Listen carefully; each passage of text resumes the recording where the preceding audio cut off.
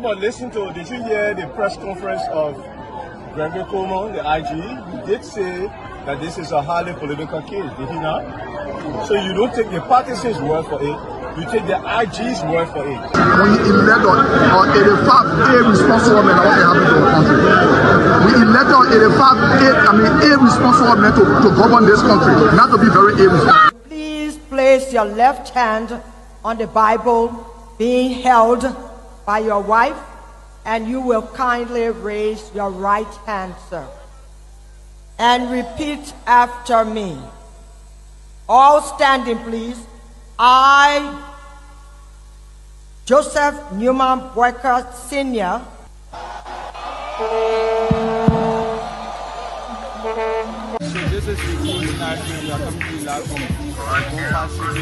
no secret now that your friend and former boss will be a candidate in 2029. With all of that you experience, all of that you know, and everything that you see unfolding in the country now, will you support him? Will you be part of the process? Will you give him the support? Do you think he can be a better president? So why you want to bring political men in it or not? Oh, but you political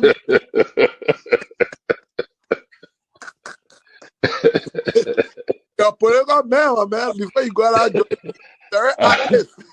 I plead the fifth again. Okay. When 2029 come and pass, then you finally leave. Mission is completed. Now, what the rules of engagement? When the war ended, the guy said, the captain, the commander said, mission complete. There wounded out first. All men on board. So,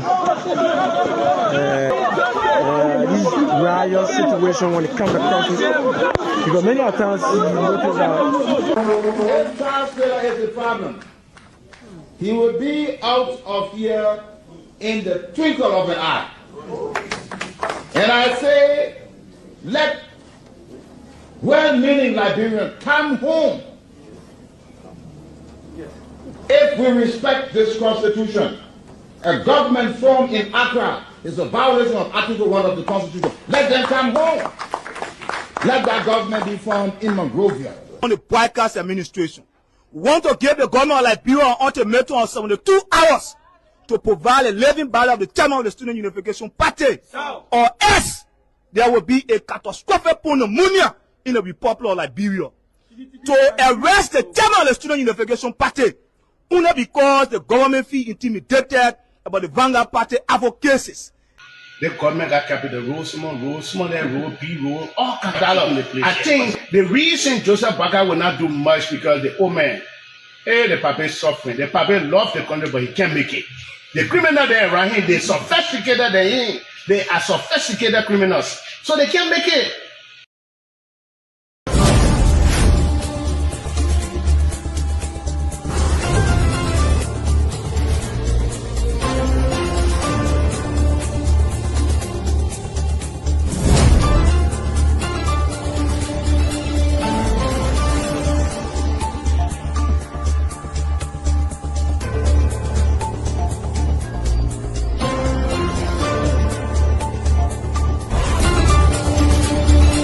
But listen to, did you hear the press conference of Seleke Kromah, the IG? He did say that this is a highly political case, did he not? So you don't take the partisans' word for it, you take the IG's word for it. We elect on 85 irresponsible men, what happened to our country. We elect on 85 irresponsible men to govern this country, not to be very irresponsible. Please place your left hand on the Bible being held by your wife, and you will kindly raise your right hand, sir, and repeat after me. All standing, please. I, Joseph Newman Boyka Sr.,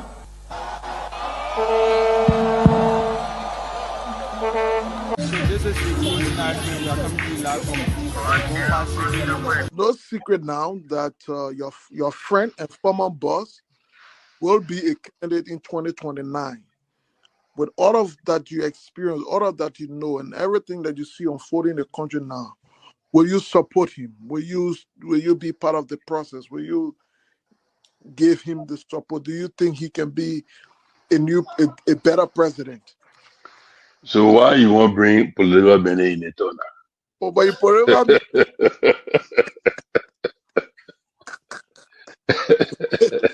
you're a political man, my man. Before you go out, you're very active. I plead the fifth again. Okay.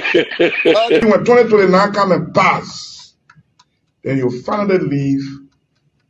Mission is completed. Now, what the rules of engagement? When the war ended, the guy said, the captain, the commander said, mission complete. There wounded out first. All men on board. So this riot situation when it comes to country, because many times you notice that If Charles Taylor is the problem, he will be out of here in the twinkle of an eye. And I say, let well-meaning Liberians come home. If we respect this constitution, a government formed in Accra is a violation of Article 1 of the Constitution. Let them come home. Let that government be formed in Monrovia. On the broadcast administration, we want to give the government of Liberia an ultimatum of 72 hours to provide a living ballot of the chairman of the Student Unification Party, or else there will be a catastrophic pneumonia in the Republic of Liberia. To arrest the chairman of the Student Unification Party, only because the government feel intimidated about the Vanguard Party advocacies. The government got capital road, small, that road, big road, all kind of the place. I think the reason Joseph Baga will not do much because the old man, the papa is suffering. The papa loves the country, but he can't make it. The criminal there around him, they sophisticated than him. They are sophisticated criminals, so they can't make it.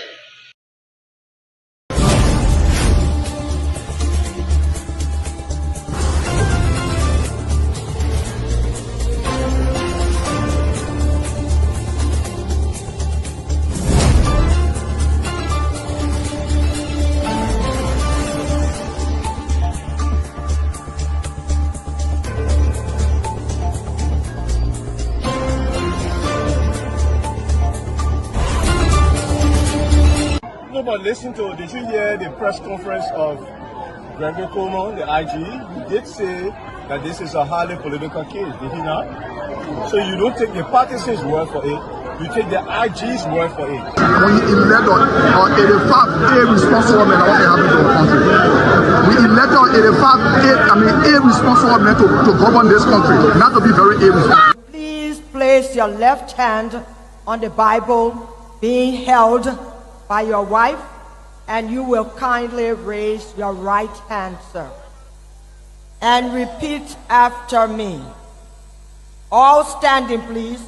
I, Joseph Newman Boyka Sr.,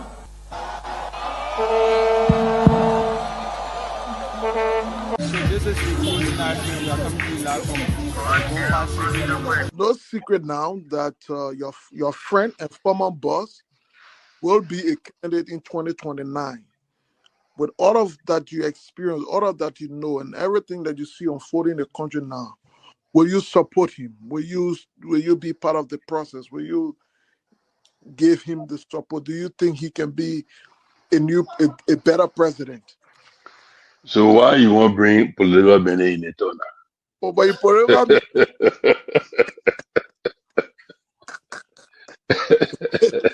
You're a political man, my man. Before you go out, you're very active. I plead the fifth again. Okay. When 2029 come and pass, then you finally leave. Mission is completed. Now, what the rules of engagement? When the war ended, the guy said, the captain, the commander said, mission complete. There wounded out first. All men on board. So this riot situation when it comes to countries, because many times you notice that if Charles Taylor is the problem, he will be out of here in the twinkle of an eye. And I say, let well-meaning Liberians come home. If we respect this constitution, a government formed in Accra is a violation of Article 1 of the Constitution. Let them come home. Let that government be formed in Monrovia. On the broadcast administration, we want to give the government of Liberia an ultimatum of 72 hours to provide a living ballot of the chairman of the Student Unification Party, or else there will be a catastrophic pneumonia in the Republic of Liberia. To arrest the chairman of the Student Unification Party, only because the government feel intimidated about the Vanguard Party advocacies. The government got capital road, small, B road, all kind of place. I think the reason Joseph Baga will not do much because the old man, the papa is suffering. The papa loves the country, but he can't make it. The criminal there around him, they sophisticated than him. They are sophisticated criminals, so they can't make it.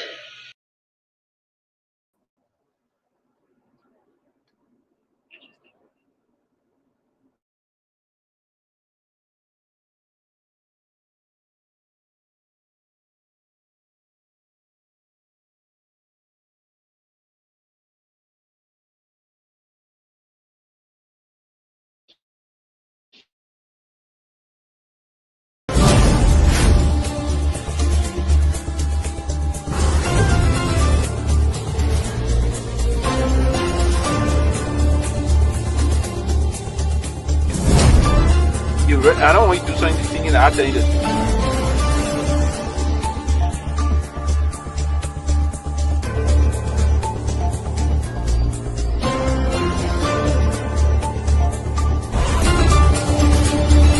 No, but listen to, did you hear the press conference of Jerome Gayman, the IG? He did say that this is a highly political case, did he not? So you don't take the partisan's word for it. You take the IG's word for it. We elect on 85 irresponsible men that want to happen to our country. We elect on 85 irresponsible men to govern this country, not to be very irresponsible. Please place your left hand on the Bible being held by your wife, and you will kindly raise your right hand, sir. And repeat after me. All standing, please. I, Joseph Newman Boyka Sr.,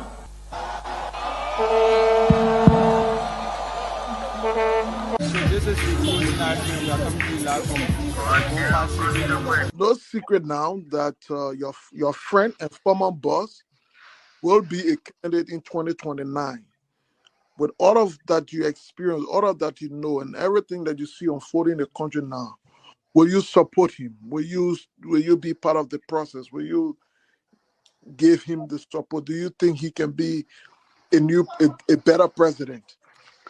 So why you want to bring political Ben in it or not? Oh, but you political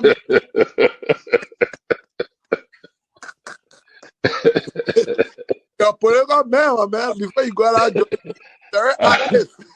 I plead the fifth again. Okay. When 2029 come and pass, then you finally leave. Mission is completed. Now, what the rules of engagement? When the war ended, the guy said, the captain, the commander said, mission complete. There wounded out first. All men on board. so this riot situation when it comes to countries, because many times you notice that If Charles Taylor is the problem, he will be out of here in the twinkle of an eye. And I say, let well-meaning Liberians come home. If we respect this constitution, a government formed in Accra is a violation of Article 1 of the Constitution. Let them come home. Let that government be formed in Monrovia. On the broadcast administration, we want to give the government of Liberia an ultimatum of 72 hours to provide a living body of the chairman of the Student Unification Party, or else there will be a catastrophic pneumonia in the Republic of Liberia. To arrest the chairman of the Student Unification Party, only because the government feel intimidated about the Vanguard Party advocacies. The government got capital road, small, that road, big road, all kind of place. I think the reason Joseph Baga will not do much because the old man, the papa is suffering. The papa loves the country, but he can't make it. The criminal there around him, they sophisticated than him. They are sophisticated criminals, so they can't make it.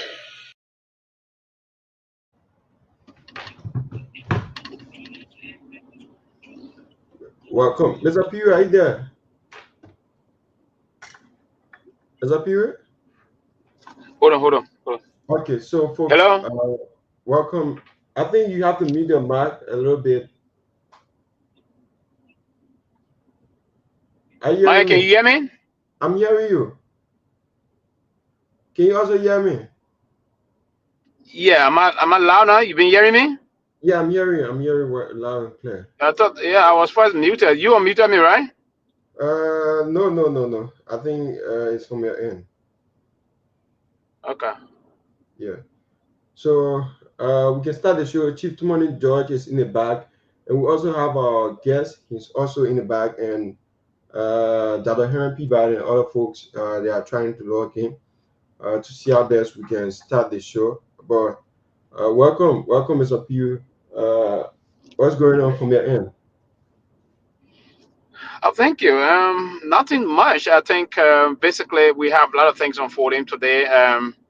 Yesterday was the president of the Republic of Liberia celebrated his I think 81st birth anniversary. The president turned 81 years of age yesterday. We also again want to wish the president a very happy belated birthday. The president of the Republic of Liberia. We want to pray God guides and protects. He steered the affairs of this country.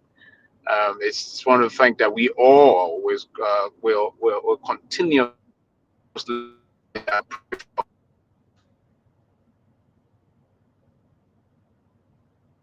You coming in broken. I think your network is bad.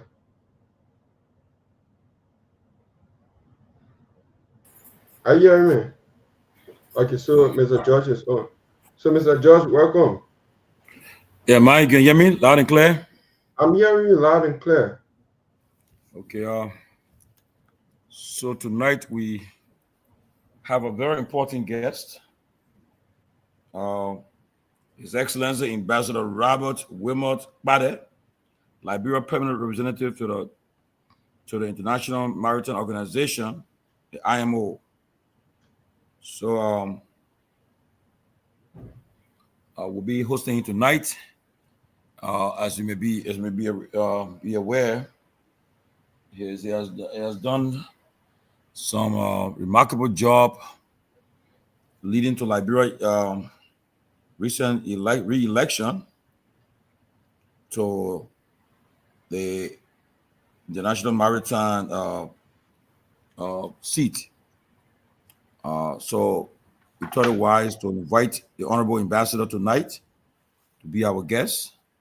So it should be a very interesting show tonight.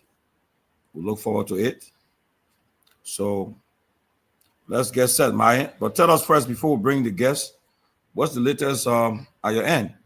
We're all on the ground, but at least let me hear from you.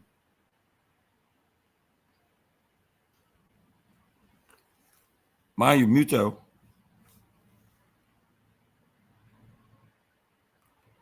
Myean?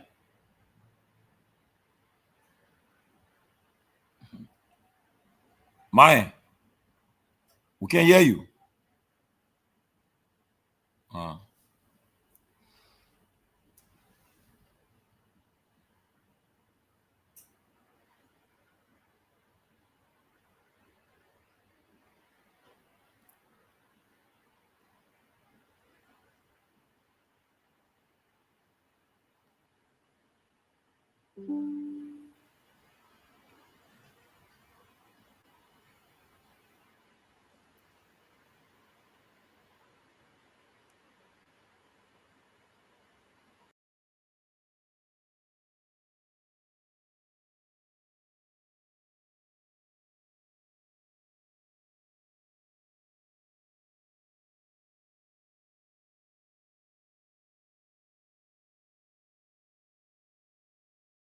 So folks, just keep following, keep sharing the show. Chief Timothy George is working on something. So Mr. Pewee, if you hear me, you can Yes. just unmute yourself so that I can see whether are you hearing me? Yeah, I can hear you now, Myean. I'm having actually can you hear me? Yeah, I'm hearing you. I'm hearing you.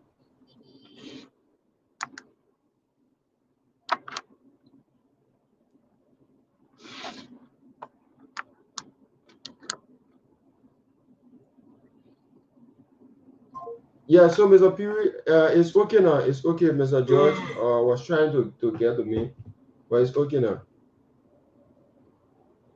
Are you hearing me? It's okay. Yes, okay. Oh, it's okay Yeah, now. I can hear you now. Yeah. So, Yes, yes. So as I was saying, yes. So yesterday was that, but now we getting a lot of things unfolding. But there's another side of some mob issue unfolded. Oh, sorry. In part of Nima County, I think two guys were mobbed yesterday. Okay, The so death welcome for to the closing alleged. argument. We are coming to you live from. Okay, so welcome to.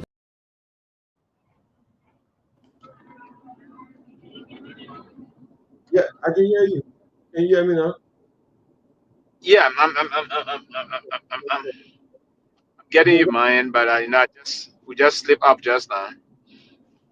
Yeah. Yes. Okay. You can go ahead. You are in flight. Yeah, so basically, I was saying this issue about mob justice. I was even briefly on the radio this morning with clients. We all spoke about this, the unfortunate situation about people taking the laws into their hands in this country.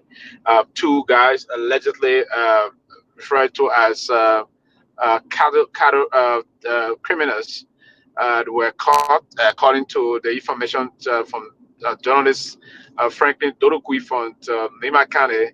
Said these guys were caught red-handed and they were mobbed to death and placed on the main road and other things. So that is still very quite unfortunate in this country. I think we ought to move on as country, and the government will have to take some actions to curb this thing, or if not stem it completely, in stopping folks, citizens, from taking the laws into their hands. It's quite unfortunate, and we ought to understand as people that the law enforcement will have to take charge of situation. And when people are caught in the act of perpetrating violence against our people, they will have to be punished according to the laws of this country. We have to be very vigilant about that. We have to be consistent. We ought to understand clearly as to how we engage these things. Other than that, it's quite unfortunate.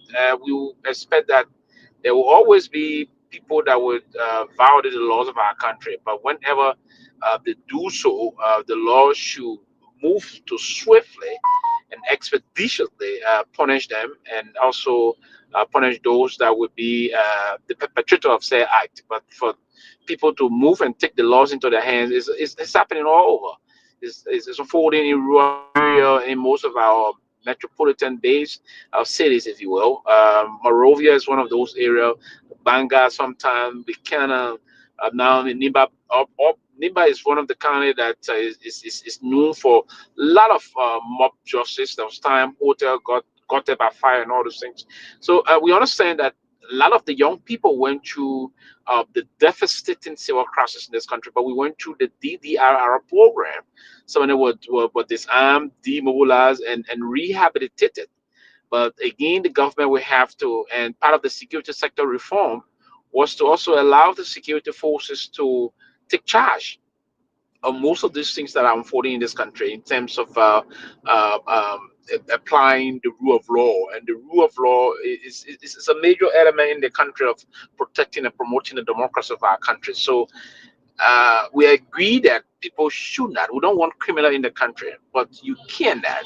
Is this a living country? You always have folks that will violate the law, but the law should be very effective and efficient in punishing or reprimanding those that will violate the law, so that it will serve as a warning sign to those who will be troublemakers that hey, the law is swift, the law is effective, the law is not going to follow or protect you if you did violate the law. So by that, I think we will start to regain the confidence of the citizenry in the country to stop those kind of mob justices across the country. So that's my take on this, and we will try to do a lot more. And recently I did tour part of Bom, Lofa, and other area, Myean, and I think a lot of things I observed. I spoke to some of spoke to most people, some of the citizens, particularly in Myean.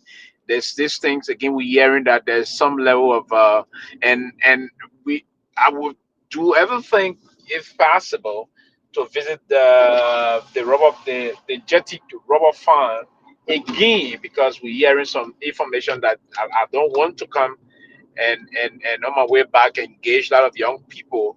We're hearing some information that there's some issues unfolding. We would love to take some time to visit there and see and get the actual story that is unfolding actually. But they're passing through Bon County, Zota, and other part of and other major district in Bon. The young people, they are excited to be to move on. The young people are increasingly getting frustrated because the lack of job opportunities in the country. Lofa the same, across Lofa the same. The young people, they are increasingly frustrated, Myean, and they are seeking for some level of interventions. And so yesterday the president celebrated his birthday in a grand style. He had all of his officials trooping on Bombing County, celebrating it in that grand celebration. But I just want to say to the president, Mr. President, the country, yes, there's some. I drove the guys from Chico and other things are now on the road again, from Golu, trying to push the road now to Salaye to end the first phase of this contract. That's a great thing unfolding. To be very honest, I was very pleased and okay to see the road condition from Golu now moving through to Salaye is okay. It's a little bit bumpy from Zozo moving upward, but it's passable and pliable. And that is commendable, to be very honest. It's commendable. It's increasingly commendable. Yes, recently this weekend, we heard that the IMO, we won our seat on, we now got a category A on the IMO Council. That's an extraordinary development. We love to commend the government too on that. There's some level of other interventions done by the government. But Mr. President, my observation, I know you celebrated your birthday yesterday. A lot of champagne was being popped and all of things, and everybody came down to wish you well, and I do wish you well. The closing argument do wish you well. But Mr. President, to say this to you is that what I observe on my tour is that the young people, they need some intervention, Mr. President, and I think this interventions is going to be something that you, the leader of this country, can push to create some opportunities for the young people to have jobs. There's no job opportunity. They are increasingly getting frustrated, hopeless, if you will, and most of them are always on a daily basis. Sometimes express some level of frustration. Look at Bob Marley is clear. He said, "Hungry man is an angry man," and that part of the reason why most of the young people are angry is because they are hungry. There's no opportunity for them to have jobs, to create some opportunity for themselves or their family or their struggling parents that even supported them to high school and graduate college, if you will. A lot of that. You remember the United Party held a Dopoh festival yesterday in Nimba County. It was poorly attended because the Nimbayans in that part of the country expressed their frustration on the untold suffering that is unfolding in the country. The young people, the elderly people, there's no opportunity for jobs, Mr. President. So it's important that I will say to you, Your Excellency, it's important that you sit and reflect on your arrest agenda. Is this agenda actually pushing things to create? Because you promised there will have been a lot of jobs for the young people. Mr. President, what I observe also is that across, when I'm back in Monrovia also, driving across the traffic sometime, I've been seeing a lot of children, Mr. President, a lot of children that you promised that less than 90 days after your inauguration, that no child will be street peddler or street vendor, if you will. The children, the number is exponentially increasing, Your Excellency. A lot of kids, a lot of children, they are all in the street vendors, peddling on behalf of their children. I mean, their parents to bring something in the home for this Christmas or to do something. Mr. President, I will want to remind you, probably you are not, I don't know if those in your bubble, or those in your orbit can reflect this, or your press secretary can do a briefing to you, but that's problem. We still have a lot of children during school hours, Your Excellency, and I did tour the rock culture also, the GSC and other areas. We still see a lot of children crushing rocks as a means of survival. So the country, as I said, I commended you, Mr. President, for seeing some of these things that are unfolding, right, in terms of opportunities for young people and I mean roles. Yeah, LEC, I'm told is stable. Yes, I've been observing that it's stable. Unfortunately for me, our transformer been having problems, so no.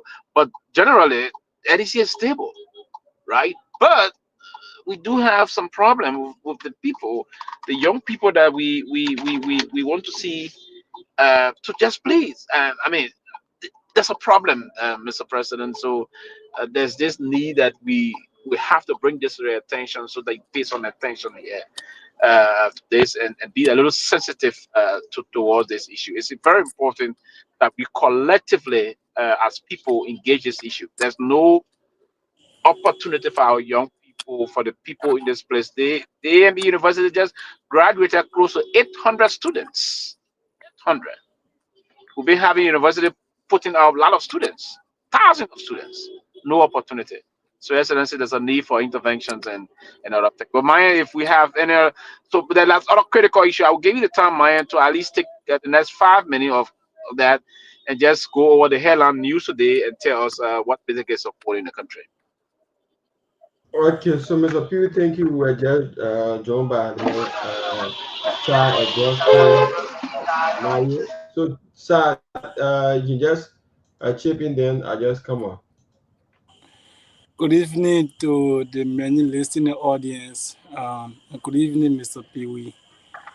I'm glad to be here at about this time, especially when care is off. They are doing their technical routine, having some technical services on the radio, so that it's hard to join from home this evening.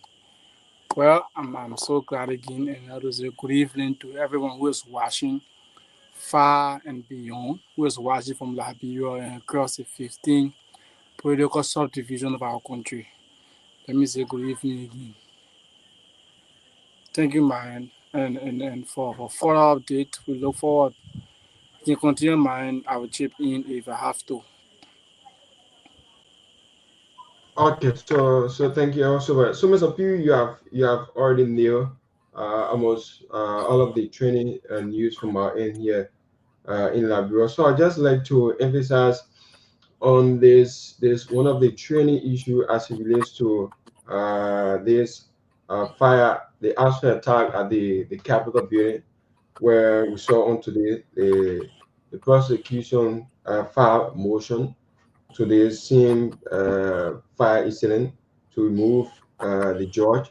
So we've been following this issue since last year up to present. We still following it, but we hope to see what's the outcome of it. And also, recently when we saw a group calling themselves Liberia Political Century when they endorsed the presidency for 2029. At the president resident on November 29, where I was there, I covered the event. and the leader of the group is Councillor Kanyo Barbara. He's the head of the group.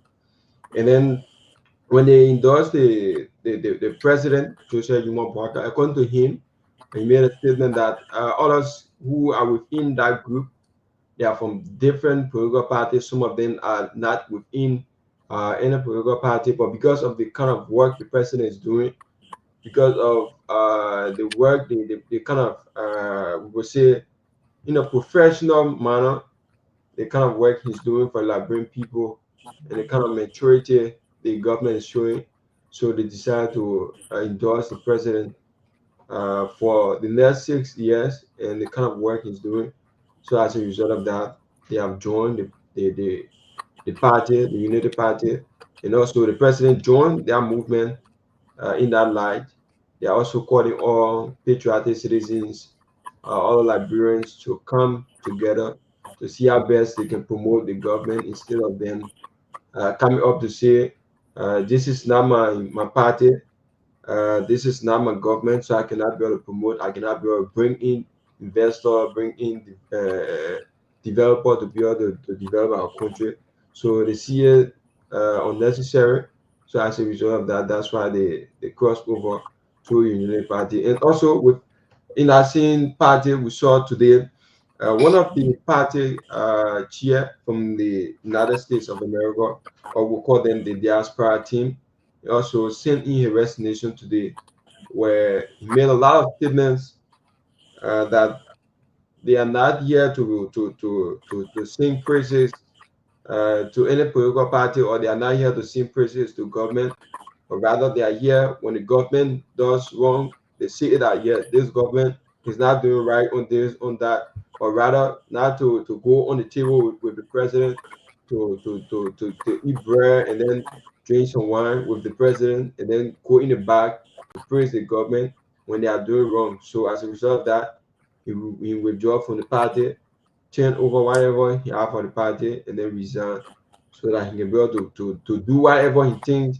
that is better, whether to criticize or whatever means he thinks is better for himself or for the party, but he turn over at whatever that is there.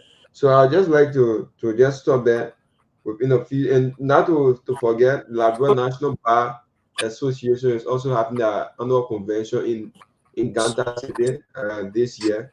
So, So don't mind. Let me just tell you of this update.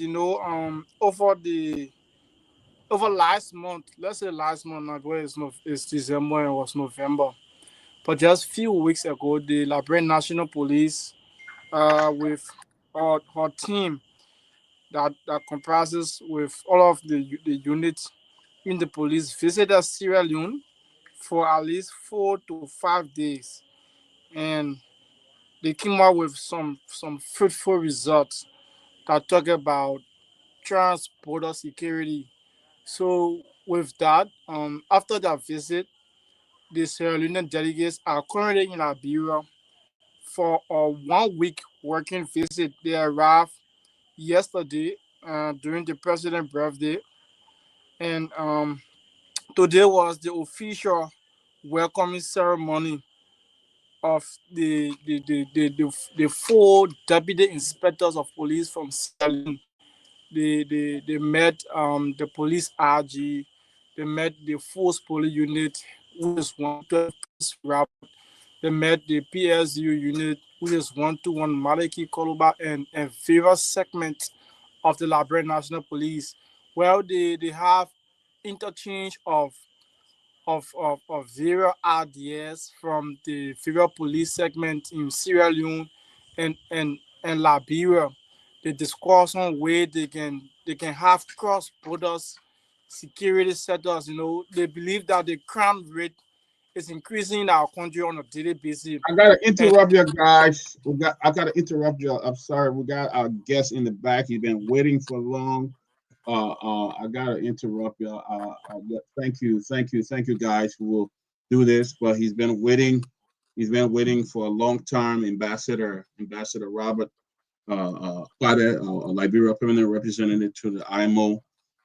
He's in the back. He's going to come to talk about the success of the the Liberia Marathon and the recent election to the IMO Council, and he's going to talk about a wide range of things that they have been doing. Very good thing they've been doing. So, guys, I apologize, but we want to move ahead. The other guys are in the back. Chief Tomalin will soon be on.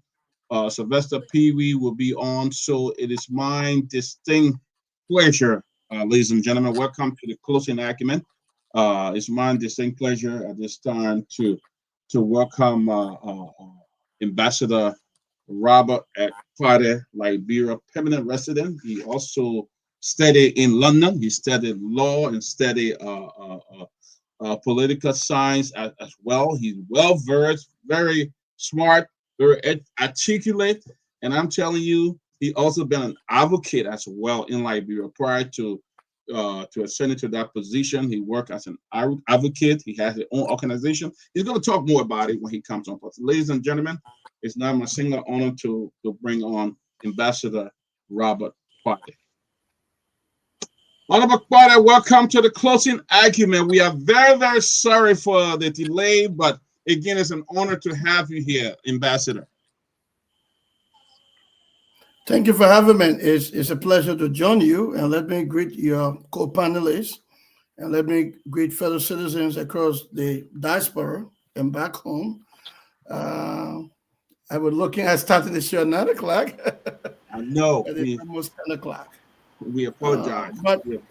I'm hoping we can have some wonderful qualitative conversation about the work we do at the IMO and the gains thereof. So thank you for having me, sir. You're welcome, sir. We apologize. Our chief panelist couldn't make it today. Mr. Jerome Gayman, he comes on, but he couldn't make it. He's traveling today as well. And so that's why we had the change in time. But we apologize. And we are very grateful that we can still honor our invitation to be part of the program. We also have Chief Tomalin George. He's here as well. He's on the show as well. Tomalin is still in Liberia. And Sylvester Pewee, he will be joining us shortly. And then we have two of our reporters, Star and Myean. Myean is in the back. I'm here. Okay, Sylvester is there. He's in Liberia as well. Shortly, he's been in Liberia. So we're going to keep this going. We're not going to take up your time. I know it's very late in London where you are. But again, on behalf of the closing argument, I would like to, one or two other panelists will join us later. Nagbe will join us, and also Robert Garguah will also join us. Seleke will join. But once again, we'd like to welcome you. So as we begin, I'll go to Tomalin. Tomalin, welcome the ambassador.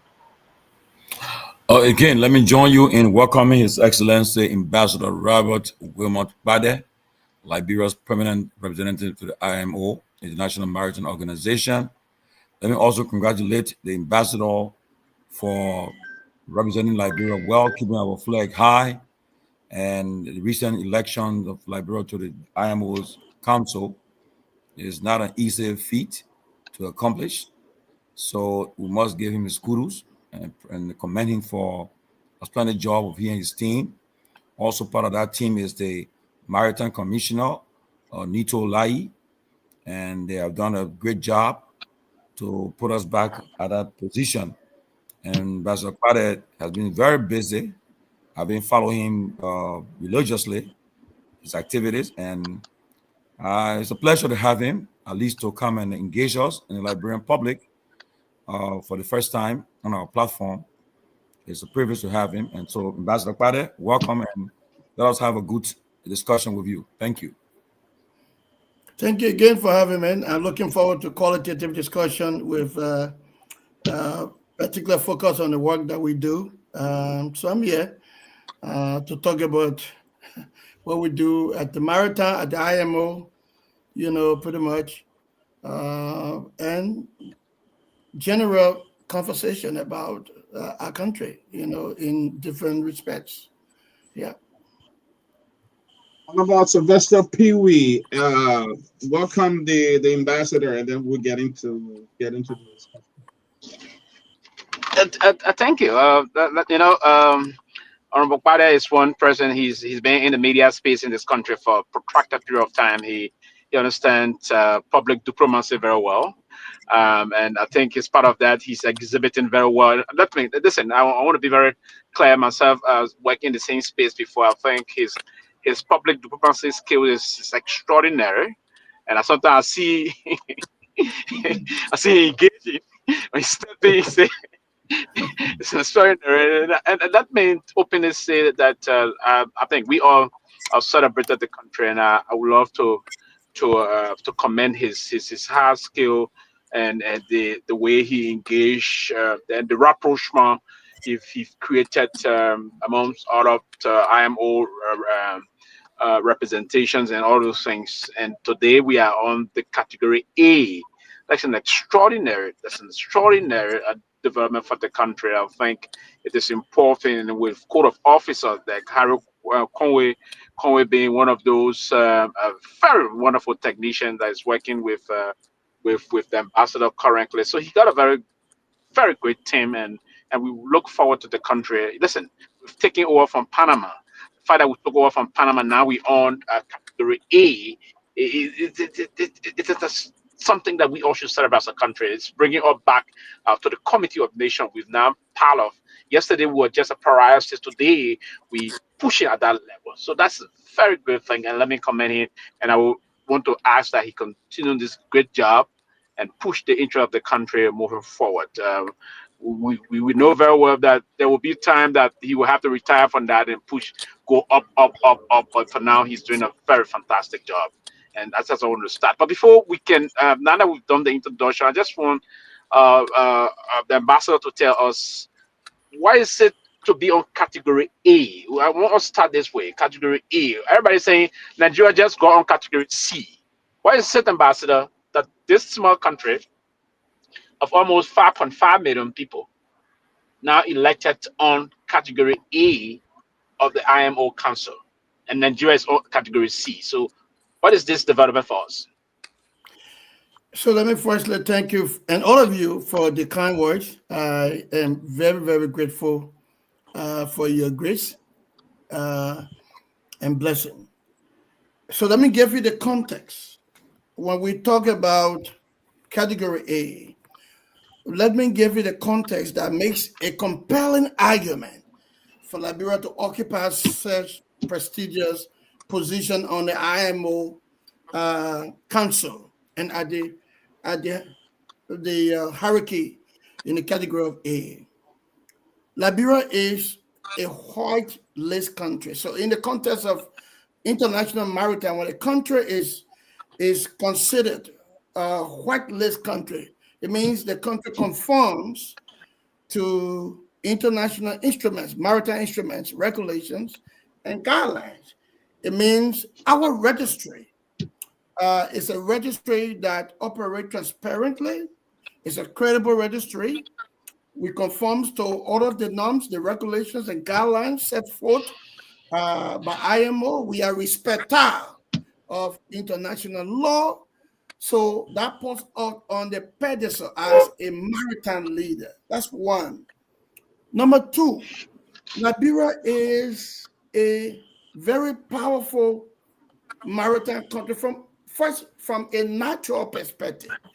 A huge percentage of our land mass is covered by water, so that makes us a coastal state. Then we are a port state, meaning we have port in our country from the Freeport to the Port of Maryland and other places, so ships call to our very port. And number three, we are a flag state, meaning we have a registry and vessel registered within our registry, and the vessel carry our flag. To date, we are the largest registry with over 5,000 vessels. And I mean, very, very gigantic vessels. Today, Liberia pays the highest due to the IMO. That due is not paid by America. It's not paid by Japan. It's not paid by the UK. It's not paid by Korea. It's paid by your country, Liberia. And we do that regularly, and we do that in time, demonstrating that we are a responsible member of the IMO. 3, Liberia, since we took on the role as permanent rep, with the support of Commissioner Lai, who has been quite supportive, we first thing focus on repositioning our country front and center of global maritime diplomacy. And the way we do that is to engage intensively. And the way we've been doing that is to make some good friends for the country.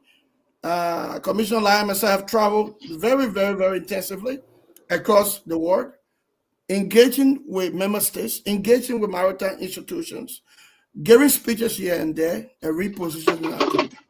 So that is the context that put us in a better position to curry favor and confidence of maritime member states. And that confidence converted into the votes that you witnessed on Friday. What does it mean for our country? First and foremost, it put our country front and center of global maritime diplomacy. Global maritime accounts for 85% of global trade, all right, and commerce. So meaning this is a very critical sector. So LDC's countries and powerful countries alike together rely on the water, rely on vessels. So for instance, Liberia, we rely on importation. Our rice, our petroleum products, the goods that go into our shops, into our markets, have to come to Liberia by ship. But the countries that produce those goods also have to ferry those goods to LDC's country, other countries by way of ship. So either way, international shipping is very critical, very important to the economy of the world. So this is a very significant and crucial industry. So to be placed front and center of this industry, it makes Liberia good. All right. It says to you, we continue to govern ourselves effectively, efficiently, and responsibly. It says to you, because our program is a program that thrives on the path of credibility and responsibility, we can now attract more ships to our registry. And because we sit with member states, writing the laws and reviewing the laws to ensure that the industry is an industry that serves global trade and commerce, and by and large serves humanity, we are respected. Now, because we sit with the rest of the other 9 other countries at the council, we are in a position to make the laws or write the rules. We write those rules, not against us, but in favor of our country. But in terms of opportunities and possibilities that this position opens for us, Liberia has embarked on its 5 years Blue Economy Plan.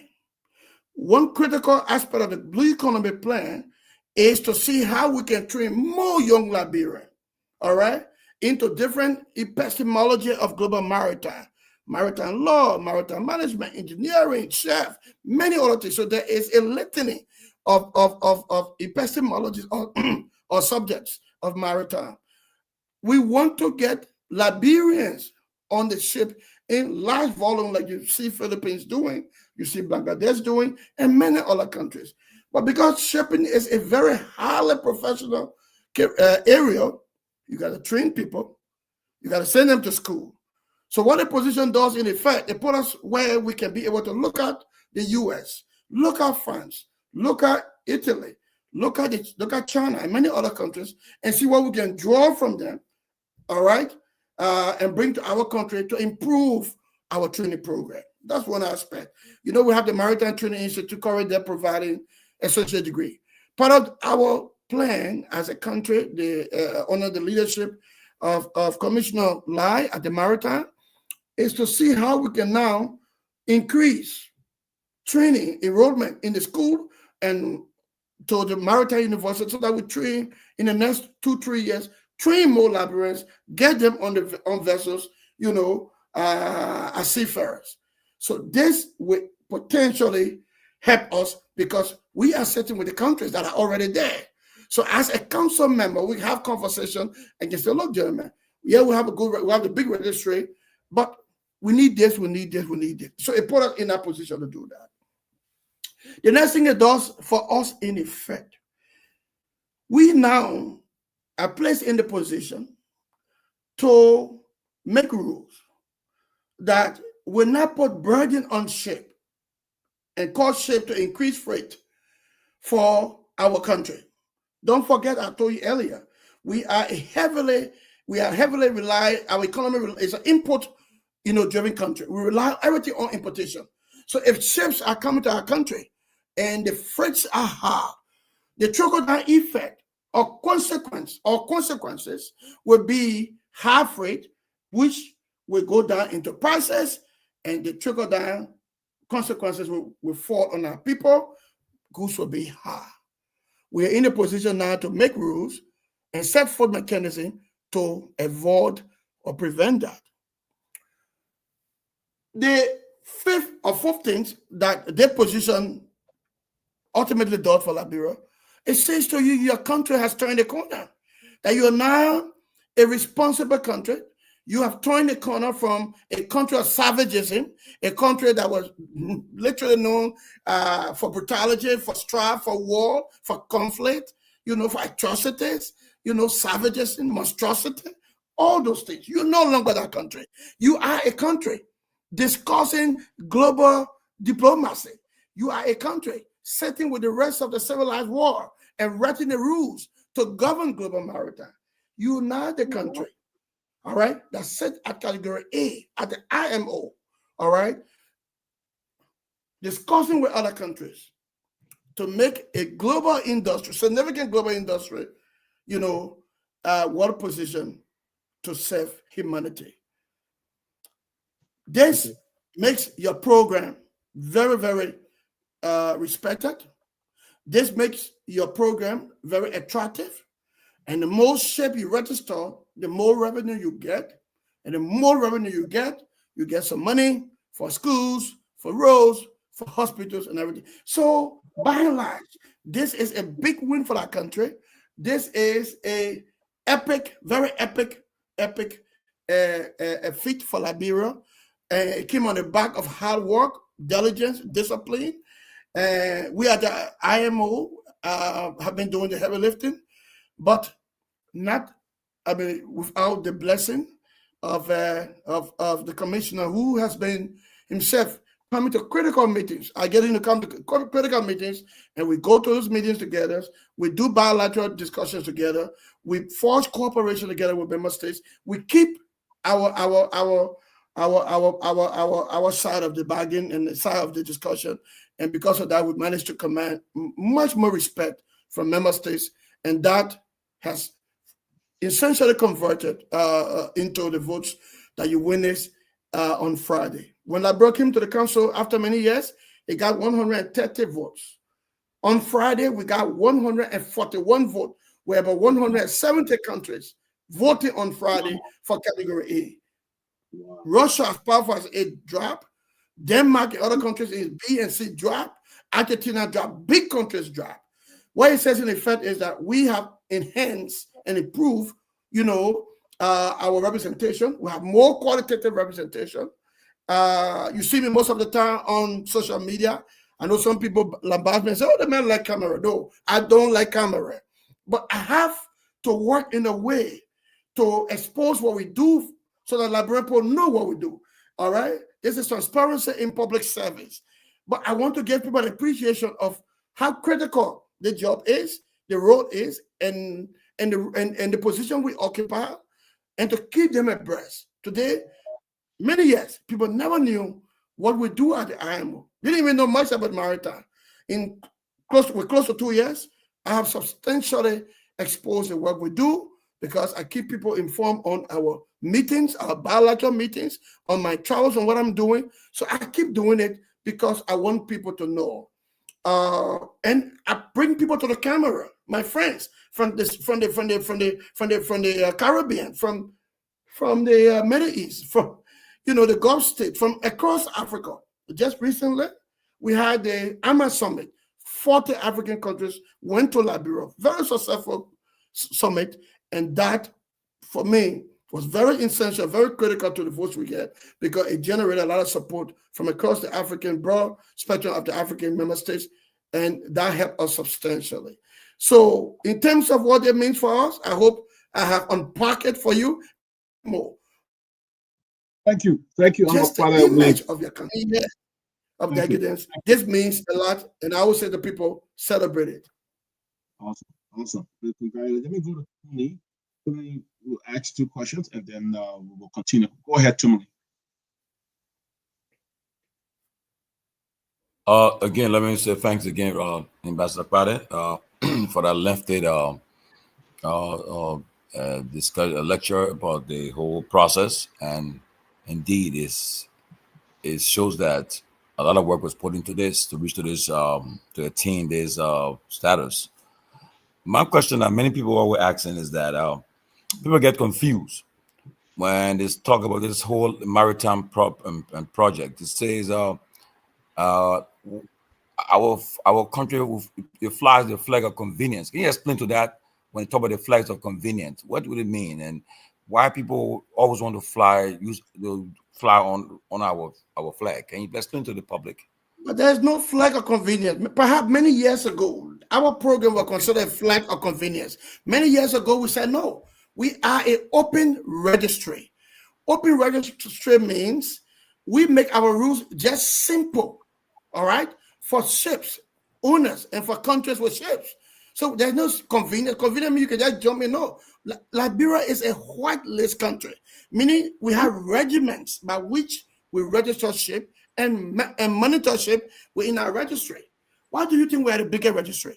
It's not because it's because we have rules. And don't forget, I just said something about whitelist. So in maritime, in global maritime epistemology, a whitelist country is a country that conforms to the laws, to the letter.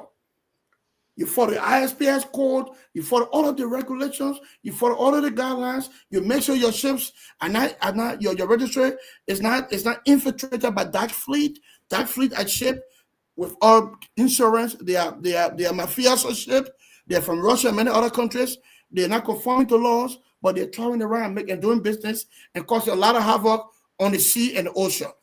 Our program is unique. Our program is regimented.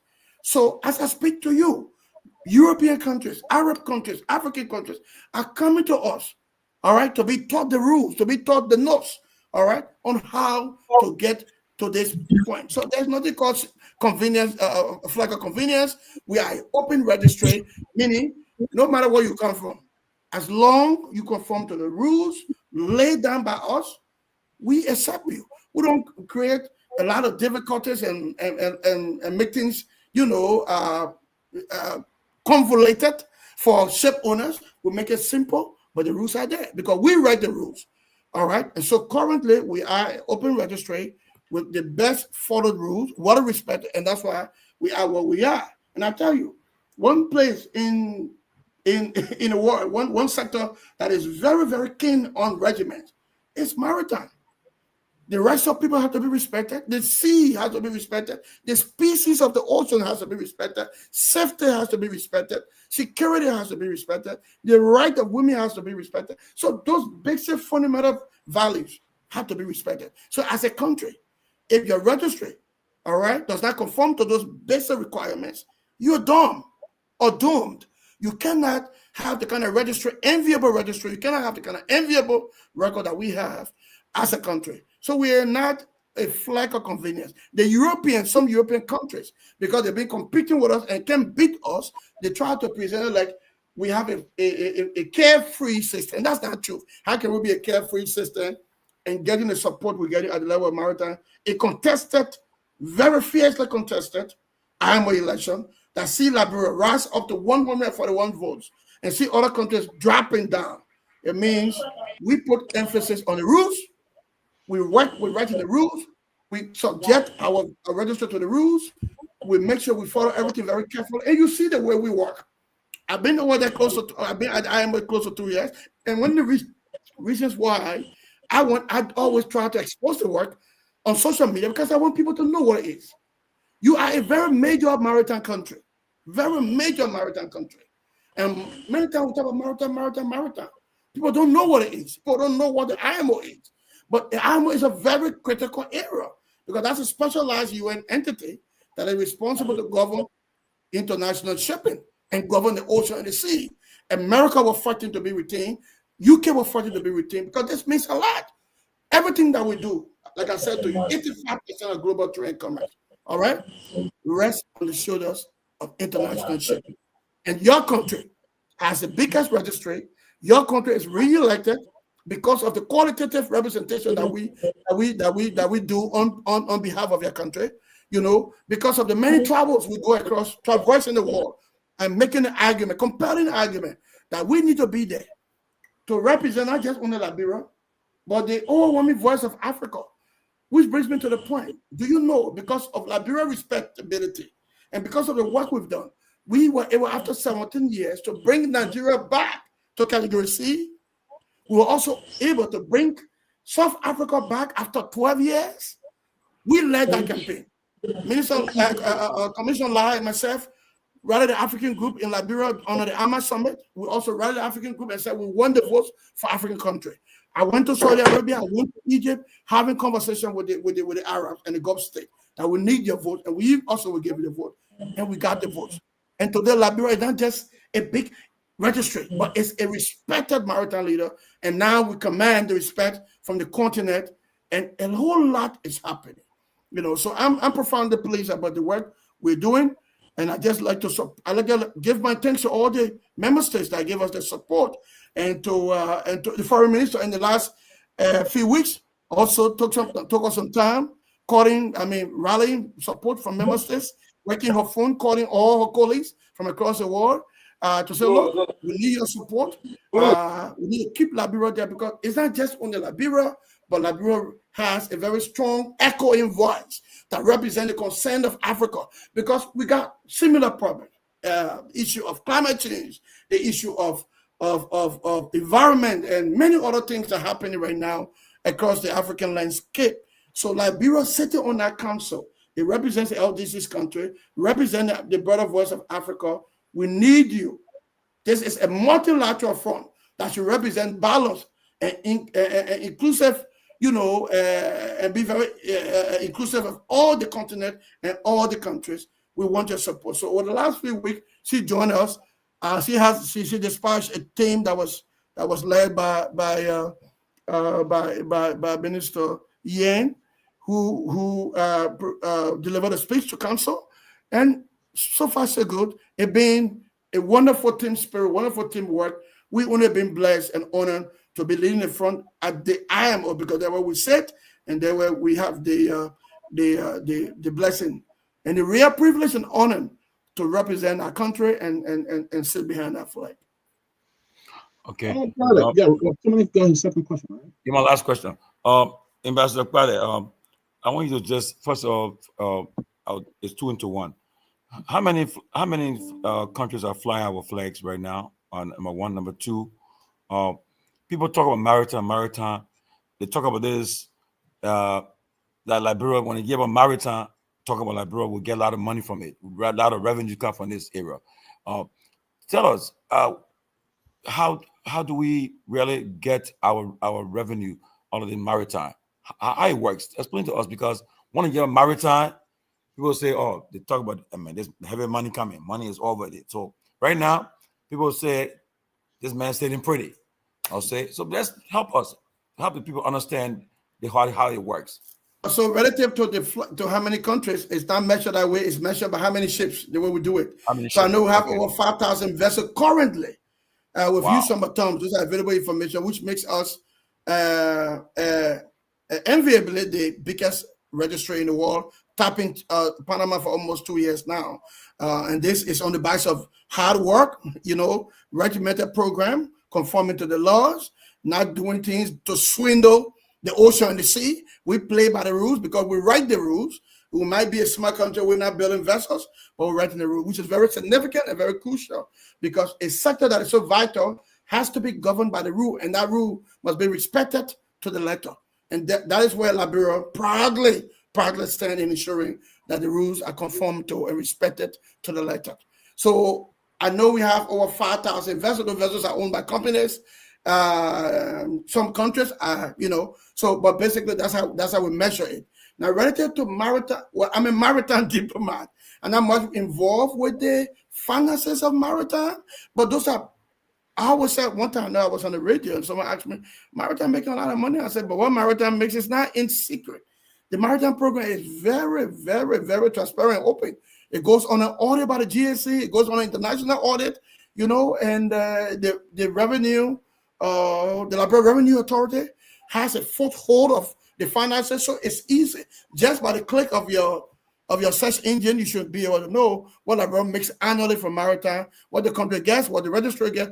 I'm not involved with the financial aspect. I'm involved with the diplomatic aspect, with the legal aspect, with the technical aspect, with the leadership and the image of the program in London, and that's the job I do. And I've been trying my best to do that job to the best of my ability. And the reward of that can be counted in the massive victory we are getting. But not that, I would say, is now where our program sit. When I took on the role Tomalin, there were some challenges. I didn't have to complain. I came to London. The maritime, the permanent mission was sitting in the cubicle at the registry. Today, you should go to London and see what we have there in terms of office space. The permanent rep car was an old wreck car. Today, you could see what the permanent rep arrives. In terms of representation in the chambers, in the session at maritime, it has dwindled. Today, it's respected. And if you just want to know how and why, look at the votes we get. Look at the confidence that we enjoy, and how that confidence now has metamorphosed into the big vote, 141 votes. That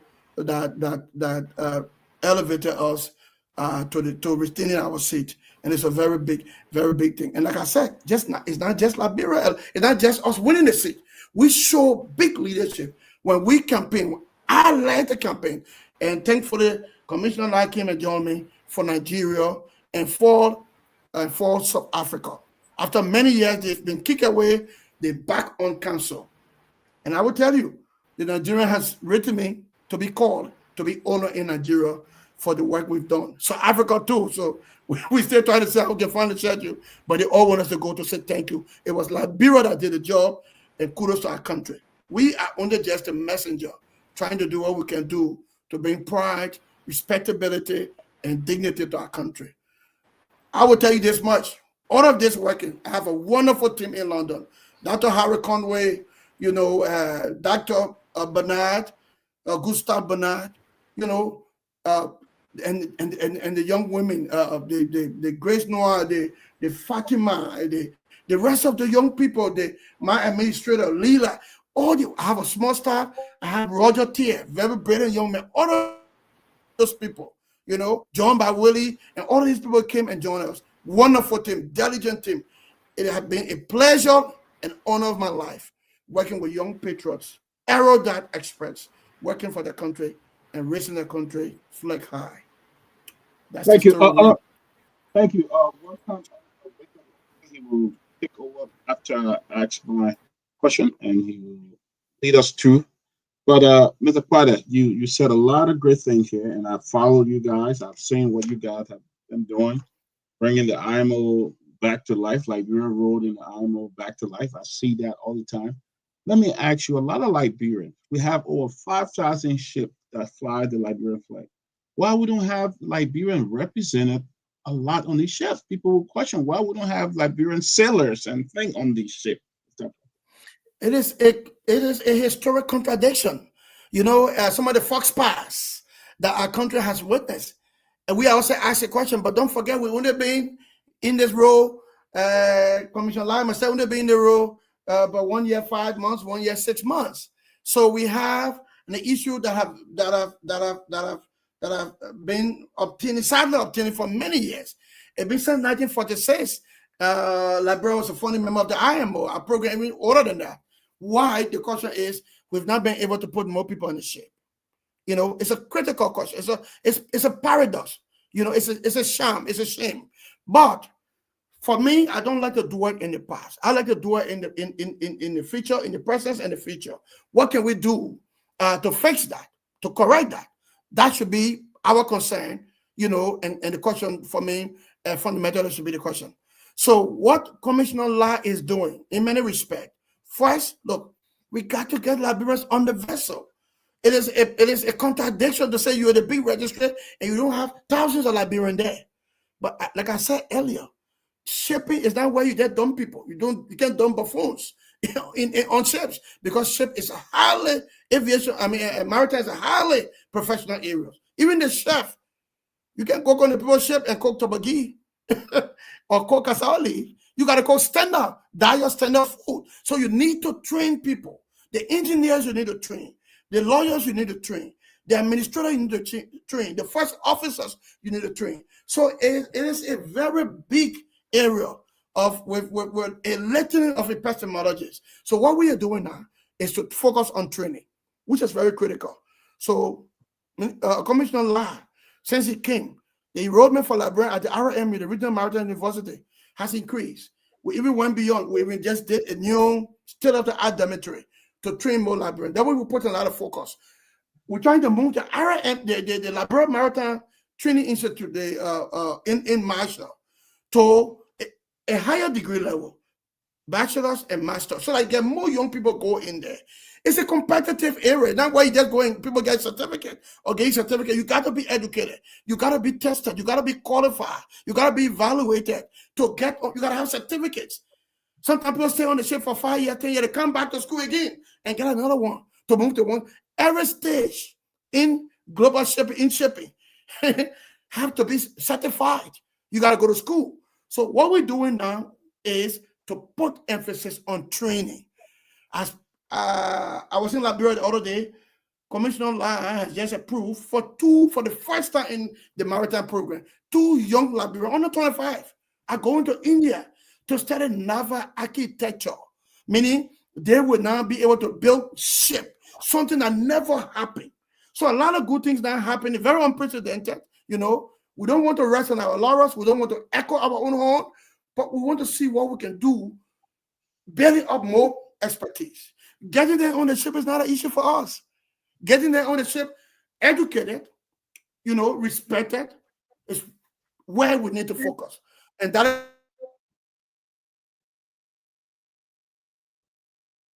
is in Moravia are doing their best. The president has instructed that we work on the Maritime Institute in Marshall to move it up. They are making a lot of, you know, investment towards that to see that over the next 1-2 years we can train people. Having trained sufficient people, then we begin to put them on the ship. There are too many other issues come with training. The issue of the psychology of the people you put on the ship. We have a history and record of people jumping on the ship and running away, go to the country and run away, and embarrass the image of the country. So this is why it's very important to put these people through school, put them through many other programs. You know, when they go to the ship, they go there and you see the Philippines, you see the Bangladeshis, you see the Thais, you see other countries are doing very good with seafaring. They train their people very adequately, all right? And they go through time. We want to do the same thing for our people. It's sad. It is true that we have not been able to marshal more people on the ship, more Liberians on the ship. But it's a historical contradiction. It's a historical fox pass. We need to repair that fox pass. We need to fix it, and it takes time. Are we doing it? Yes. Are we intentional about it? Yes.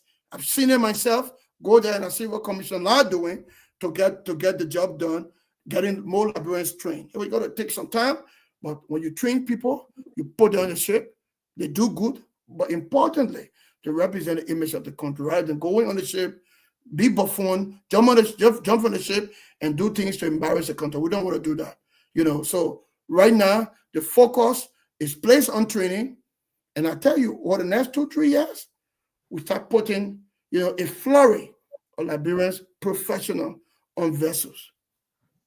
All right, thank you. Let's go to Sally, and then we'll go to Mr. Nagbe, and then he will take over. Let's go to Sally. Sally, he maybe has one question, and then we'll go to Mr. Nagbe. But thank you so far, Mr. Ambassador. Sally, do you have questions? So it seems like he frozen. Mr. Nagbe, take over. Yeah, thank you, Dr. Peabody. It's good to be with you. Ambassador, thank you very much for joining us. Welcome on set. It's good to have you. Let me also welcome our audience. Thanks for joining us. Thank you for so much. I was getting ready and listening in. I kind of learned a lot from your presentation. So let me appreciate you and appreciate the government of Liberia, for what they're doing out there, especially you representing the Maritime Authority and also representing the image of Liberia out there. So let me ask you this. I hear you talk about training, and I like that. There are a lot of us who are concerned. We think that given the size of the registry that Liberia holds, and you juxtapose that on the number of Liberians who are benefiting directly as seafarers, it's almost like infinitesimal. I was just looking up the stats. There are reports that up to 2020, that only 57 Liberians are seafarers. I'm sure you might have a different number compared to, say, over 500,000 from the Philippines, who I think, registry will be bigger than. So can you talk to us? Because I understand you're saying some of the employment on these ships are specialized. You got to be a chef. You got to have this special license. So now you say the Maritime Institute is conducting training. You're talking about bachelors and masters. I understand that. But how much of this training is specialized so that our Liberians can actually populate these ships? And, so I want you to talk a little bit about the training that is being carried out. Yeah, so planes are on the way. I would say to people, it's if you don't plan, if you don't get things properly laid out and organized by the books, you fail. I know there is this urgency and exigency to get Liberia doing this and doing that. We don't want to proceed in that manner, rushing, because you can govern a country like that. You got to govern a country by plans. You got to govern a country by very, very, very smart regulations, smart planning, and then you get there. So what we're doing now is increasing enrollment at the RMB. Just 3 months ago, I think close to 80. Now we can verify the numbers because I'm in London, but I know close to 80 students, both bachelors and masters, for different maritime fields.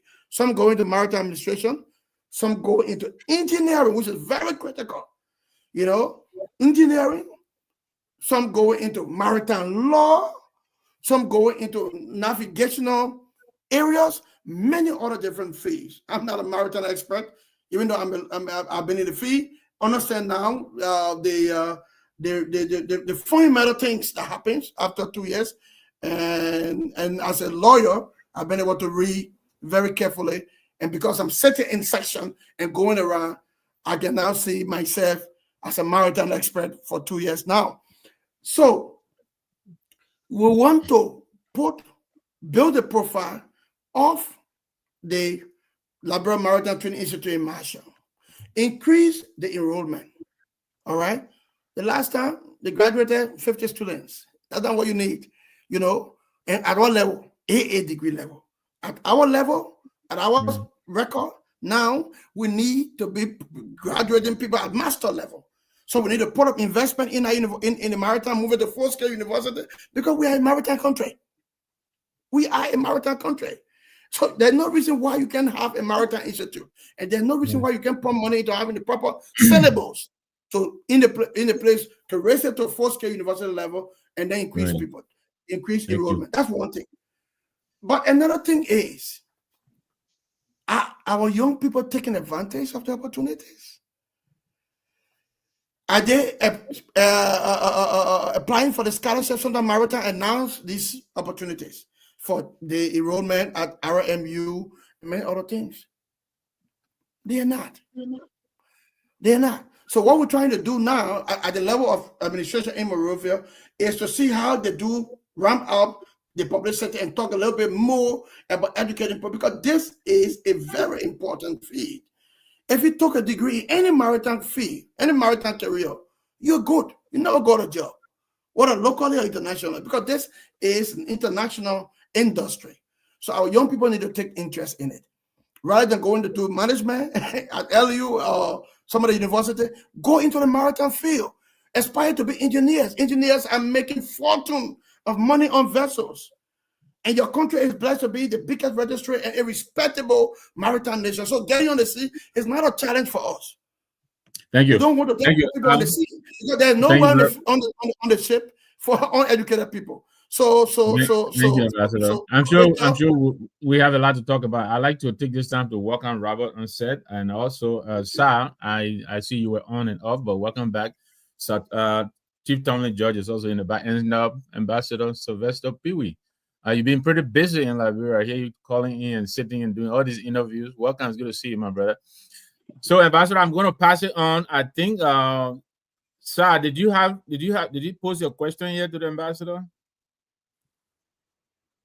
Well, the ambassador said, I was just more concerned about the empowerment and education sector, because not too many young Liberians are finding interest in marine science. I don't know it's because that there's a low publicity, or the Maritime Authority are not giving up the space to young people, but he made out a point, especially when it comes to young people that are refusing to give in to the maritime scholarship. And most often, whenever these scholarships appear at the various universities, you find just one or two students from either the science department finding interest into it. I'm more concerned that they can increase the publicity to encourage more students, more Liberians to subscribe for the maritime scholarship, because it's important in our country. If you enter several high schools and ask questions to thousands of the students, there's nobody gaining interest in marine science. There's nobody gaining interest about maritime education. So I think the authority need to step up the game and educate our Liberians, especially the younger one, about marine science henceforth, because I think we are going close to a decade. If you check to the maritime institution and Marshall, you have a few of us there, because maybe they believe that it is only related to science courses. So both of us are afraid to subscribe to us. But well, kudos to the ambassador institution extremely well. Thank you very much. I presume that was a statement, not a question. And so we'll go to Robert, and then we'll go to Sylvester, and then Tomalin, and then Dr. Peabody. That will be the circle. Robert, welcome to the show. If you have a question or comment for the ambassador. Thank you, Mr. Nagbe, and great to be on, and to Mr. Robert. Thanks for making yourself available to interact with us and interact with Liberia and our audience. Also, I'd like to extend my congratulations to you and the Maritime leadership for your re-election at the IMO. So I have some interest in the question Mr. Namwe asked earlier, and I understand your response. But before I ask that question, I want you to just take maybe a minute or two to just expound on, there's this headline since the re-election of Liberia to this whole category A, making Liberia one of the world's leading forces on maritime affairs. What does that mean for Liberia as far as economic benefits? What does it mean for Liberia? If you don't mind, I'll unpack that before you came, but I will try to do that again. Oh, I'm so sorry. Well, if you did, that's fine. I can go back. No, but I don't mind. I can talk a little bit. I can talk a little bit about it. The first thing it does, in effect, like I said, it put our country front and center of global maritime diplomacy.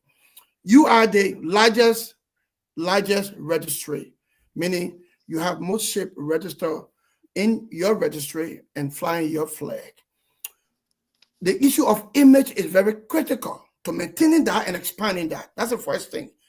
Number two, a post-Liberia in the position to write the rules along with America, along with the UK, along with Norway, along with China, and the rest of the other 9 Category A members. All right? Now, because you're placed in the position to write the rules and set guidelines and mechanisms, you now can negotiate. You're in a proper position to negotiate and put in rules that will also favor you. Because you are an import-driven country, shipping is very critical to you. Nothing happening in Liberia without ship. To get goods in your shop, you need ship to carry goods. To get your rice there as a staple, your staple, you need ship. To get petroleum, you need ship. With those, you want to make sure you're in a position where you are making laws and regulations that do not negatively or adversely influence shipping in LDCs, meaning low developing country, which you are part of.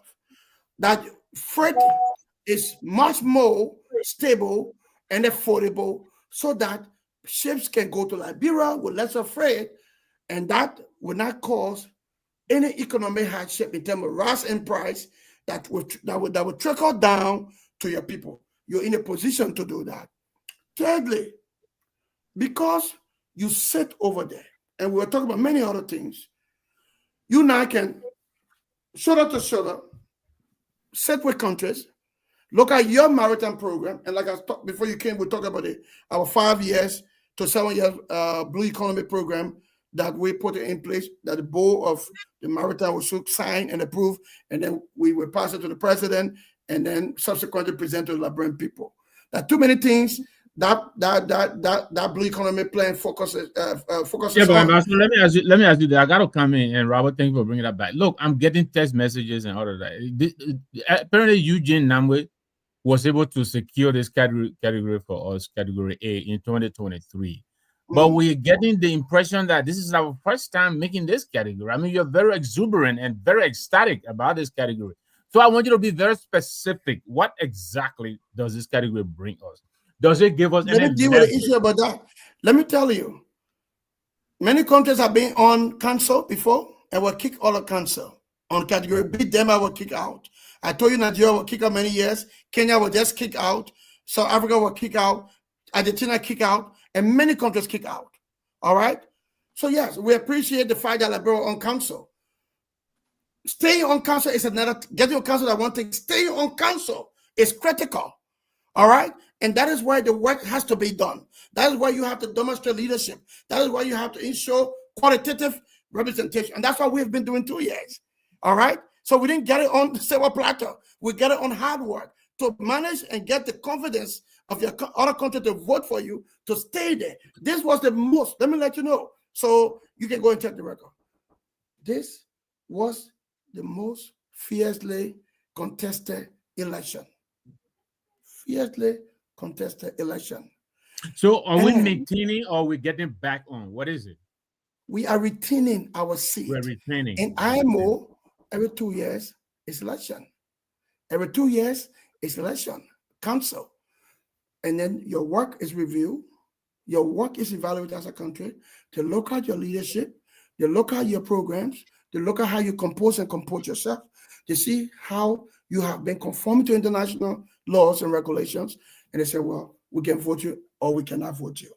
All right? Okay. So I'm sorry, Robert. This was your question. I don't know if you finished. Liberia was there before and they were kicked Right. out. It took them 29 years to come back recently. 2 years ago, they came back. So we commend the previous government for getting Liberia back. Thank you. Keeping Liberia there has been the work of this government, and that's the work we've been doing. You could not have been there at a very critical time. All right? Yeah, So I know that. I know that South Africa, and I'm not sure about Nigeria, but I do know that South Africa and other countries halted plans to, establishing, maritime shipping lines to allow consultation with the parliaments and so forth and so on. And I think that kind of played an integral part in the category, B dismissal and things like that. But I want you to, just speak on a little bit more of what Mr. Nagbe was talking about this whole employment issue, right? The union for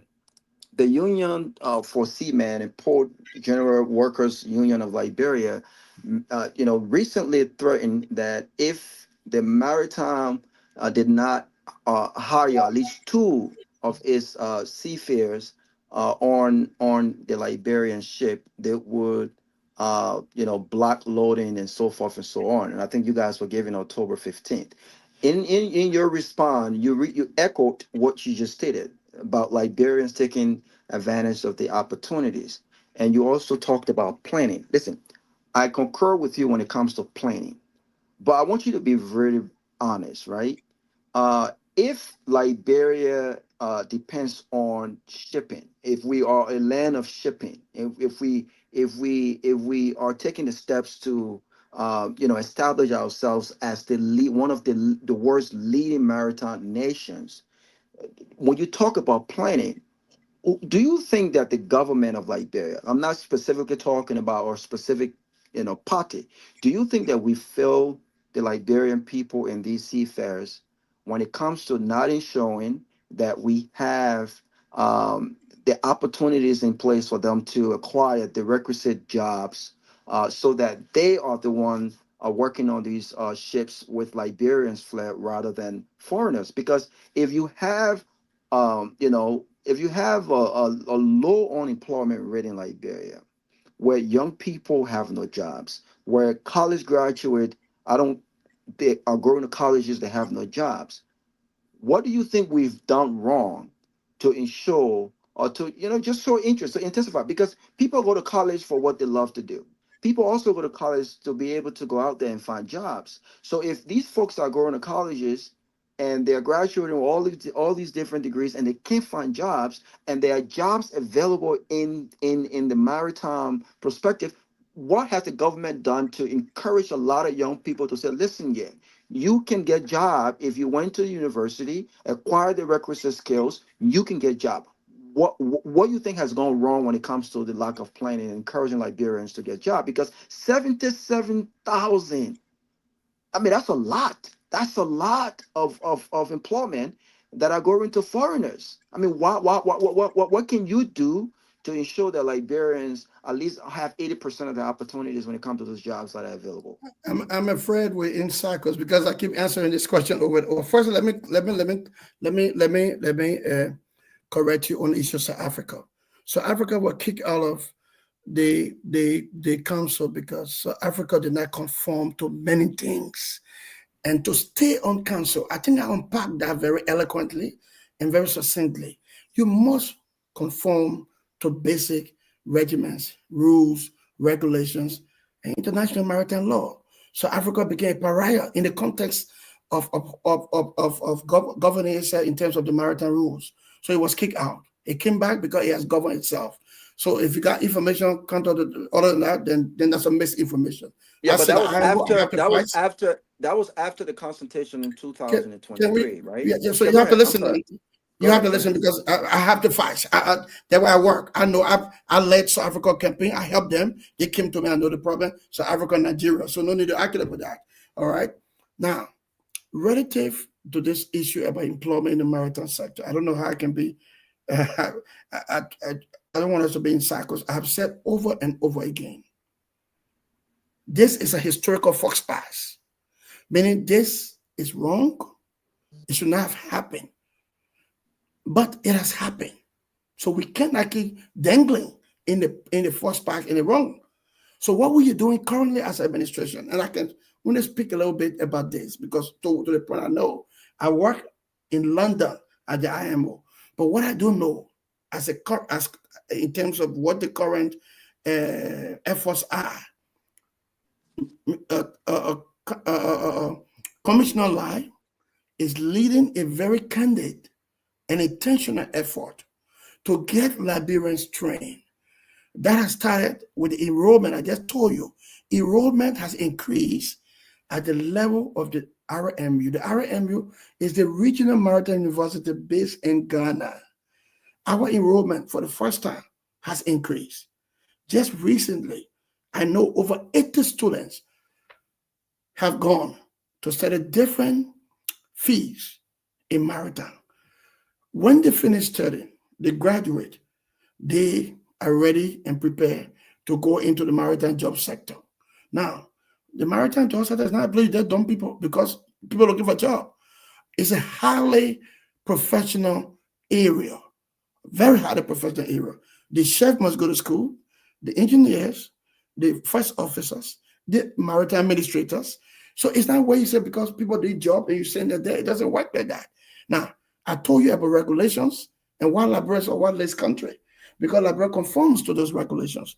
The reason why countries like Nigeria and South Africa and many other countries were kicked out because they do not conform to international law. Maritime put emphasis on safety and security. So because Liberia got job issue, the maritime sector can be the place you dump people. The way we want to do it is to train people. So I told you about effort with the Maritime Training Institute in Marshall that is taking place the next 2 years, which will be a full granting degree program of the masters. I also told you about enrollment. So those things are in place. You can get much more details from Monrovia on the effort, but that's what I know. All right. And we can sit there for many hours talking about the past and what should have been done, wasn't done. That doesn't call it. What call it is for us now to get to work, put a plan in place, and be intentional about that, and see how we can get more Liberians to train. That's one aspect. Secondly, encourage young Liberians to endeavor into the sector, to endeavor into the training. What Maritime does, they announce this training, and you'll be surprised, you'll be amazed. Not many Liberians, young Liberians, interested in going to take on the challenge of being engineer, all right, or being maritime administrator, being maritime lawyer, being maritime chef. They're not taking interest. Maritime is trying to see how you encourage them. So it's a two-way street here, okay? So the maritime sector is not like other places where you can just put people to a new job. They got to be trained to go there, to get on the ships. The vessel is one of the most professional and certified area of work. People work there every time, every 5 years, 10 years. They have to go for renewal. They have to go for a new certificate. So in that place, you dump people. Sorry, it has to be people who are trained. The way we want to deal with it is more professional and holistically, all right? All fundamentally. Train people, get them ready and prepared. Then you put them on the sea. It didn't happen in the past. It's sad.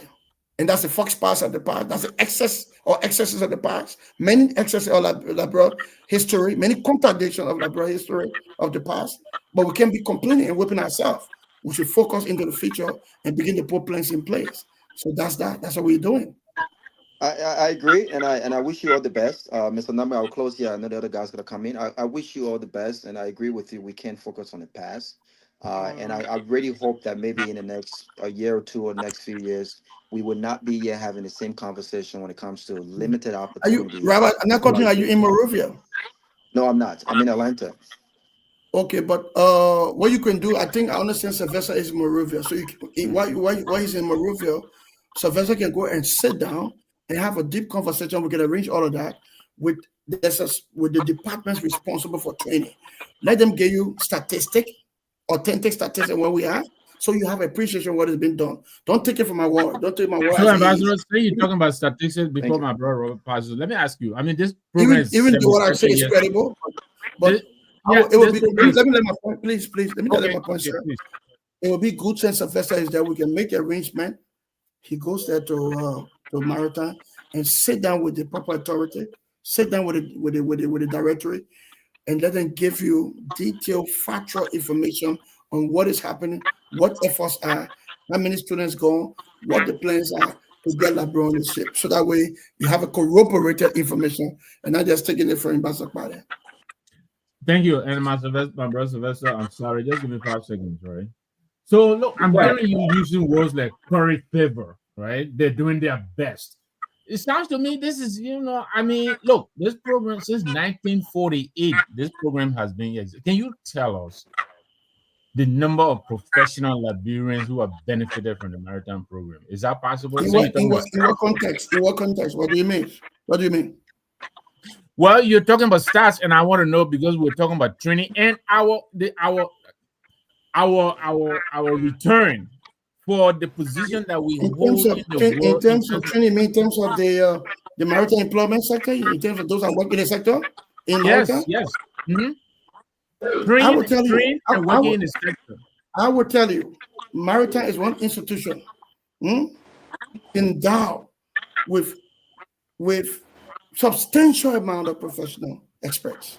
Liberians? Here in London, yes, here in London, everybody that I work with here. Can you give us numbers? I mean, you're talking stats. Can you give us numbers? Is it possible? I can give you numbers. I don't have all the numbers. You just said you have the stats. No, let's have a big. I was very clear. All right, I was very clear with the information I give you. Now we can't be jumping here and there. We're talking about seafarer training and stuff like that, and I give you information. Now you're talking about Liberians training, and I'm saying to you, I can give you the information attentively, very attentive information here. But what you could do, you have someone on the ground. They could go there. But I can tell you what I know. Maritime is one area of government that is endowed with substantial amount of experts. Here in London, the people that I work with are all experts. Lawyers, engineers, technicians, and many others. They are here. I can speak for them. If we go to maritime and ask, that place is endowed with experts. It's one place, people who work there are highly professional. So in terms of training, maritime, since the 50s or 60s, I've trained a lot of Liberians at the World Maritime University, at IMLE, at RMU, and many other maritime institutions. Maritime invests in education and training. Those facts are there. You have a correspondent on the ground, you can go to the local office. But in London, the people that I work with, Dr. Harry Conway, one of the best in the world, all right? And many of you then name them. So in terms of Liberians being trained in this sector, I can tell you one of the best in Africa. And that's why Sierra Leoneans, Nigerians, Cameroonians, and even Moroccans, we just heard about Latin Moroccans coming, and then Tanzanians coming to Liberia to get training. So in terms of expertise, maritime has but I think well there's a limitation on the expertise, because if there weren't, then we would not be talking about foreigners on those ships, even at the level of culinary, for instance.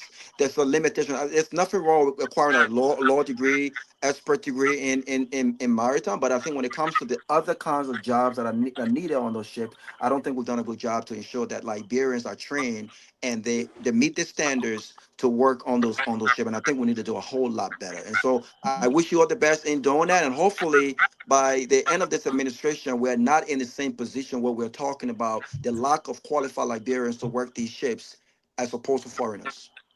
I'm sorry, Sylvester, go ahead. Robert, I don't understand the point you're making, because we just talked about this and you're coming right back. No, I agree. When you talk about yeah, but Robert, when you talk about the best in the world, you name all these people, they are not the ones who are on those ships. What I'm saying, that was not the question that was asked me. But I think Mr. Nagbe was talking about what has been done when it comes to training in the area where we seem to be more lacking. Yes. We're not lacking in the focus on the administrative. On the administrative part, we're not lacking. I think we're lacking those folks on the ship. You should be asking me the question. They said dialogue. I don't want this. No, it's a dialogue. I'm just saying. No, listen. Then you have to be very concise with your question. He asked me a concise question and I answer him. He talks about Liberians being trained in the area. So you got to be very clear. We discuss the issue about people on the ship. We told you the challenges, the historical fox past, and what we're doing to remedy it. Then he asked me about training of Liberia, and I talk about the industry, all right, in terms of the employee, our manpower. And I gave him information. What do you want me to give? Robert, all I'm saying is, I'm not disagreeing with you. All I'm saying is, the area where it seems to be on the actual ship, we just talk about of 77,000 workers serving on 5,600 vessels, none of them are Liberians. That's a problem. So when you talk about Liberians that's not true. Even if the numbers are off, right? Even if the numbers, No.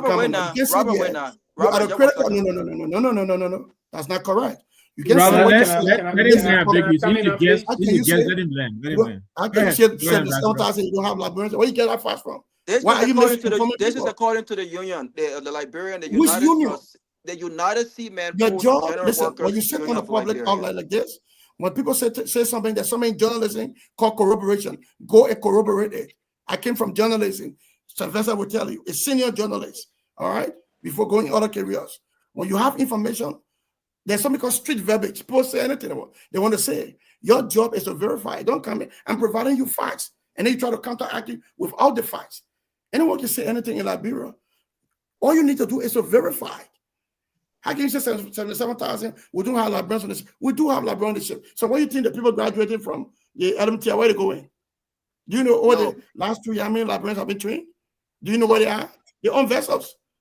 So how can you say they're not there? Robert, I'm not disagreeing with you. All I'm saying is... No, you're misinforming people. I don't want that. I don't want a conversation like that. That's correct. So that's fine.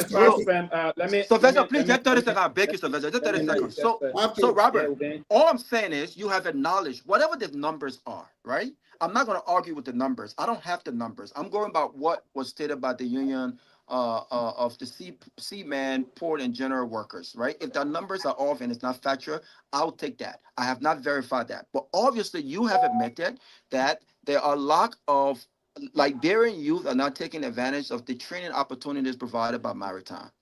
Obviously, we can do a much more better job when it comes to the number or the percentage of Liberians higher on those ships. So when Nema asks you about how many Liberians have been trained, and you name all of these folks in London and other places, I'm saying to you, we can still do better. We can still do a lot more to ensure that whatever the percentage are, there are more Liberians, qualified Liberians. Let me land now on those ships.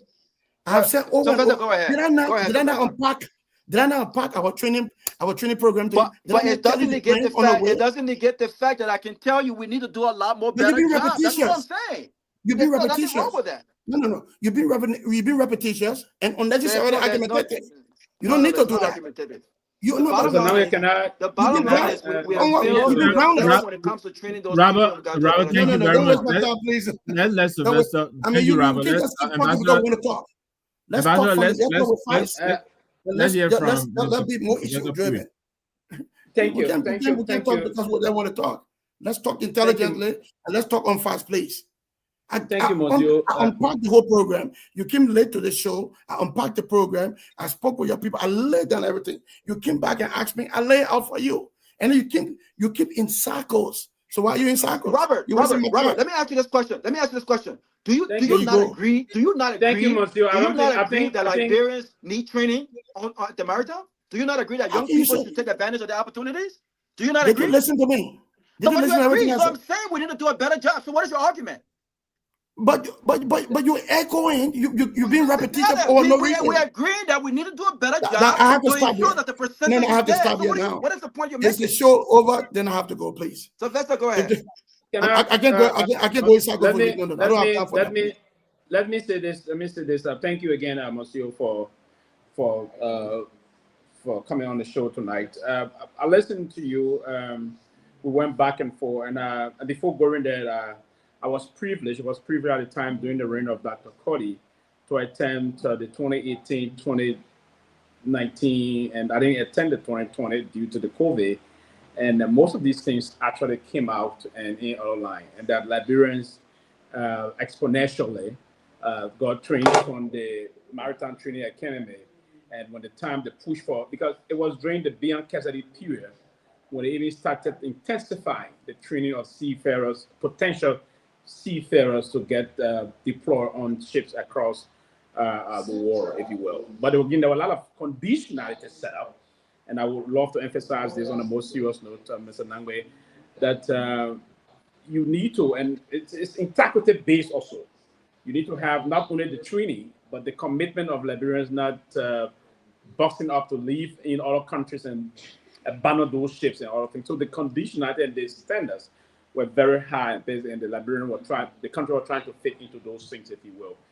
But again, even the Maritime University in Accra, Ghana, the Liberian government through the Liberian Maritime Authorities also significantly contributing to training many Liberians in keeping with them being deployed internationally. I may not know the numbers in terms of them, but we have we've seen some significant increment in terms of Liberian deployed across the world. I don't have the number, and I've been contemplating talking to the person that already resourced something for me. This will give most of the information I respect. Grace Noah, graduate in different professional maritime areas now in London. She's already provided some of the facts, very, very accurate information. But we intend to get some and push for that. It's part of the advocacy to ensure Liberians are deployed actually in those areas. You train them and they get them, because the training academy, I went there last week. I mean, it's doing some good jobs, and we intend the money pumped into the training academy to ensure those folks are trained and it's going to be elevated now to a full degree level. That would be very good and ensure that our citizens are deployed. Because if we, for instance, are looking at it, if it is about 220 million gross tonnage that is registered on our flagship, it's important sometime to move our people so that they get deployed. For instance, this well-listed registry, Tokyo and Paris MOU, right? We did actually really well to be part of that, and also passing the U.S. Coast Guard issue. So a lot of things we have to do. But Mr. Rabba, Mr. Ambassador, I want to put up back. The last time I was in London when I attended the IMO, there was this debate about Liberia paying almost 15% of the operational cost of the IMO. And I was wondering, when we talking to Dr. Conway, we had some conversation. I said, why is it we don't see no Liberian? I'm leaving the South of the seafarer now. I'm going back to you, Ambassador. Why is it the country as a country, why we can push for also have Liberia at least working on the Secretariat? I've been researching the Secretariat from the time I interacted with the then Secretary. I know he said the Secretary General, but I see no Liberia on the Secretariat, and we pay around 15% of the operational costs of the IMO. Is there any plan from your representation as the permanent representative of our country to the IMO to push for some Liberian professionals? Now, and in terms of the academic area, we have a lot of brilliant academicians that are deployed with our office there that could perform very well there. So are we contemplating thinking about pushing some of those? I would love for you to comment on that. I've been thinking about this for a very long time. And up to current, all Liberian on that. We're definitely contemplating doing that. And we're having this conversation behind closed doors. You know, diplomacy is not always pronounced in the public. Currently, you know, we have Bachu there at a higher level. We also had Dr. Bernard, who at a higher level. And we are making some efforts. Dr. Bernard is not with the IMO. He used to be with IMO. That's what I'm saying. I said we had. But he's retired now. We had him. We had Bachu. So we have people there. I'm trying to say to you, Liberians have been there, and we're making efforts. So, but those efforts are not meant to be spoken on the public radio. Again, those are very diplomatic conversations, high level and stuff. A lot of things you need to do. But do we have people who are pretty trained and educated? Yeah, of course. Dr. Conway is providing leadership at the MEC as MEPC chair. That's one of the largest and most significant statutory committee. He's doing a very incredible job. And many other things we're doing. So a lot of conversation on the way. And those conversations, the IMO is a multilateral front. This is a combination of 180 plus countries with competing interests. So a lot of things happen behind the scene, getting people there. The standards are very high and stuff like that. So when you ask me, do we have interest and we make an effort? Yes. How we doing it? That cannot be for the public ear, but we're hoping that we can get someone like Harry Conway. We can get someone like Harry Conway play more critical, bigger role at the IMO. I can tell you, someday soon, you will see Liberian contesting for a big position. But underground works have been done. Okay, but yeah, quickly, yeah, you spoke of Harry, and yeah, I understand this. But are we still sharing the marine protection environment? Are we still sharing that very major committee? Is Liberia still sharing that? I just said it. Harry chairs that committee. Harry just chaired the last MEPC chairman, MEPC section. Very extraordinary. He's doing an incredible job.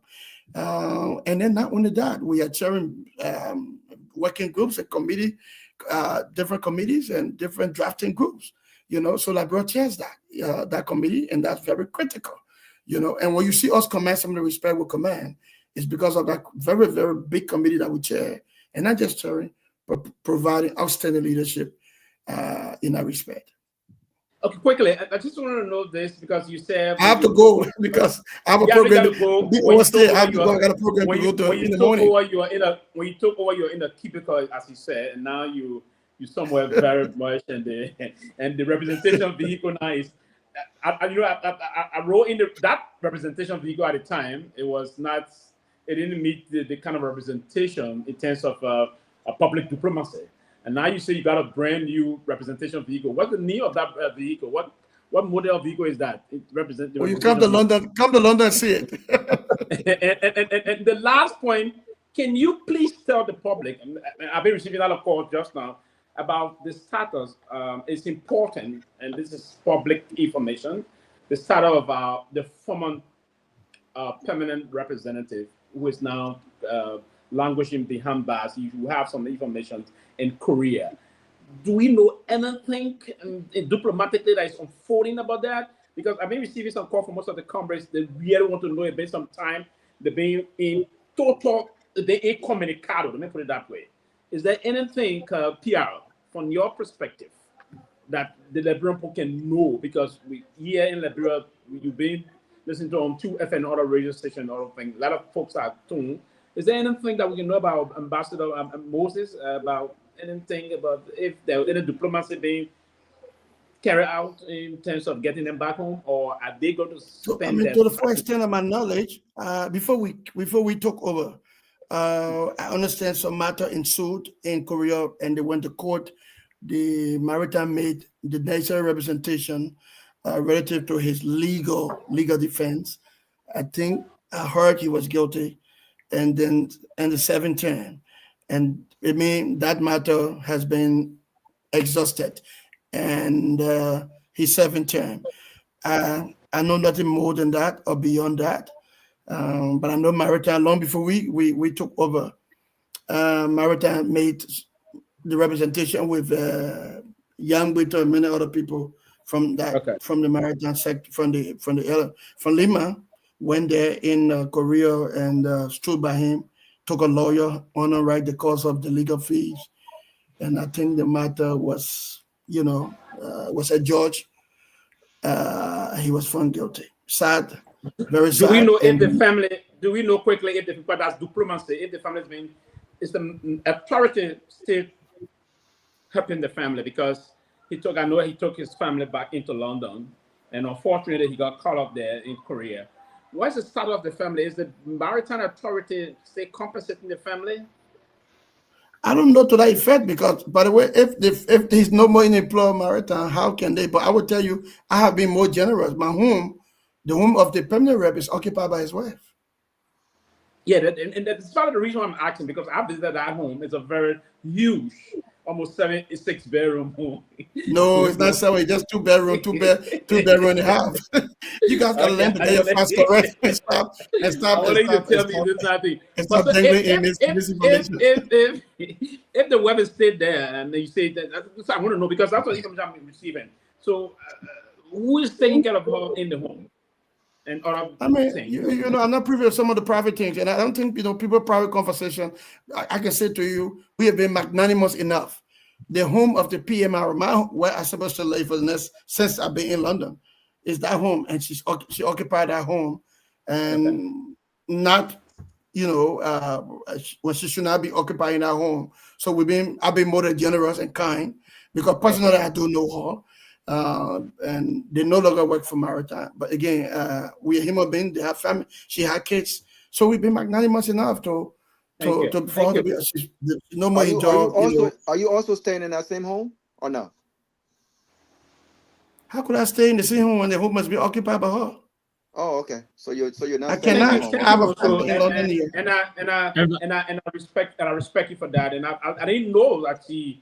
And someone told me this, right? And I wanted to hear from you. Thank you on a serious note. That's been very magnanimous. I think Ambassador said he just got a few minutes to leave. Thank you. Ambassador, we want to thank you very much for the time. Hope you come back again. I think you very ably represented the office, but I also hope this is also an eye opener for you. There are a lot of questions being typed in the chat about the lack of the numbers that you say you have and not providing those. But however, we want to thank you. I'll pass you on to Chief Tomalin or Dr. Peabody. You said number. What numbers are you talking about? Well, you said you had to start, and we wanted Robert, for instance, pressed, and I pressed.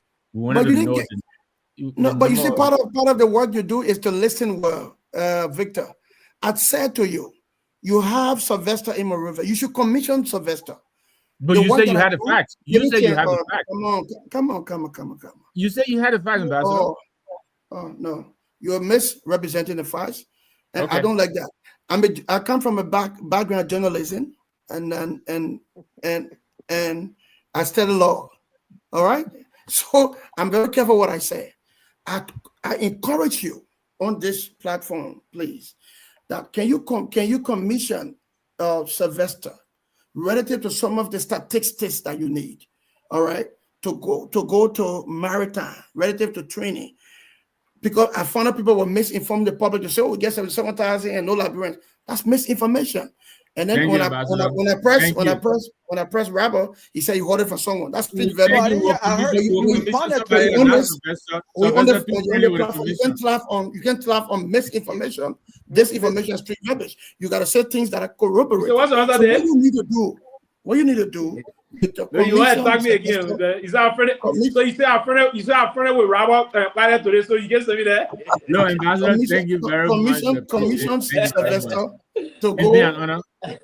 Commission Sylvester to go and get some facts. We'll send somebody else, not Sylvester. We'll send I will go there tomorrow. Mr. Nagbe, I will go there tomorrow. I will go there tomorrow. The ambassador, the same place I got the information from, the ambassador responded to the union saying the Liberian must pursue training and express interest in available maritime position. The government has provided training opportunities at a regional maritime university. You responded to them when they released that information. That's where I got the information from. But it does not negate the fact that you are on with us. You have the facts. Give us the numbers. And you didn't do that. But anyway, great to have you on, and then come back again. Give us the numbers. We're gonna give it. I didn't give you one number you want me to give. You have so if it's not 77,000, then what is the numbers then? If it's not, I'm wrong. They're wrong. If it's not 77,000 and non-Liberians are working, how many Liberians are working on those flagships? Come on. Can you? So how many Liberians are working on those flagships? What are you talking about? Okay, so on the flagships, how many Liberians are working on Liberia's flagships? No, let's talk about 77,000 you're talking about. What is that? No, you said those numbers are wrong. So I said forget those numbers. No. So my question to you, what is the percentage of Liberians that are working on the flagships? Point by point. You are on an obligation. When you give information on this platform, you got to be able to give authoritative source. So, Robert, I'm asking you.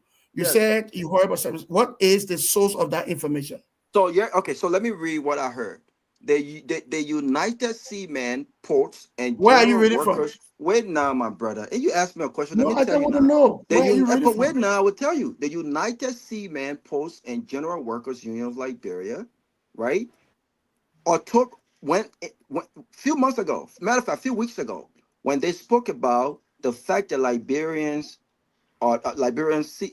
seafarers are not employed on Liberian flagships, they said, and I quote, of the 77,000 workers serving on 5,600 Liberian visa, none of the crews are Liberians. They also mentioned in their allegations that part of this is due to the fact that folks are collecting, they said the government of Liberia are collecting dues from foreigners that are working on these ships that should be going to Liberian. You responded to that allegations.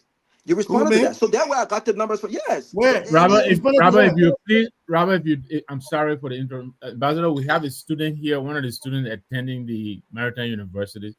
Mr. Sonny, all the way in Sweden. He wanted to make a comment. Go ahead, Sonny.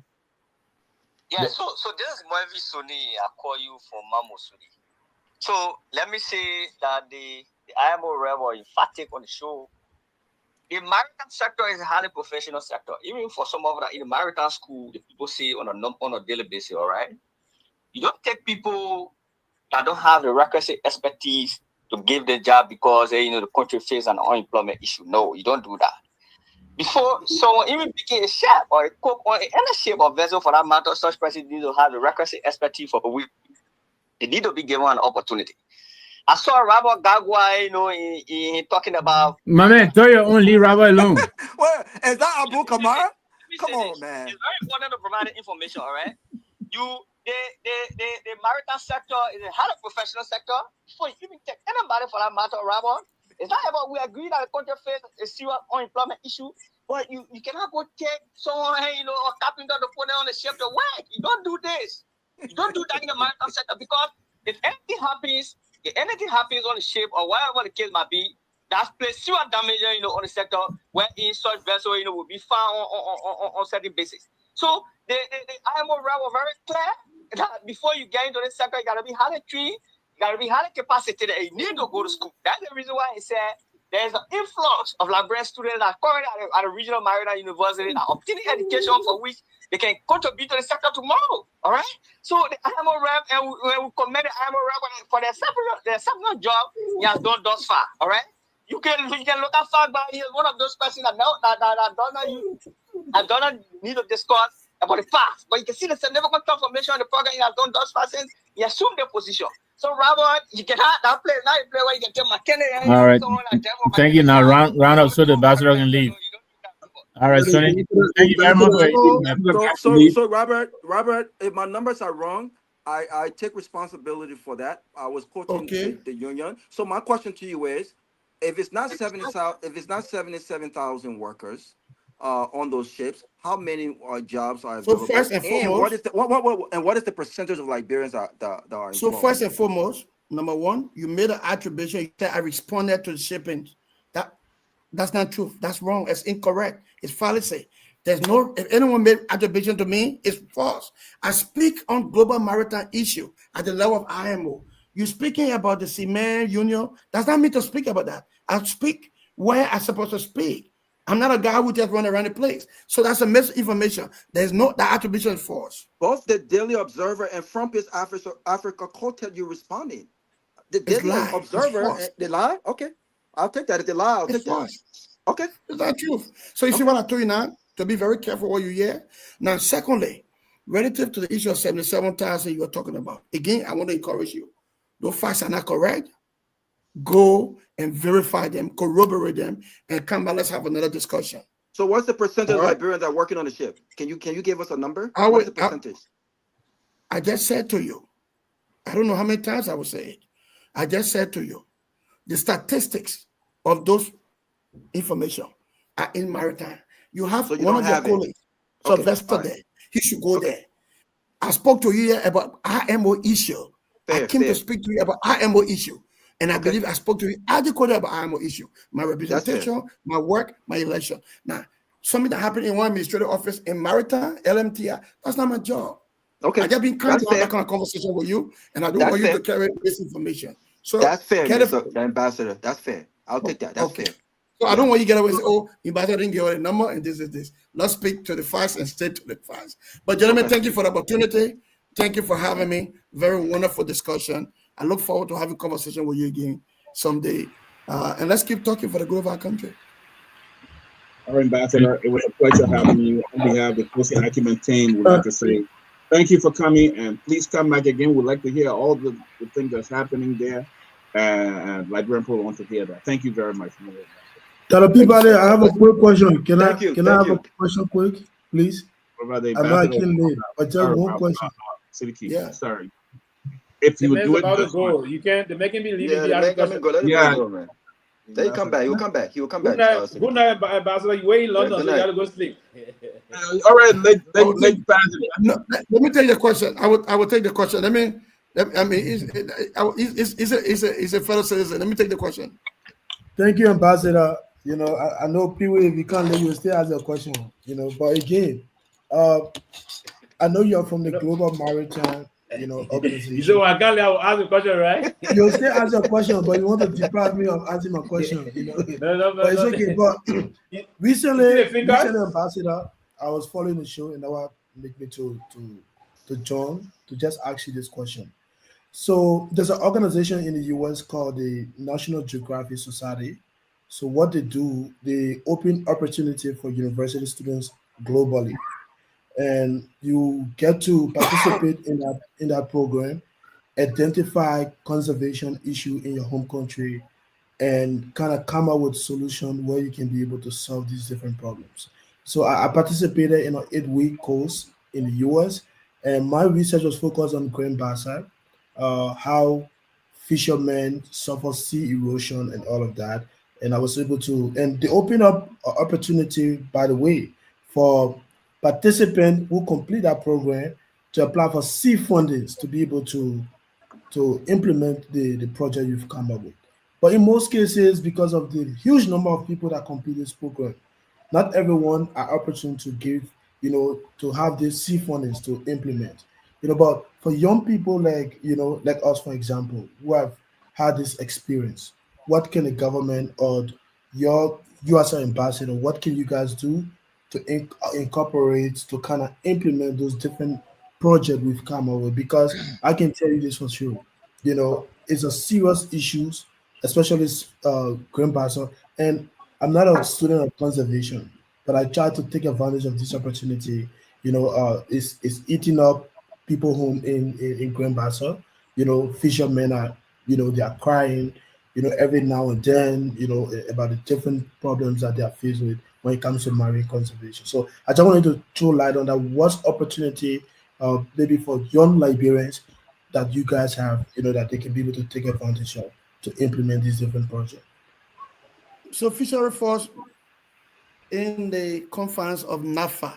NAFA is responsible for that. They have many programs they have to give subsidy to fishermen, to give support, technical support to fishermen. So they will have all the basic facts. Why I said I got nothing to do with fisheries. I don't understand the dynamics, but I know there's a new vibrant manager now currently, Sarah Singway. I think he's doing a very incredible job bringing vessels in and stuff like that.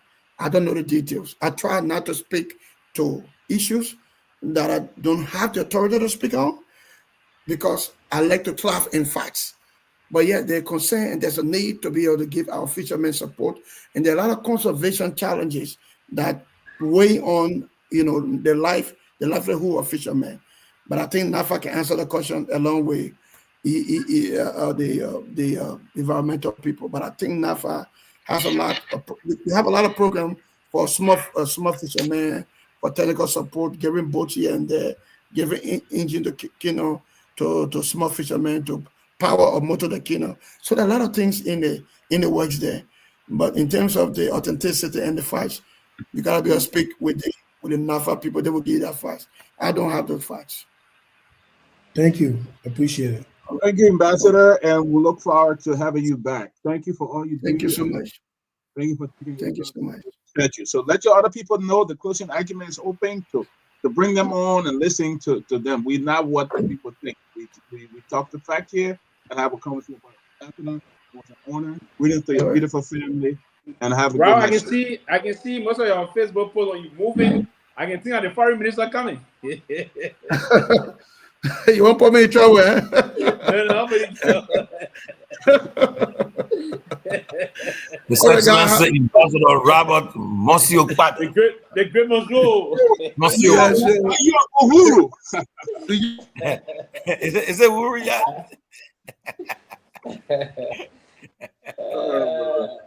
All right, guys. The ambassador. Back to you. Yeah. Thank you very much, Ambassador. Thank you again. It was nice having you. Like my colleagues are saying, hope you come back again soon.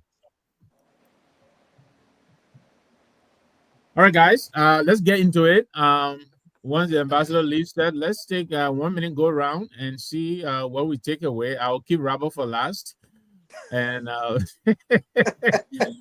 Robert and I will be last because the ambassador challenged us. So we'll let the minister, who is buddy with him, who he say he appointed to go and do the research. But you see, Sylvester was asking. Sylvester came prepared to ask. Sylvester came prepared to ask diplomatic. You see how he structured the questions. No. I I didn't come prepared to ask diplomatic question. I came to ask. I've been going to the sector. No, Sylvester, let me say, as you make your response, actually, Sylvester, can you hear me? Yeah, I actually told Myean I wanted you to come on because I knew the ambassador was coming. I listened to your comments today when you called into the show. You said you had attended the program, I think 3 different times, right? The program that I think he's heading. So I really want to, in addition to what he has given us, I wanted you to add a little bit of flesh. Not that he didn't put enough flesh on it, but your own experience based on your attendance of this program. So as you're making your comment on that, to reacting to Rawa, if you don't mind, to just add a little something your experience, your own experience with the program. Yeah. Oh, thank you, and so just correct what your thought process is, so I can erase that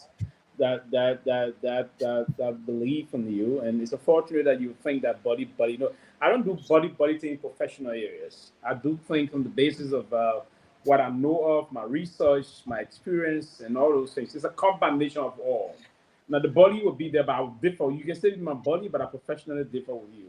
Now, but one of the reasons why I thought he was very splendid tonight and on top of his game, and when he was appointed, I knew that Rawa is he's an eloquent guy, very smart, very level-headed, a consummate professional person, and all of and the rest of that. And he's good in diplomacy. Diplomacy is an act of culture. It's an act that you perform and all of things. You see, that's I just try to laugh. Just not working with the foreign minister thing. He's very good at that, and his interactions and the rapprochement you bring to bear in this kind of an area. You have to be very interactive and engaging. So most of we were second to Panama before in terms of this. Now we are now topping. We have the biggest registry almost across the world, and our contribution to the IMO Secretary is very good, big, right? So for us to be on category A is a very good thing, and to be re-elected on category A is a very good thing, and it will also project. And he did explain very well when I asked him the question, what did this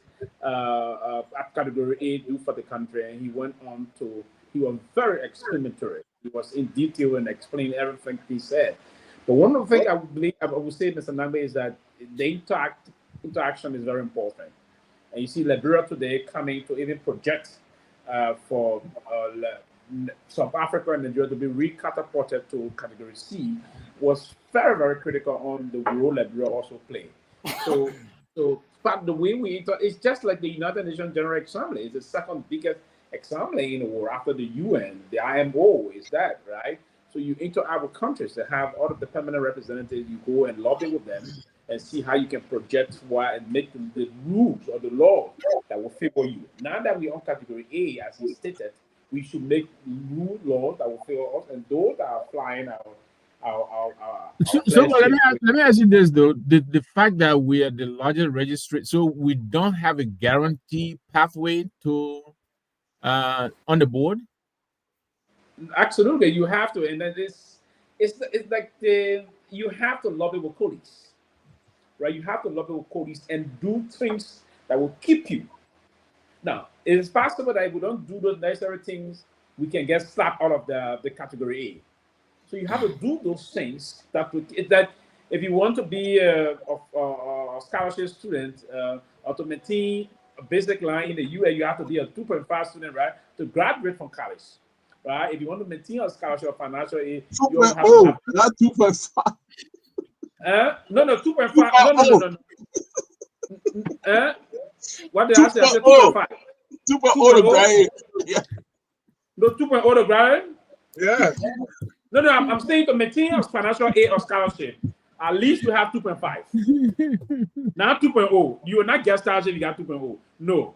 You will not get financial aid if you got 2.0. Yeah, you can graduate, but anybody that will graduate with 2.0, I will not talk to you.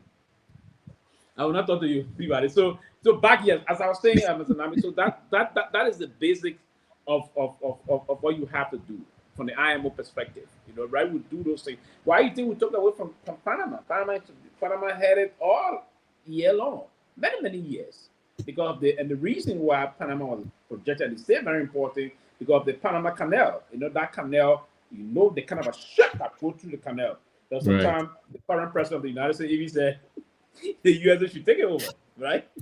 The US should take it over, so the Panama Canal and all those things. So And it's the reason why I didn't talk to him or praise him because of what you think. I think his representation as our permanent rep in the country, and we chain the most important committee, the Marine and Environment Protection Committee, is chaired by Dr. Harry Conway. Dr. Harry Conway been the person being in that place, very intelligent, understand the maritime terrain very well, and he's doing very good thing there, Thank right? you. So a lot of things, Mr. Name, from that line I will say. Thank you very much, Sylvester. Appreciate that. Thank you. So Dr. Peabody, thank you, Sylvester. Dr. Peabody, Abu is typing something in the chat about Segway. I think he's a new guy at NAFA who took over from Glasgow, and also you probably want to get in touch with Abu. He probably wants to bring him on tomorrow or so. Oh yeah, if the guy wants to come on, that would be a pleasure to bring him on. We'll be delighted. We don't turn people around. I mean, we don't. Yeah. He can come on tomorrow.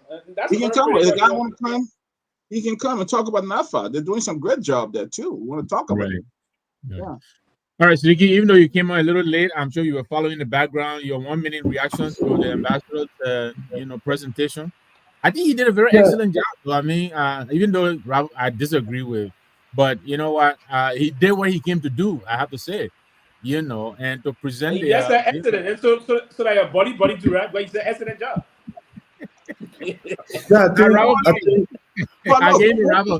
One thing that he talked about, and he talked about job creation, how they wanted to promote that school to a university level, where people would come there and get a bachelor and get a master level.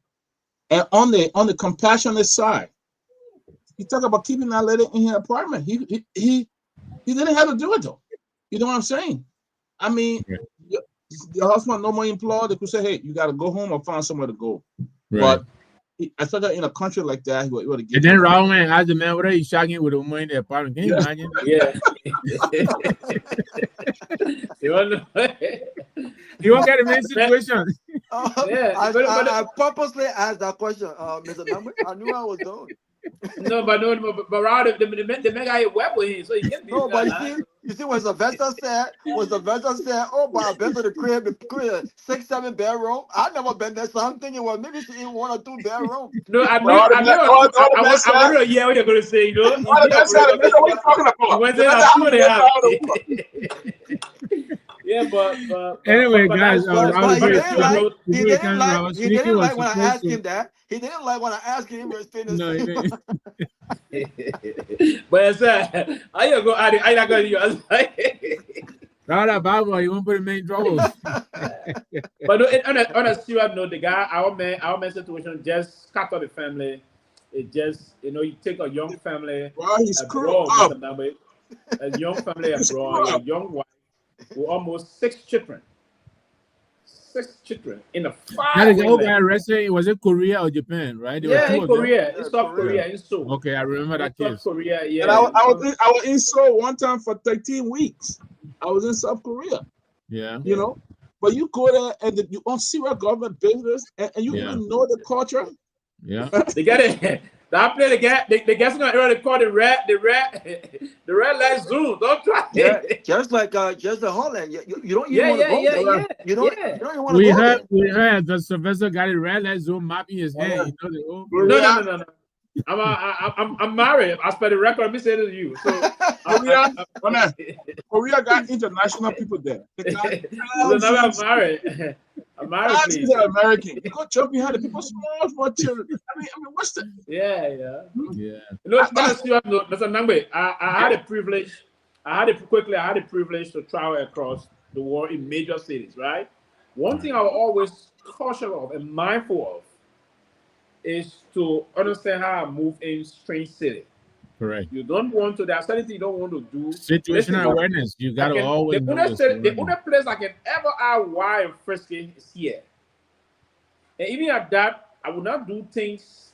So right now you are in Calabar. That's what you mean? You are in Calabar right now. I will not do anything. Listen to me. I mean, I will go into I will not do anything unorthodox, right? But I've seen places that where all the things I can say, Holland and still all the places. Yeah. You have to be mindful. You cannot do where you have the language. You have to be very mindful. It's unfortunate. I don't know, serious note. our brothers have to fall, because there's a brother that I have personal and very good relationship with, and I'll still maintain. And we pray that the both of them will come home one day safely. And we know the Koreans, the Asian people, they don't play when they say this. So I think there's gonna be no diplomacy now. They're gonna spend the 7 years. They're going to spend I 7 years. think After you're 7 right. It's a years. very, very precarious situation. He got a family. Yeah, Hope some kind of way he finds a way. Dr. Peabody, at this time, I want to thank you, but I will pass it on to you. Like I said, I got to leave you guys. But it's been an absolute pleasure. Let me say happy birthday to Jerome Gayman. He turned 65 yesterday, and then today he got on the road to drive the girls back to campus. I think it's like 6 hours one way. So I hope he's doing well. But thank you guys very much. But before you go, Mr. Number, let me just give my feedback, since I thought you was very good. Thank you. I thought you did a phenomenal job, so thank you for that. You know what? I think you also brought a lot to the table. I think we all did, but honestly, I think you pressing, you really did. But go ahead. Right? The critical minute coming each other. But before I came on, right? You're good. All right, Raul. Let's play Sylvester's morning. Sylvester, on a serious note, Mr. Number, I thought Sylvester question, and I think to his advantage, he understands. I don't understand maritime. I think he understands the area. He's been in that area, and so his question was well structured. I thought it was asked, but I thought it was more like a commentary, right? And I didn't expect Robert to come and answer. The toughest of Sylvester's question was what is being done to diplomatically to help get what's his name out. Because had that question not been asked, I don't think the ambassador would have talked about the fact that the former ambassador wife, he has been gracious enough for her to stay in his apartment. But so I thought his question was well structured. It just wasn't. But I was asked, man, why are you not on? The man on. I said no, but I'm busy. That's why I'm not on. But I was gonna come on. I was following the show. I thought he was good. There is no doubt that the ambassador is eloquent. I thought he was good. My major concern, which is the Liberian people concern, is that when are we going to put in place, this nationalism mindset when it comes to giving Liberians every opportunity when it comes to employment in Liberia. Yes, I understand that certain places you just can't dump people, but I specifically asking about planning. What have we done all of these years to ensure that Liberians, the percentage of Liberians that would need to work on these ships actually met international standards or IMO standards?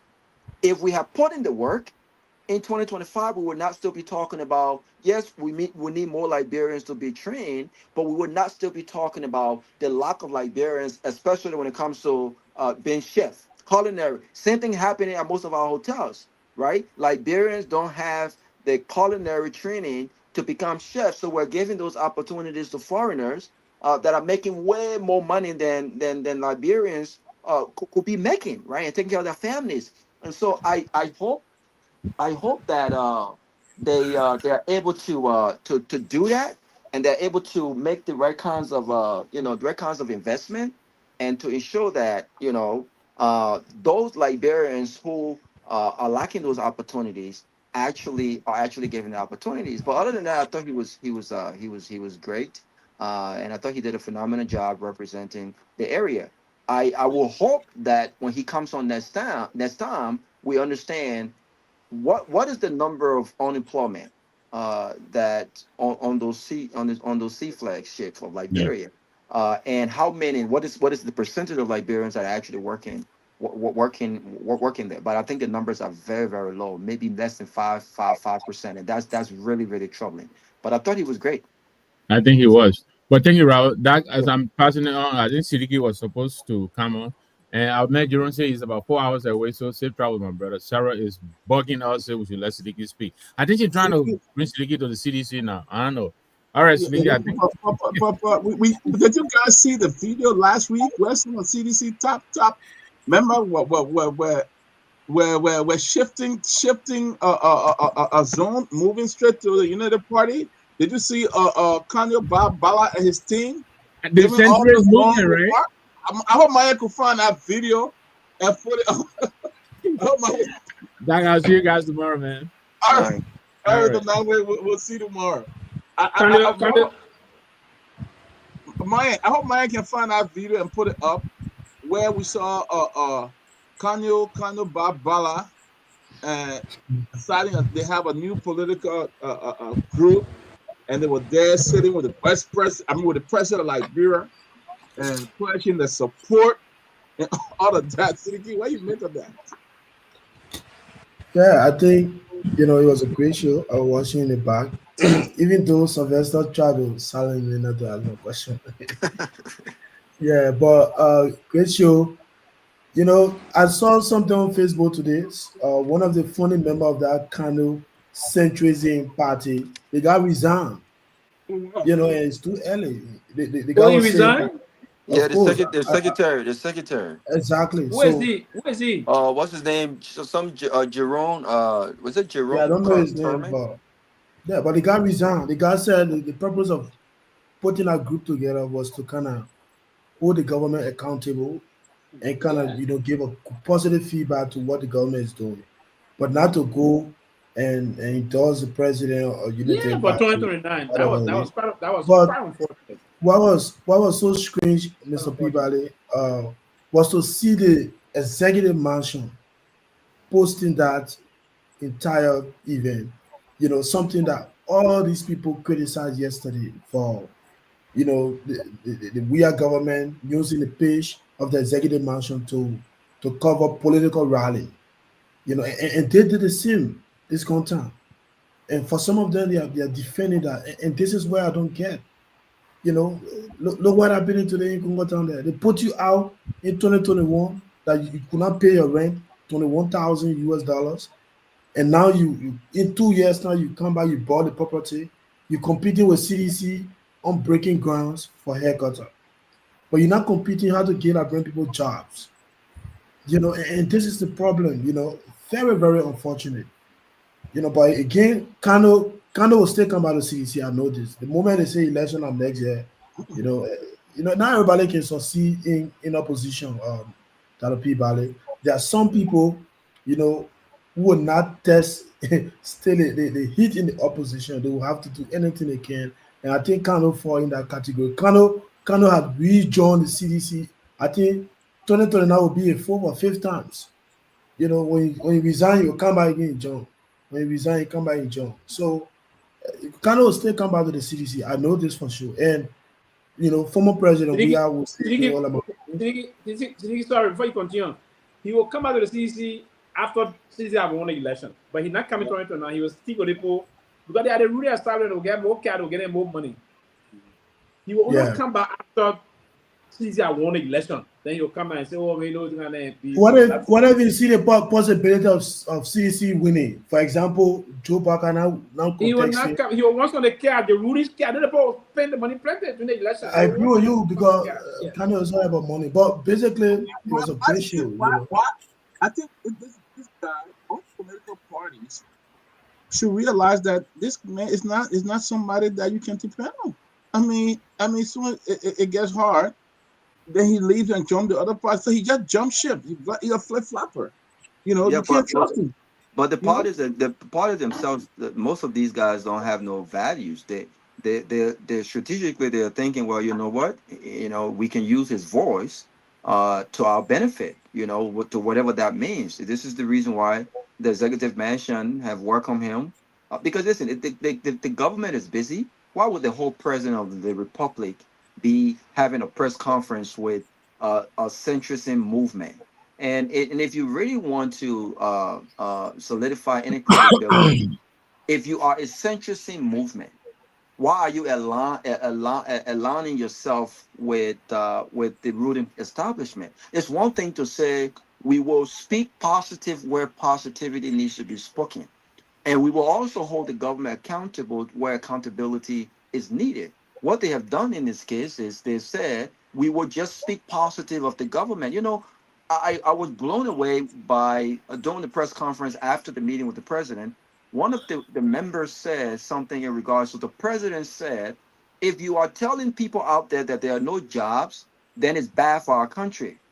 And I had to replay the tip. I even recorded the tip to share because I couldn't believe that this woman had just said that. And Connor was standing right next to her. If the president said, if you're telling people out there that you don't have no jobs, then it's bad for our country. You're essentially saying Liberia is not a place to come. But if the people have no jobs, what the heck are they supposed to say? That they have jobs? That they're delusional about the reality as opposed to a made up story? You know what I'm saying? So this whole centrism thing, the actions that they're taking, right? Take away any credibility of their name because centrism means, listen, I'm going to be objective.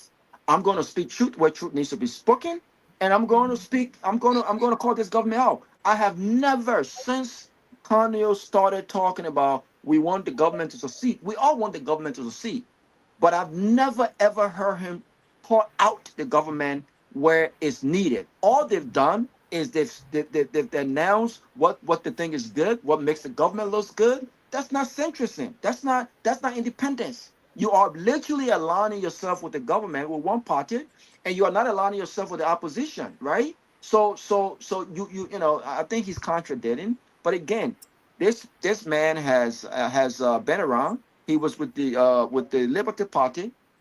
We saw him with the Liberty Party, and then he left the Liberty Party and went to the CDC, and then he left the CDC and came back.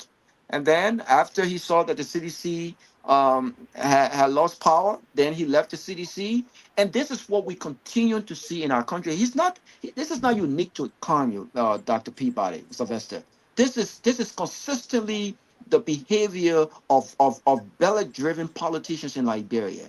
This is the norm, where they feel like if I can no longer benefit from the establishment, why am I there? It's not about policy. It's not about beliefs. It's about belly. What is in it for me now? Because if Kanye believed in what he says he believes in, Kanye would have resigned from the CDC when he saw that things did not go right. He would have resigned based on this whole centrism ideology because he felt like it did not benefit the country. If you're part of a government that are instituting policy that does not benefit the country and you stay there, then shut up. You have no credibility to speak. But he only spoke and left and repositioned himself after the government has gone. And so this is what we continue to see in our country. Unfortunately, our political parties would not reject an individual like that because they feel like, well, you know what, we could use his voice to our benefit, however way that looks like. Let me hear Tomalin. Tomalin been sitting for a minute. Let me hear Tomalin chime into this one.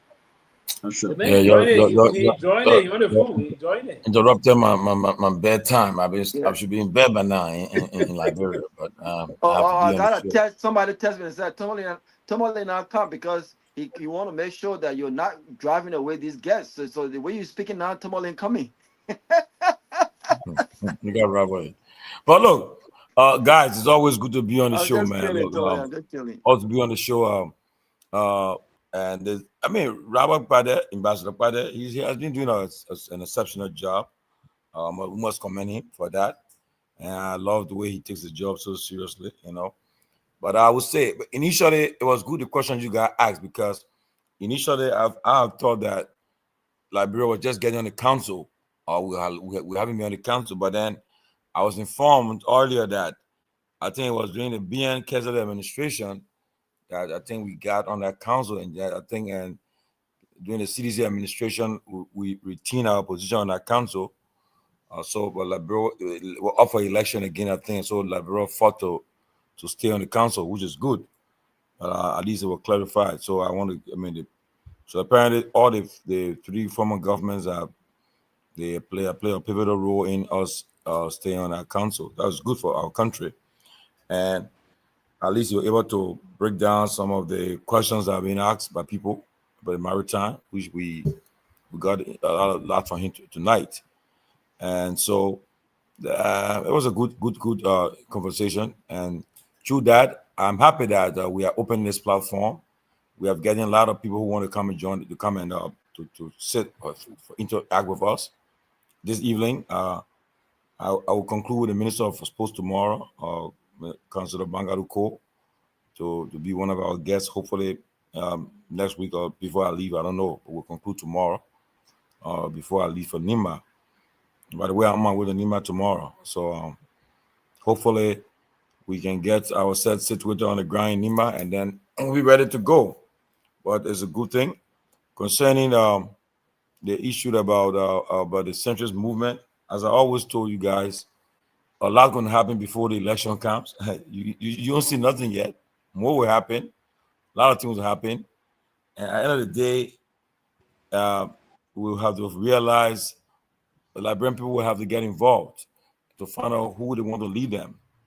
If they are satisfied with the 6 years of President Bwaga in the administration, perhaps they will go to Retina. If they are not, they will either re-elect, depending on who running, they will re-elect the next person. So, if they're not happy with the two parties, they may say, look, let's find an alternative. So we don't know. And a lot of things happen on the ground, and we just got to keep monitoring it. At least we're in a position now to be prepared to expand our horizon, our platform, and we're getting the message getting across that we are not an opposition platform, we are not a government platform, but we are for the Liberian people. We're neutral here. We maintain our neutrality.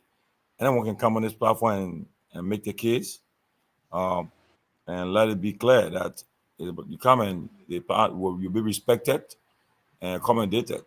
So let us continue to do our best. People are watching us from all over. Today I talked to senior veteran comrade Dusty Wolokoli. He said, I know this man. I know this guy from Spoon, closing argument. And he said, well, I watch your show. You know, these are when you hear these things from these people, you feel good that people watching us from afar. And sometimes people don't understand that people who watching this show, they will not be seeing in the numbers. They're watching it on YouTube. So we're not listening to the show in their cars as they drive and so forth.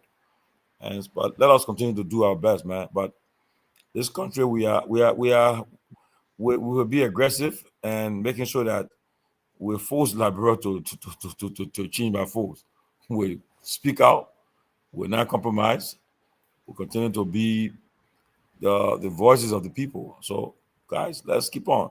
And we're wrapping our visit to Liberia. So hopefully, as we conclude in the next few days, we'll be coming back to make this to be more active on the show. Make sure that we are all involved. And as I said, 2029, we will be retiring from talk show business. As soon as the election over, we are done with the talk show. Yeah, I'll be and we get hopefully. So, guys, that's it. Yeah. No, Sylvester, you've been in Monrovia. You've been in Monrovia over 3 weeks now. Tell what you've been your experience of Monrovia. What has it been? What has it been like, Sylvester? Basically, shifting to the city and that of going back to the hinterland and all those things. I think it been one of the things I've been very, very a little observant about is that the city is. I mean, Liberia is always we tend to be happy people, but the young people are very, very well struggling, and they need some level of intervention, and we hope to see some things coming from the government and the rest of that. Yeah, these are some things I've been observing that, but generally the country is the folks are not happy, and in recent time the rate seems to be going down, but it's not reflecting on the day-to-day price in the market and all of things. So there's a need to do some lot of interventions, but we have a lot of potholes now. Most of the road that were built during the Elling administration, the Weah administration, they are busting up. And I will hope, and I think I commended the public works minister the last time for some great job done. And in terms of, I was just in Lofa. I remember I was, at some point in time, I was moving on to some of the ladder railroad around 75 to almost 80 miles per hour. That's extraordinary. But we also want to remind them to see some area of the maintenance side of things will be good. Like coming to my residence, the Dixville side before the Dixville Bridge entering into the Bannersville side is terrible. The deep curve into the kebab market is also very terrible. Around the bend stop is not good. Around driver market is the road all bust up. So there's a need for some maintenance intervention on these things. But generally, the country is peaceful, and we ought to recognize that it's peaceful, and a lot of social activities unfolding.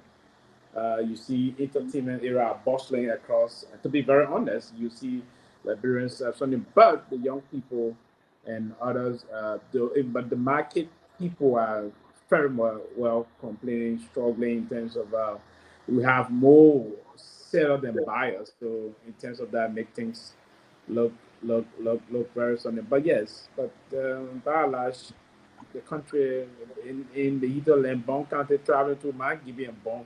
Another thing I observed coming out of Lofa from Bon County to Mangibi, and I would love to take a particular tour of that. We're hearing some information that there's some issue, but we need to verify that on the Jetty rubber plantation. There's some level of the folks are not happy. They say some. Don't know, but I will hold on to this until I do my personal verification, and so to understand this. But I didn't know that Tomalin was headed to Nimak tomorrow. Who take you to Nimak, man? I'm going on TCA assignment though. I got to go to TCA assignment. I know. But you're where, Pewee? Pewee, you're where? Now come on, no? You're where, Pewee? You know, well, you gotta come back to this. We'll talk about Tomalin departure. To the great vice president city. But let's talk about the president had a luxury party in Bombing, and you talk about the public works minister have done a lot on the road. It's not the mess that I saw when I was driving to Freetown a few weeks ago. And don't get me wrong, Peabody. I'm not here to be the spokesperson of the Ministry of Public Works, and I won't pretend to be one.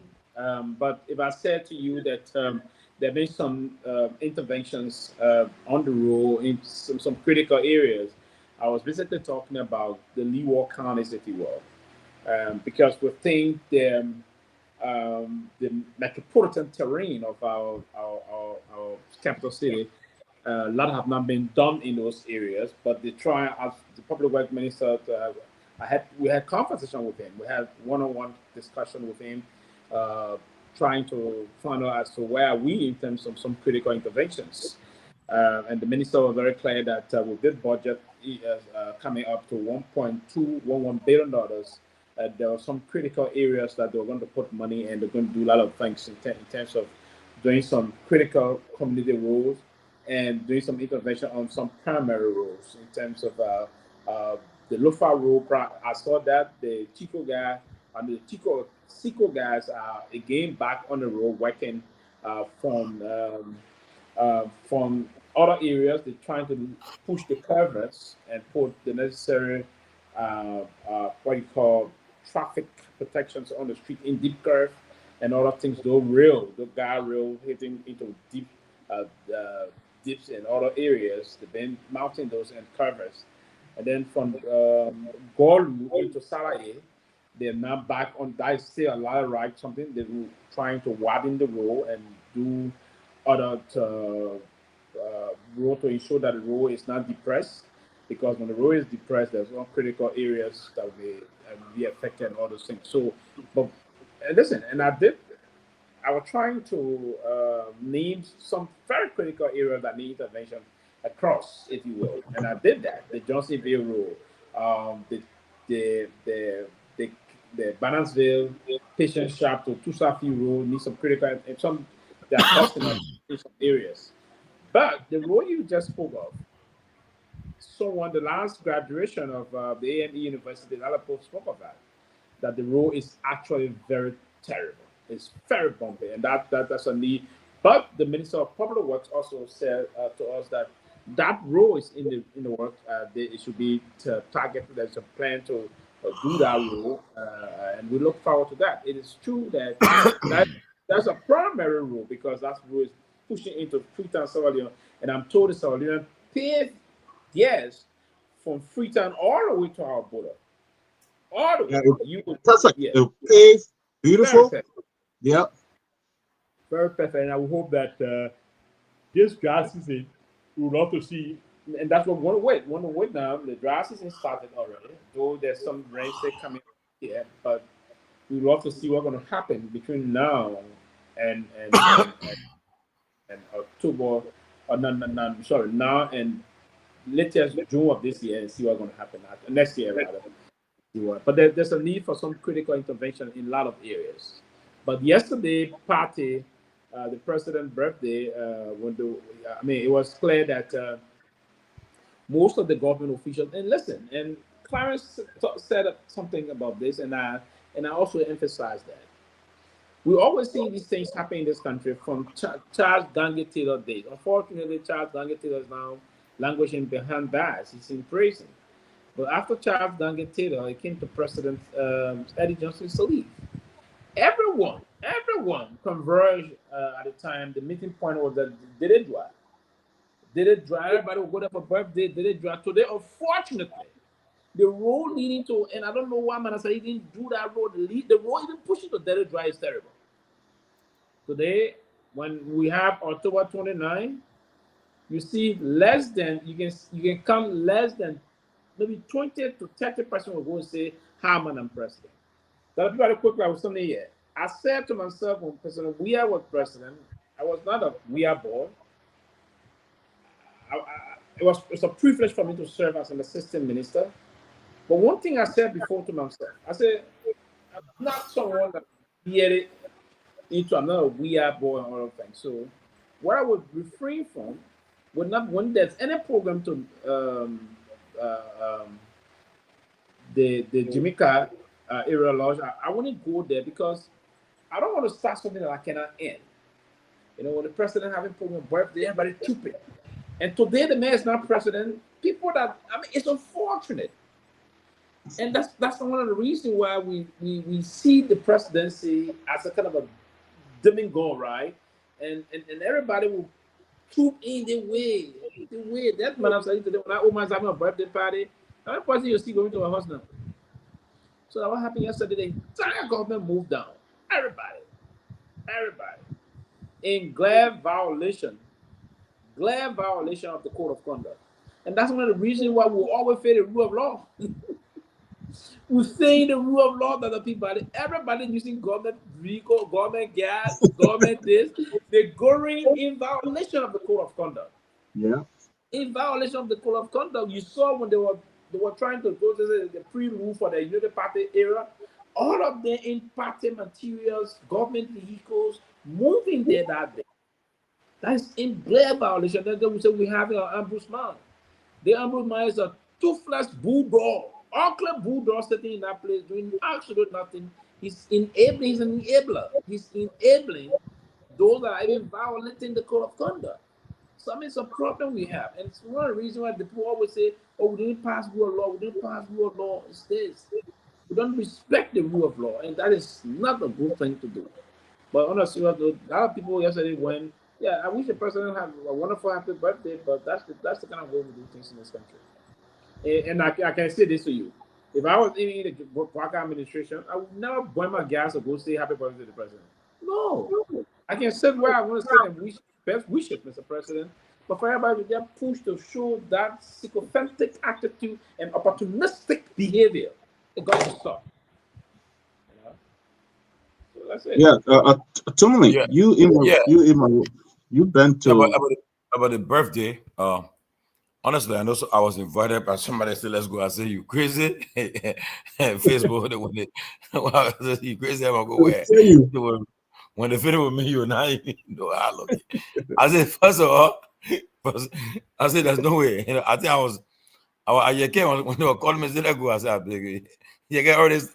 I said, "You get telling me say, well, you're joking me. You're joking now." Yes, saying, "Oh, Joe Bagason." I said, "Look at you. You rescue what? You rescue nephew." Well, you know, but all in all, look, like people said, rightly said, if you follow our history from Samuel Doe time, Father, he would say birthday, 80, well, you get about 85. 85, yeah, birthday, 87, 86, yeah, they announced a committee to set up a committee.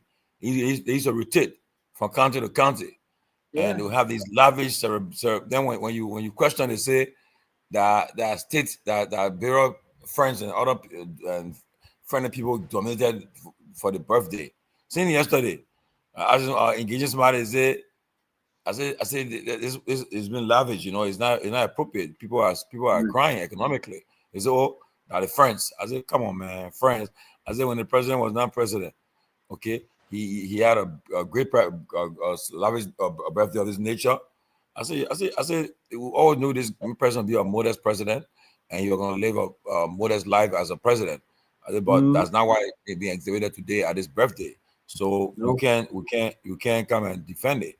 I said, so like the best of us can do, as we can be neutral, is to write birthday greetings to the president. I do it for President Weah. I did former President Weah, Madam Salim, Mr. Cummings, and a major political leader. I will do it for them. I will write on my page, and because these are national leaders, so you will write on your page and wish them happy birthday and best wishes. Best you can do as somebody who want to be out of the fray. But honestly, it does not look good to have that kind of a lavish. People go there and everybody, like the whole government is going there, you know, and that's our country looking. You know, you pay homage. You want to play that kind of the show. Yeah, okay, I was there. I will show my face. Again, we should just. I want to see the day of Liberian president come to power and the birthday will be spent quietly with them and the family, and maybe go with a wife and the kids somewhere and just celebrate the birthday for dinner and be done with it instead of having this lavish program, especially in a maze where people are in sustained abject poverty. You know, I don't think it looks so good. It looks good, but hopefully people will learn from it one day. But we don't know. But on a road issue, I will give Minister Giddy some slack, because I think with what if you meet him and then looking at what you have seen, the resources that have been given, I think they're trying their best to use what they can use. He said in this coming budget, if it's approved, there must be a lot of interventions with the road, because like I asked a question about the Rawat Street Road, which that's what I'm looking at. I can't wait for that road to finish, because I was going to Dodostown yesterday, and look, when you're on that road driving, you just be praying to God to reach where you're going, because see the heavy trucks coming on a small road. The little mistake you made, man, you know what happened. It was so small. It passed my each other. You know, you have to basically go on the side, going off the road. You know, but when our road is complete, 2027, as I was told, we have that just how we have in America. We have that divide where a full-lane road. So cars will be going one direction, all coming that direction. You have exit. If you miss the road, you go take the exit and come on the other side. And we'll have two toll booths. I was told 2 toll booths will be on our road, which will be good, and they won't be used for through monetary or physical cash. No, almost like the easy pass we got. So if you have that, if you don't go register get that pass, you won't pass the toll booth. So you have to go register it. So nobody will be at the booth collecting money for and pay the pass. No, I don't think it will be that way. But that's one of the places I'm watching. I really want that road to complete so that it can save lives. The issue of the accident occurring will be, hopefully, will decrease on that road, because it's like a death trap. Seriously, this road's too small. On Saturday, I was coming from Dusa, and it was raining heavy like cats and dog, man. And the road 15 gateway, man. I said, no, what? Yeah, that would be bad. That would have been bad. I told the guy, I said, man, you can see, because I can't see, my man. I give you credit how you can drive, my man. And I was awake, my man. You know, I usually fall asleep in car, but I was awake. They you show that. Yeah, I don't see no time already. I don't. Yeah, but guys, man, look. And so I gave him the credit, though. He tried his best on some of the roads, the major highway and so forth, but there's still a lot of work to be done.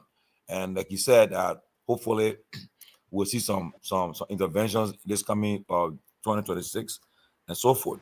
I know, like, I was going to Johnsonville this morning to my area, and that road, the road was, if I had to take, we had to take another route to get to our area, because there's a big You can't even pass. You try your cars are going to hit you in that mud, so we got to take a different route.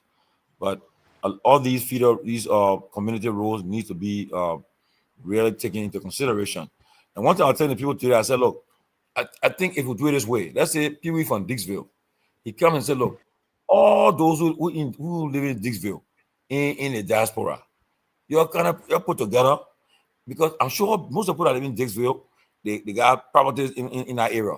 Get put together, and so we can fix our road. But with a government, our kind was poor. And to the extent where now at least the public minister have agreed to grant Mr. CMC permission to fix construct bridges and so forth, with following all the guidelines, which is a good thing. And I'm happy that Mr. Ability did not stop. He continued to push it, and now he has gotten the go ahead to build the bridges across as the CNC sees fit, which is good. And last thing I want to touch on is that the national budget. We all know that the national budget, when it comes to the discussion of the budget, originates from the House. So I don't know what I'm hearing the Senate trying to run before the cart. I don't think it's the right way. The budget will have to come from the House, and from there before you send it to the Senate for concurrence. And even again, when it goes to the Senate, if there's any changes made, you got to come back to the House again. So you got to all be on the same page for concurrence before sending to the president for signing. So I hope the House and the Senate will take seize of this issue and follow the Constitution, because I'm sure the framers of our Constitution was clear that the House of Representatives, who's directly affiliated with the people, because they are from various districts. And so I think that's why the framers said that, look, it starts from the House, and then you send it to the Senate for concurrence, and then to the president for signing. So I'm concerned about that. Hopefully they will take into consideration that the Senate cannot just start discussing. They can do internal discussion in the meantime, but when it comes to serious decision on the budget, it's originally from the House to the Senate. So we're watching that process carefully. So we're looking forward to see what happens. But so far, and then last, let me before I say last about the Oranto this deal. I'm one of those who are calling for them the Senate to reject that deal, to recall that deal, that Oranto deal. I don't think is in the interest of the Liberian people. I think they should revisit it. They should send it back to the executive branch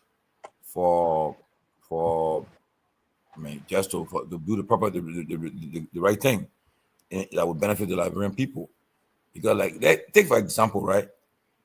Do you know that since 2006, Grand Bassa County is still in darkness? I was shocked that Grand Bassa County, one of the productive cities, our county in the country. I mean, with Asada Meta next door, Grand Bassa is still in darkness, and people were saying that the county have produced the 2 pro tem, and they're wondering why the county is still in darkness. And then I saw some short roads where they say, oh, they want a Jawia road, I want Jawia paved. They want a Myean paved, they want. That's how you see it. And you see it. But to see that Grand Bassa of all counties to be in darkness, I already shocked. Because back in the days, right, when in Firestone were giving lights to Smelotes, to the base, the airport, and surrounding towns and villages. I mean, in Marshall there. So I don't know why why they allowing them to just ignore and have a whole. It's like a whole. It's a different country. And from the loop, the Lambo side, it's like they live in a different world, and the Grand Bassa live in a different world. So I don't know, but I pray and hope that our lawmakers, our national leaders, should really focus on Bassa. Bassa should not be in darkness at this time. I don't think it's fair to the people of Grand Bassa. Yeah, I thought it would have done it by now, but the interesting thing is there are places on the side of Bassa Road that have light, like Orange Grove. Other places have light, but I don't know why I said that Buchanan, Bassa, that should be the shiny city. You got multi-billion-dollar come to Mitasti, all of them there, and the places This is in that.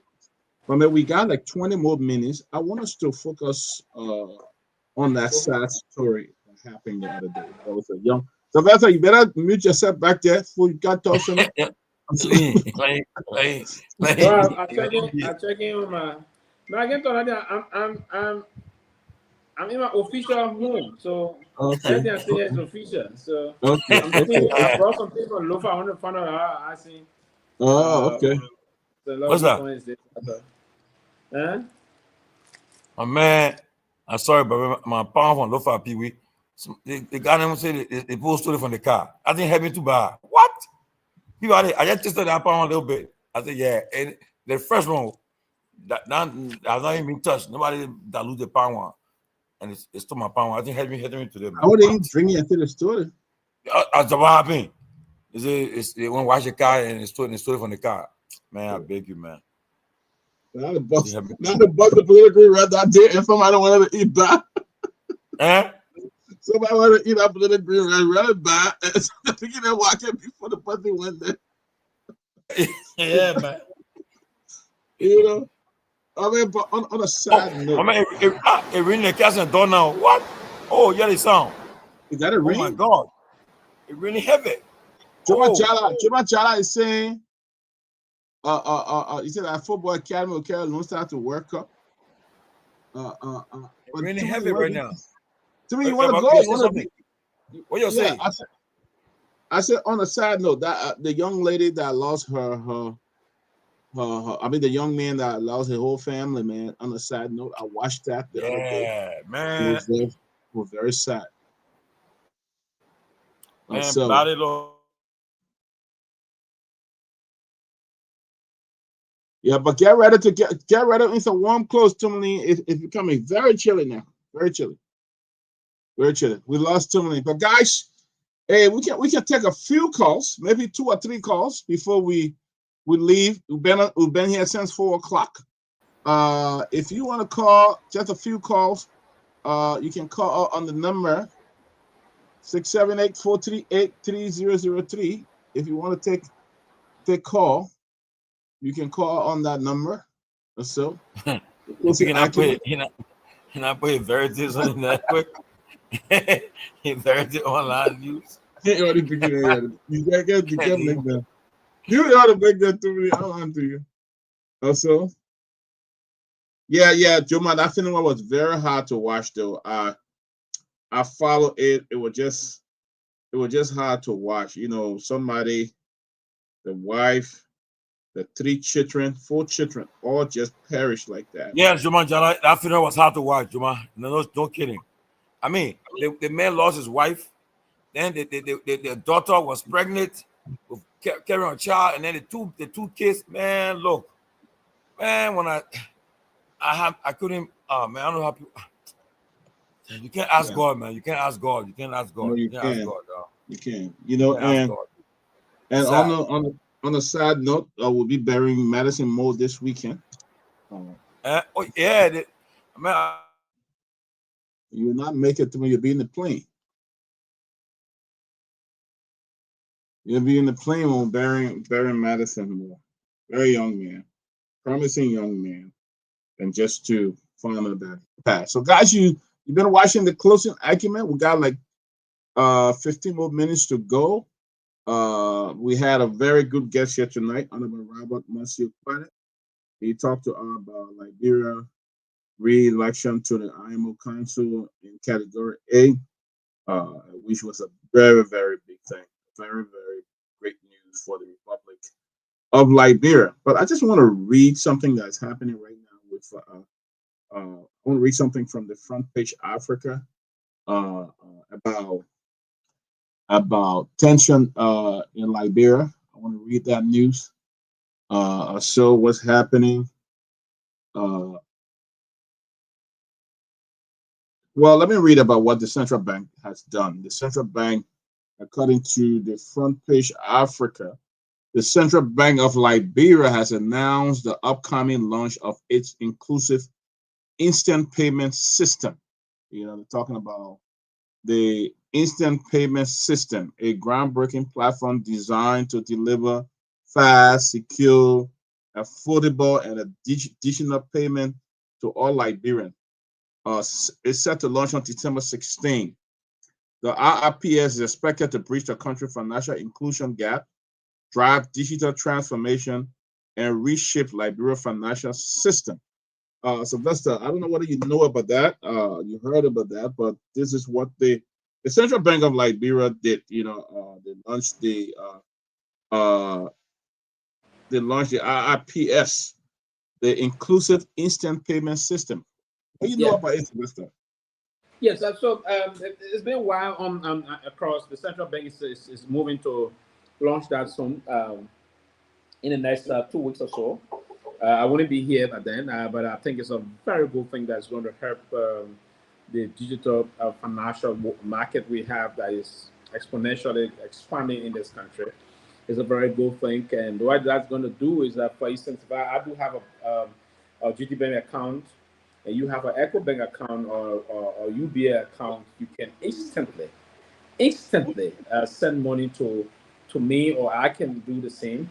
It's going to help a lot, and you can be anywhere in the country and do that. So it's going to be a very good thing being introduced by the central bank. It's going to revolutionize our financial era. It's going to help make the society, the economy more cashless in terms of transactions. So yes, I heard about this sometime this weekend, and it's a very great thing. It's a big development, great news. The central bank is trying to initiate. The central bank is head of all the monitoring policy of this country. So it is something that's going to help the country a lot in terms of the financial wars. So how we do the management issue about finances and all the things. So it's a great development. I'm intending to pay some key attention to know what our benefit is going to bring. Ask some critical questions to that. But yeah, just the fact that this is happening is going to do a lot more for the country to move forward. So it's a very good. It's good that you brought it out.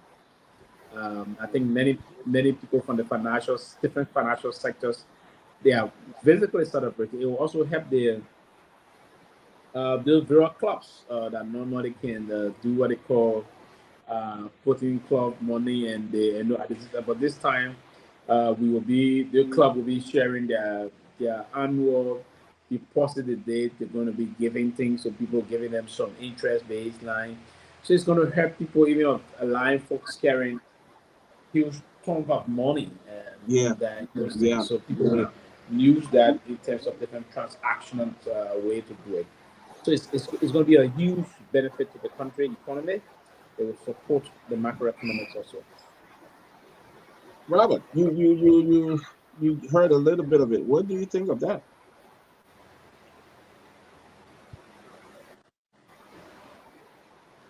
Robert, you muted.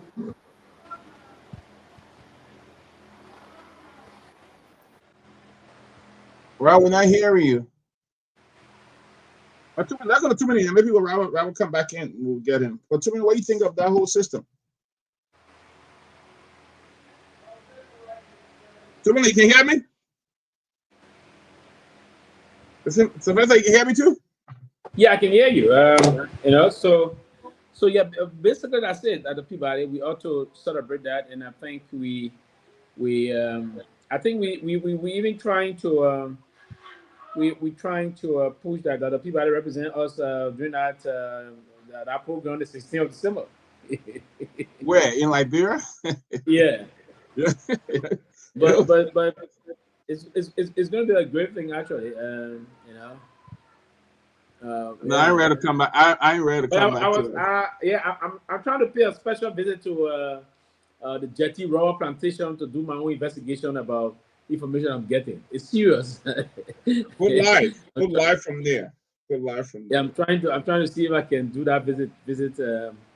Hopefully tomorrow or so, or maybe on Thursday or Wednesday, rather Wednesday, not tomorrow, Wednesday. But yeah, but I will be stopping. I'll stop where to Jetty Plantation. I will stop there. I've been invited to stop there to see what they're doing there. So I will stop there and get updates. Where are you leaving tomorrow? After 2 p.m. I think. The whole convoy? Eh? You got a police escort? But by the time you go to Nimba, I go with my sister, my superintendent, man. My sister there. Oh, yeah, superintendent. Okay. Yeah. Oh, man. When the big ball then rolling. My sister from yesteryears. Okay, when the big ball then rolling. Nah. Yeah, but they all got on the real. I'm told she contesting for the Senate. I know. Can you confirm? Can you confirm that your sister is contesting for the Senate? What is I the know. beef on with Koga and Kong? Another beef again. What is that? Another beef with Koga and Kong. What's that beef? When I was there. Koga said that they invite him to the Unity Party program in Nimba. Over Joe? No, I think he said a party. The MDR party. You see? The party. So how come they invite nobody from our party? What's going on? The Unity Party Dopoh Festival party in Nimba very poorly attended. Oh, when? Yeah, the Peking reported, Franklin Dopoh reported that the people are vexed. They say they tell her they're not going to eat Dopoh when they don't have food to tell the children money. They have a party there? When? They had it yes Saturday. The Unity Party Nimba Dopoh Festival. Oh, that Saturday having the What? Unity Party, their office groundbreaking that Saturday. Eh? Yeah, the 6th, yeah. I got two funerals that on Saturday. One of the things that is unfolding that the ruling establishment will have to take serious consideration is that Nimba County is no longer going to be monolithic. You see what's happening there now? People are increasingly getting disappointed now. So they say, oh, Kuna, Nimba man, he's vice president. No. You don't perform. Anybody can win that thing. It will cause some trouble for them. So they have to be very focused and push the lines very well. Yeah. No, but on a serious note, right? If I were advising them, look, first of all, nobody will ever replace Prince Johnson. The first thing. So what you need to do, you settle, make sure that the country is united. Like for instance, take for example, Madam Edith Gongloe, she remains a formidable force for Nimba. All the guys have told me they are certain district. No matter what happened, whenever she on a ballot, she will win that district hands down. So what you want to do? You try to bring her on board, and so she can maintain the district for you, and then so that you can have a balanced county. But if you say you want to go alone, you realize nobody can replace Prince Johnson. He was the real godfather of Nimba, and the vice president is not. And nobody should. I mean, he's not a godfather because if for instance, the election of Koga was less than 50% of the votes to get it, and a lot of money was spent. So that shows that there's no leading force. I mean, I know as a sitting vice president, the citizens the Nimba want to see him become maybe the next president for the fact that he's happy from the president. But the reality is that to secure the Nimba votes totally, if somebody else taking a Nibayan to be on the ticket, the person may not necessarily win, but the person will still votes. Will take votes from you. You see? And so you don't want to see it happen. Like, take for example, they're going election. In 2017, President Garguah won 91% of the local votes.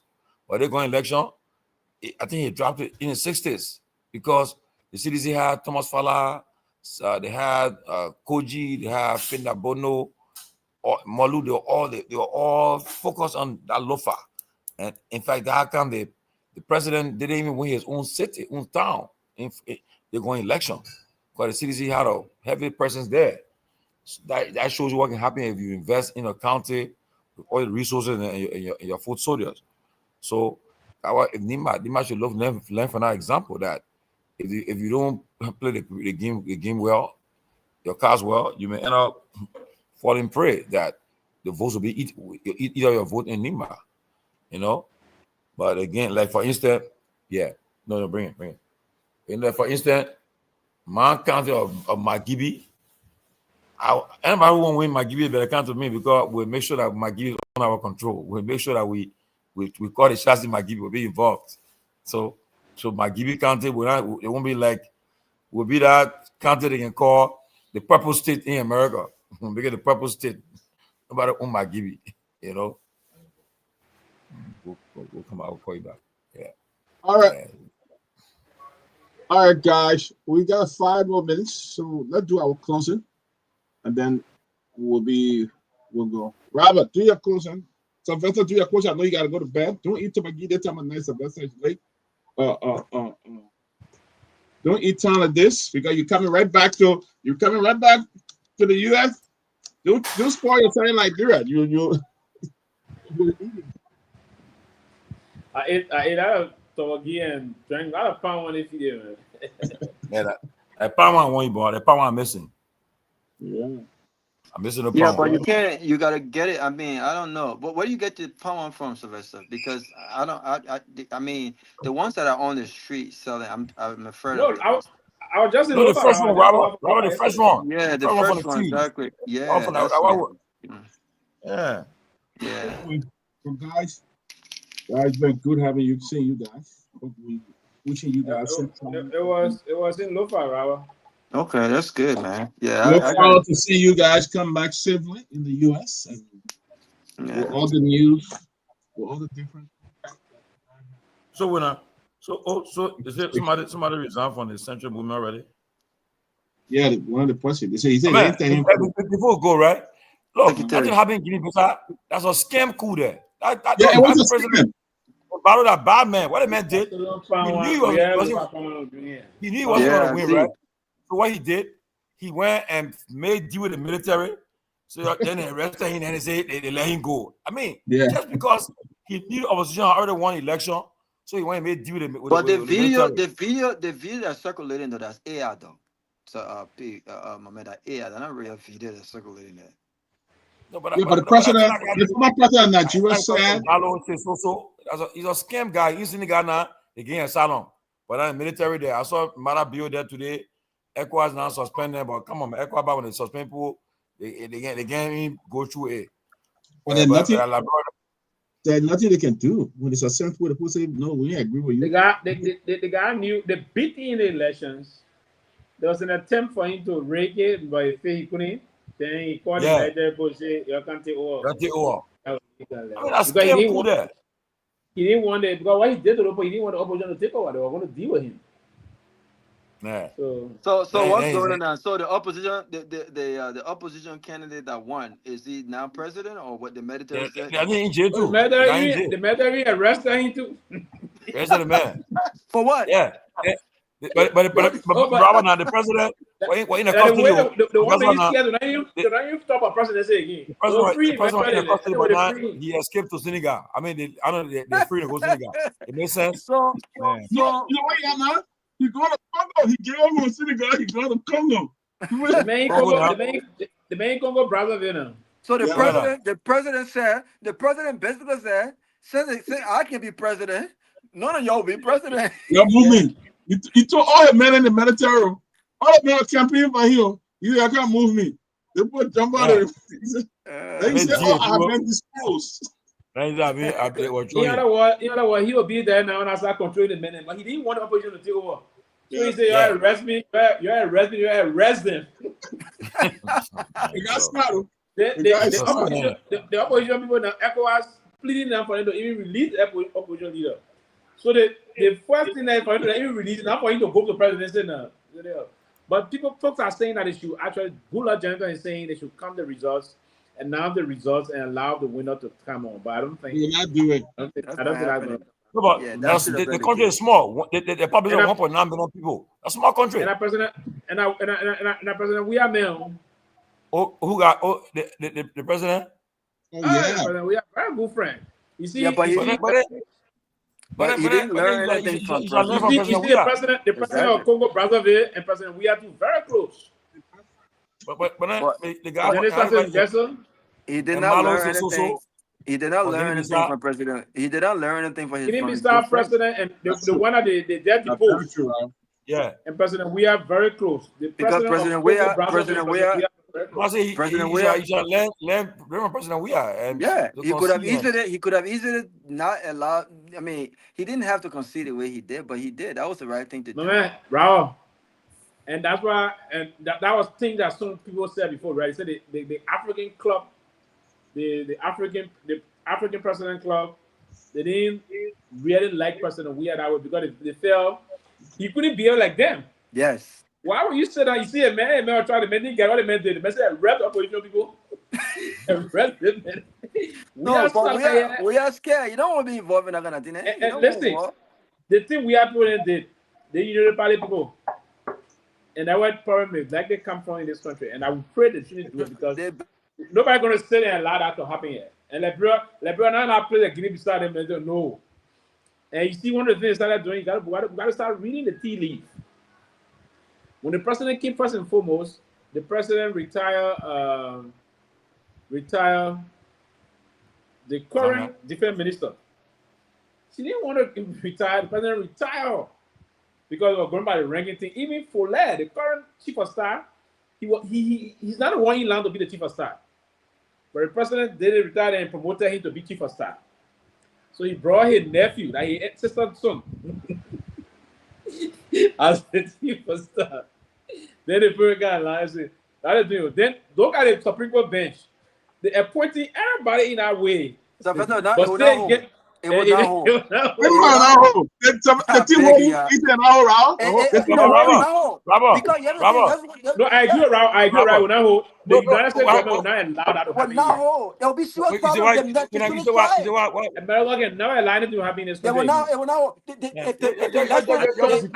I trust America very well.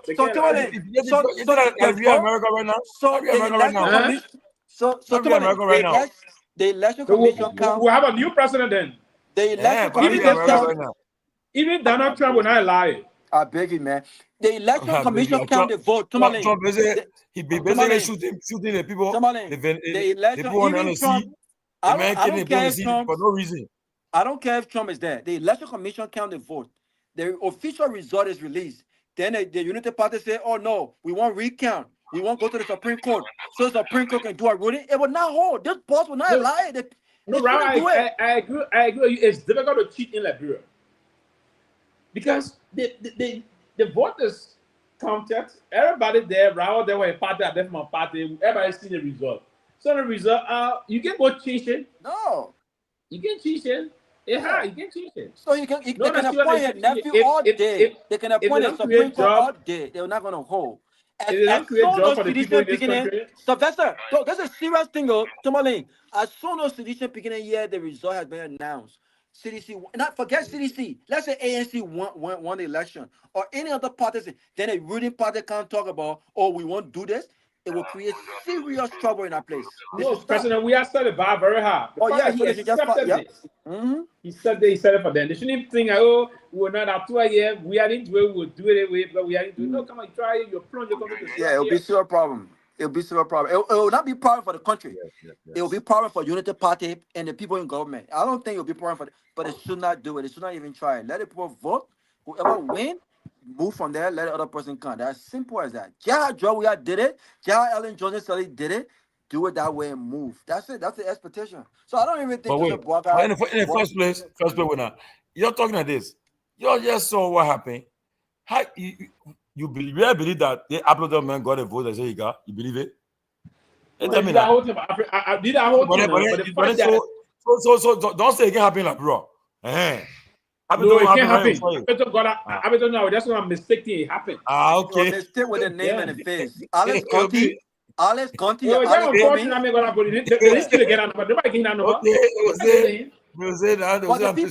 Tomalin, the people voted. The people thought they were voting for Alex Cummings, and they confused Alex Cummings with Alex Conti. That's what it was. But I said that was the reason. Yeah, I believe that I will not accept the fact that That's it. But the Unity Party cannot take the vote. They're not going to happen. 1%. The entire country will stand up. They will not. That's what I'm saying. It won't be something for the country. Will stand up. You saw the Korean there. They moved the speaker illegally. Nothing happened. The speaker and president are different things. Yeah, they stand on there and remove the speaker. Even after nothing happened. And he said the Korean stand up. But the people out there, you can't compare the speakership to the presidency. That's different things. They better tell president in power. They better tell president in line to be president. He sat on there and sat on there and took advantage of what I mean. The same Supreme Court. What happened? You see, then you go appoint the other crook. They crook. Go make chief judge there. Yeah, no, I don't care what they do. It will not happen. You can appoint anybody where they can't change nothing. They can't change it. It's not going to work. They're not even going to go to recount Supreme Court. Stop it, man. Stop it. It's not going to wait and see. Just wait and see. It's happening in the country. Wait and see.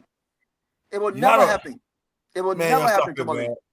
For the day that the Supreme Court said this should happen. I don't think this is the kind of legacy Joseph Boakai wants. He better off just going, don't tell us what happened to the $10 million project, packing his bag and go to his $10 million project.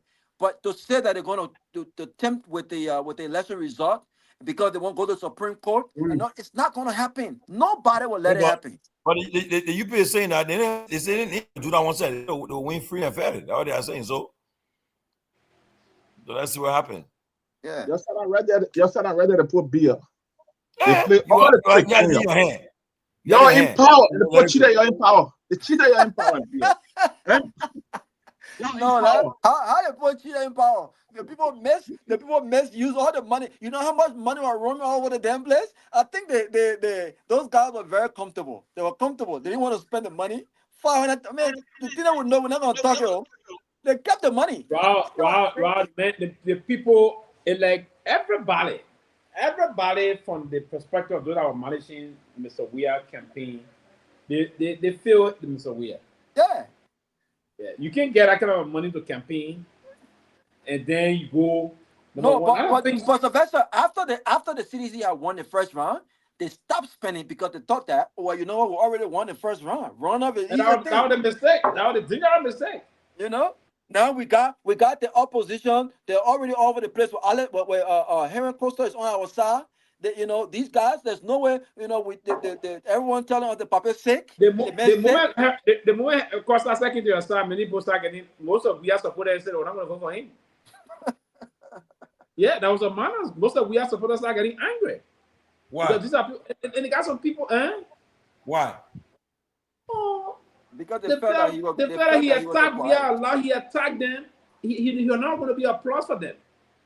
Most of them just sat home. Maybe at the number of that 18,000 votes affected them.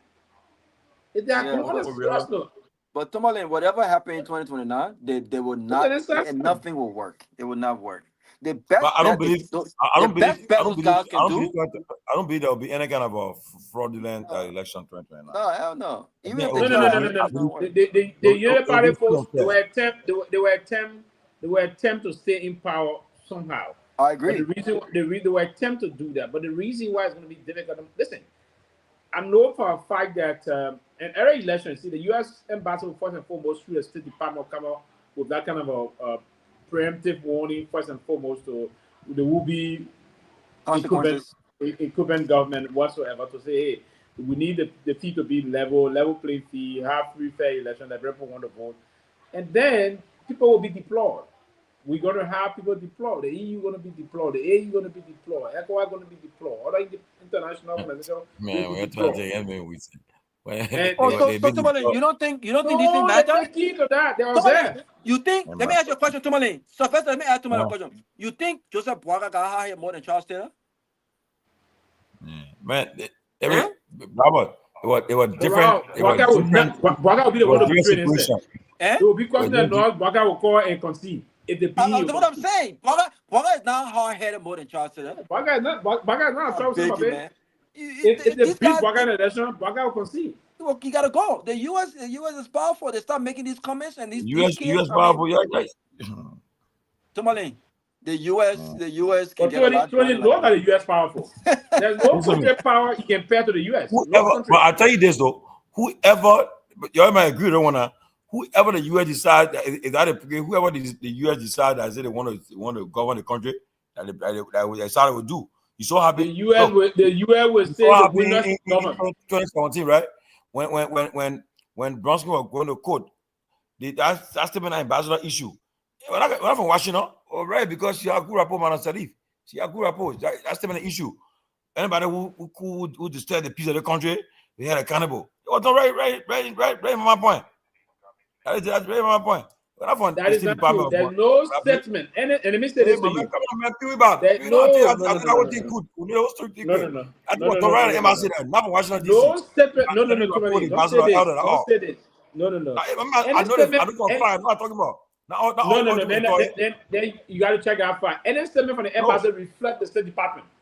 Any statement from the embassy reflect the State Department. The State Department cannot make statement. That's true. No. The embassy cannot make statement in isolation of the State Department. Man, I beg you, man. I thought right, Morovia. No. They can't do that. They cannot make any statement.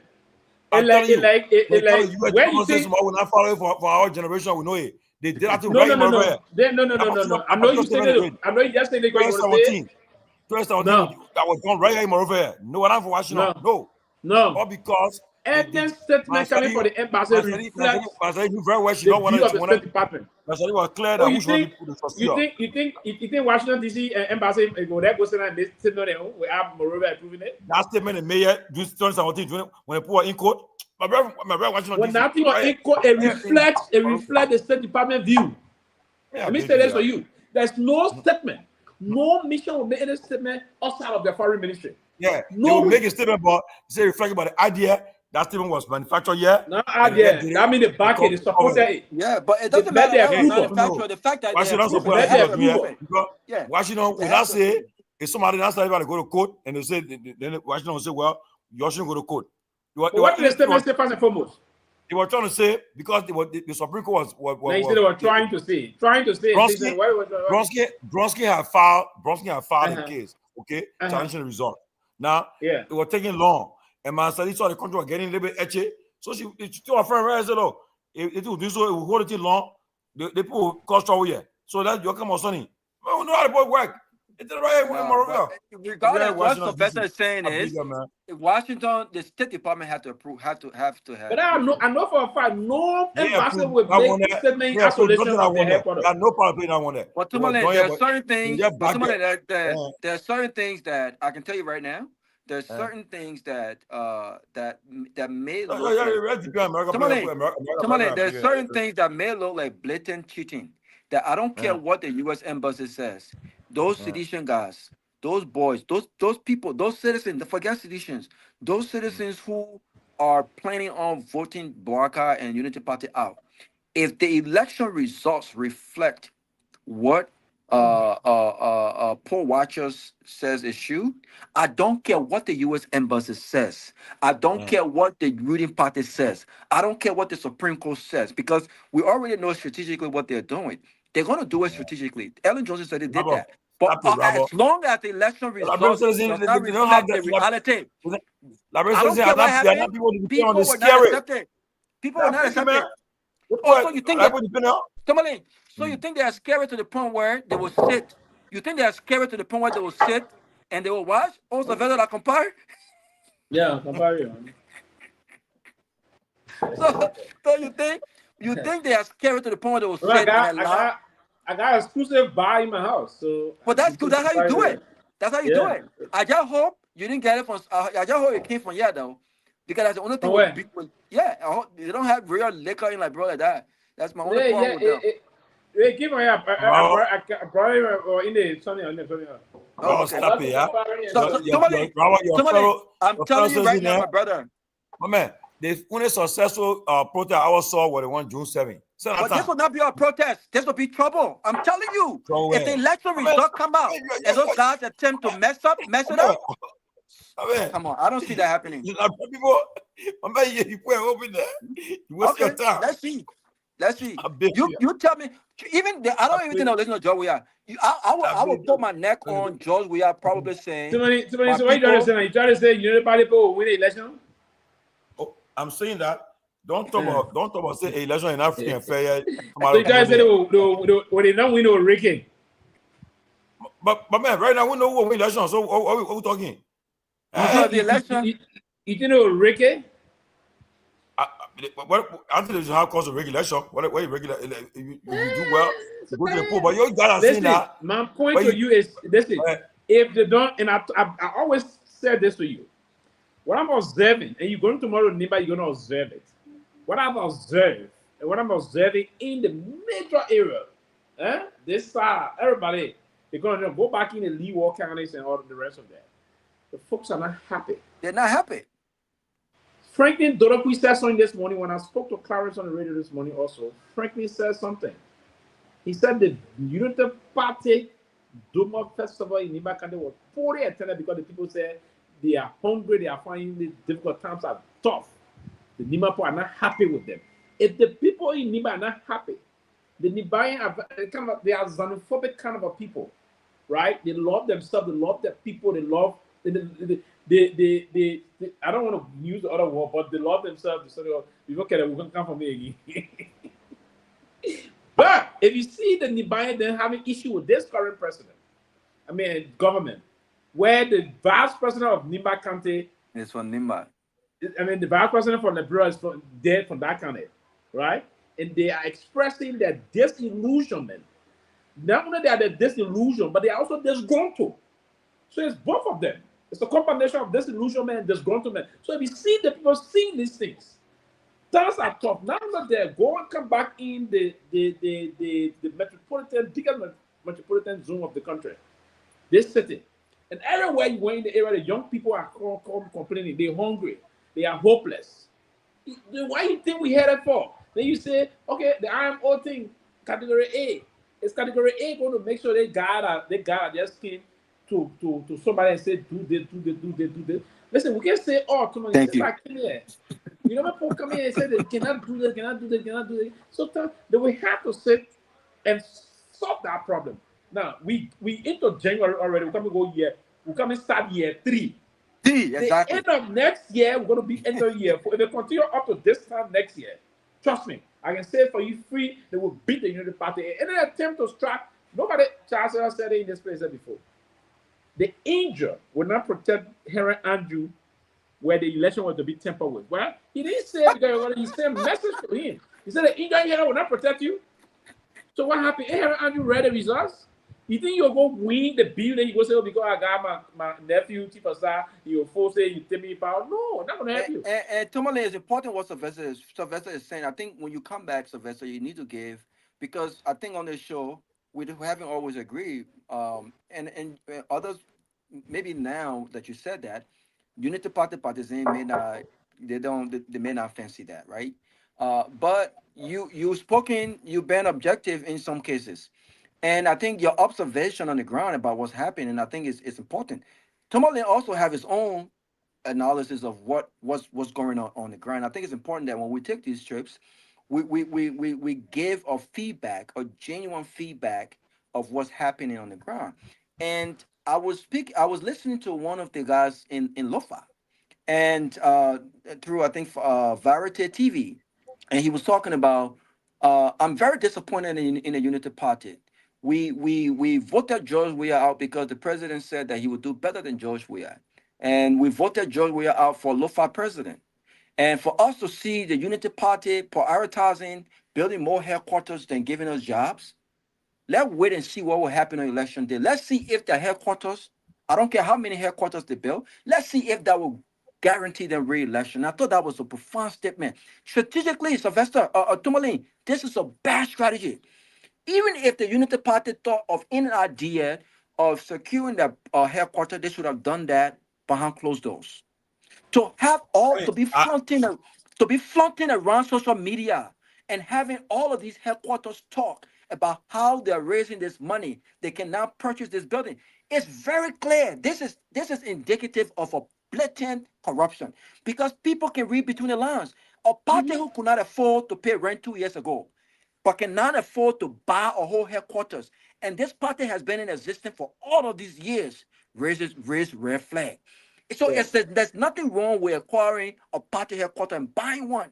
But when your primary job as a ruling party is to provide jobs, to make sure people are not hungry, you can compare yourself with CDC because CDC is in the opposition.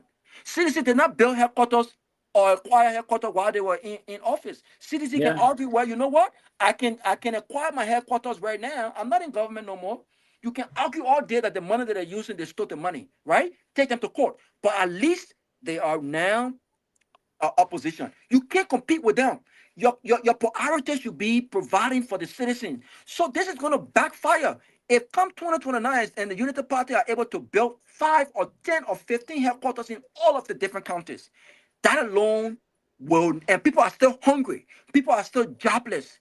They've already lost the election. The opposition don't have to do much because the argument can be simply, when it came to providing food for your family, when it came to making sure your children have quality education, when it came to the issues that matter, the so-called bread and butter issues, the Unity Party chose to build headquarters over your hungriness. And this argument will hold. It will hold. So all the things you're talking about, there's no way they can win election. I don't care how you drop bag of rice down. If the people don't have the money to go and buy a bag of rice, it's still not going to hold. It's not going to hold. But let me, Robert, I agree with you about this headquarters. I don't know who idea is that to sign in my big headquarters across the country, and people knowing that it costs. The question people are asking, why they didn't build headquarters across the country 6 years ago or 12 years ago when they were in power at the time. I think it's a wrong thing to say they build headquarters across the country. I think it's a wrong thing.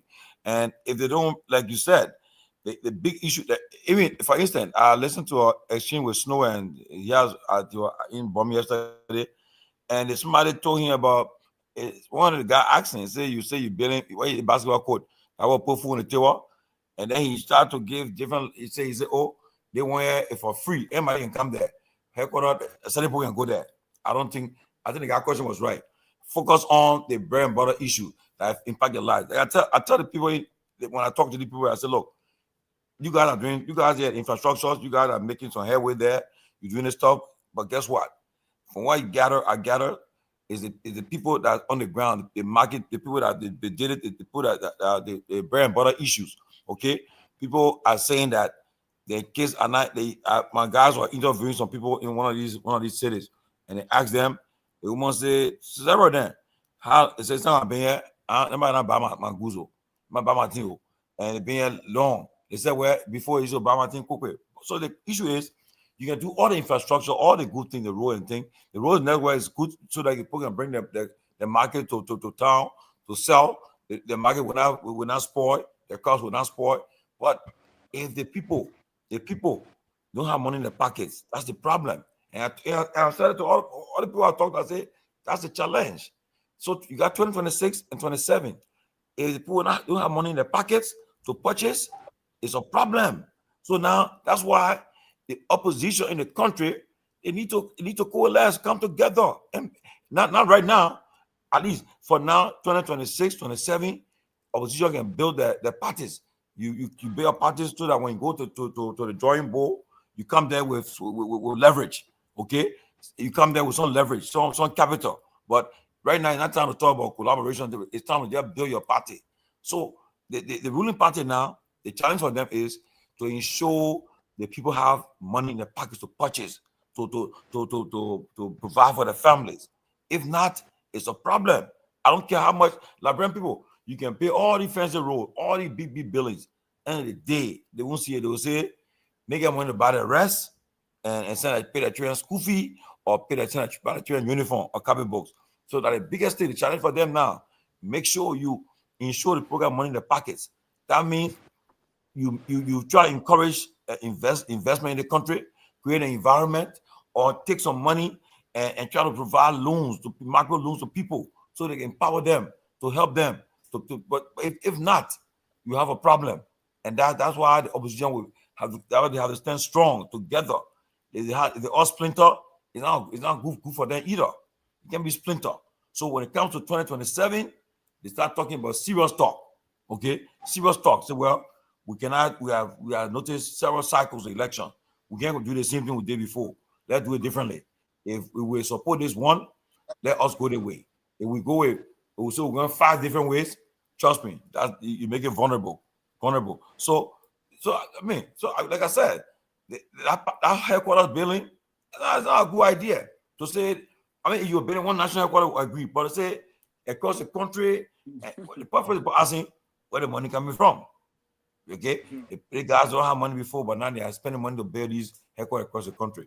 The official headquarters is 2.9 million. What you get 2.9 million? And then you heard your boy. What's his name? LPRC managing director. What's his name? Emotwe. Oh, we have put together our mega resources. Even if you put all your mega resources together, you can't. Where you got $2.9 billion from? And then in addition to that, you're buying lands in all the different kind of. You think people are stupid? It's a bad thing. The guy today. I said, and that's the reason why I said we have to be mindful and that there'll be too much tension in 2029. Too much of it. Because the guys, they believe that they want to do everything to retain power. So that the request of moving and getting all those things, that's what they want to do. And yeah, but money they're going to have it. Maybe the strategy is a year before the election, then they're going to start throwing out the money out there. But it's still not going to work. But Bravo, like the money's not going to help you. A lot going to happen. No, but trust me, no. It's the reason why you see. I will keep on stressing. The opposition cannot be splintered. If you splinter, it makes it you create vulnerability. The reality is that, don't mind you, most of the politicians in the country, most of them are already broke. They get broke fast. Okay, and when they get broke fast, trust me, they will lure them. They will lure them, and then you find yourself, because you can't tell me you get strong resources in certain countries. I agree. I agree. Look at the best bet to go together. Yeah. Look at the immediate past spokesperson of the CDC campaign. I mean, that should be one of the last person going to be close to that time. By this time, we're going to know where the immediate past person that was lambasting the Unity Party campaign, Joseph Boakai. Today, he was just sitting for Boakai yesterday. That's true. Saying he endorsed Boakai for 2029. That would from you, I've not listened to that. I only listened to the introduction there. I turn it off. So he went further. You got to listen to the whole thing. Yeah, they endorsing the old man. Right away. You got to listen to the whole thing. Yes. You know, when you do that now, you're not serious, man, because that's what I said. There's no credibility. There's no credibility. But I think that's part of the reason why the other guy resigned. Yeah. Because the guy said the movement kind of get drafted. He's a sweet talker, my man. Eloquent, you know, when he's talking. Yeah, but Tomalin,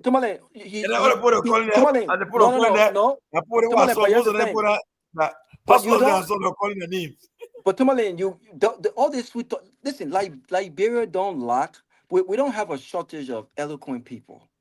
So if you think that I'm eloquent and so it doesn't appease anything, you know what I'm saying? Like maybe a few, ignorant people. But listen, I remember the group of them were there from Bomi, Kema, was there endorsing, leaving the party endorsing, and that's a trend they always do. Then when they kind of power now, I don't want to say now he DC again, he joining different party now.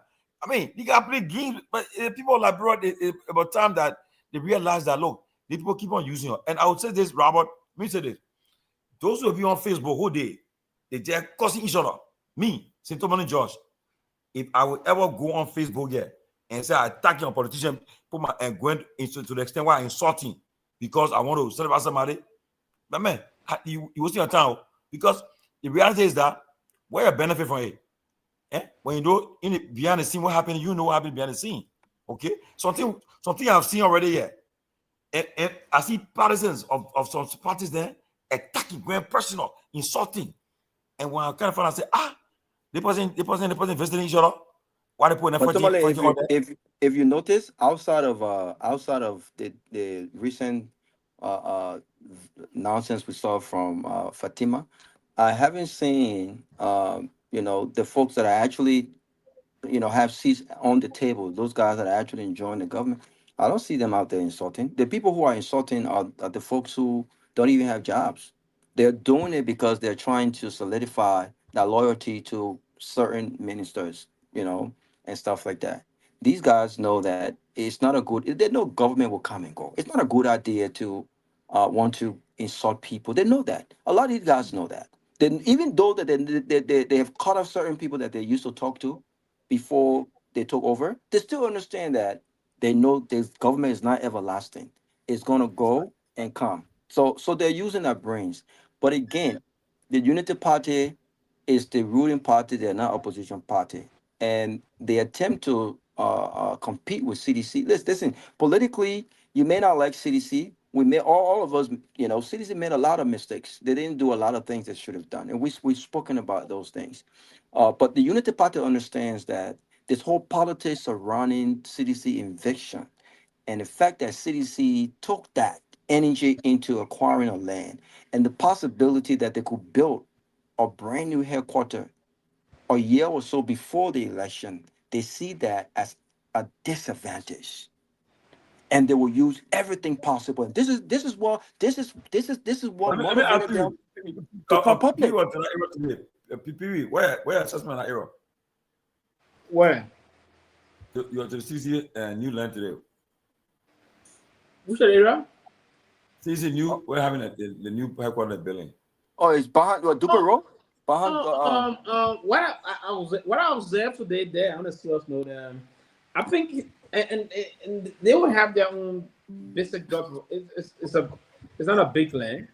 On a serious note, I will say this to you: it's not as massive as where they used to lease, but the fact that there's this wherewithal and the way to do it, if you will, let me put it that way, that the party will, because you listen, pushing them out of where they leased for almost 20 years. I was wrong. That was wrong. It was politically motivated, right? It has some motivation politically, and so they have no means to do anything. The ruling established, you know what the issue of government is. So for them to move quickly and do that, that's the beginning of a rallying call and re-amalgamating the forces of the mass of the party to do a lot of things. So that's what they're doing. So I think we should commend them. I believe they projected a time frame of 1 year to complete this. And I think it's gone 1 month since they did the groundbreaking. So we look forward to seeing some things that are going to unfold to many. They started the construction there. Oh yes, the groundbreaking. They won the groundbreaking. I think they are moving on to a lot of movement of equipments and mobilizing resources and manpower and all those things. So I think they are well on course in terms of what they're committed to do. In terms of the space, though, I think if you look at it's a prime view. If you look at the structure, though, I don't think they intend. Maybe they intend to build a few office spaces, but I think when you look to when you did the groundbreaking, to where partisans normally gather for political rallies, I think they're going to leave a lot of space in the fans for political gathering, and they're going to have that little structure based on what we saw, the drawing of what is anticipated. They're gonna build like a little small structure just for offices and stuff like that. But if they did that, you would still have a lot of space, Tomalin, for partisans to gather in numbers, whenever they're having political rallies and stuff like that. But the Unity Party should focus on creating jobs. I think this whole party thing, I think it's a bad idea, but they think it's a winning strategy because the biggest gamble for them now is, I would say that I've settled that the biggest gamble the people do not have money in their pockets to some jobs, you're in trouble. So you got 26 and 27 to make it happen. They come 26, 27, the people majority of the population are still jobless. That's not a good sign for you. Not a good sign, because you find electoral history. You got to make sure the people are empower the people. If they're not economically empowered, forget you in trouble.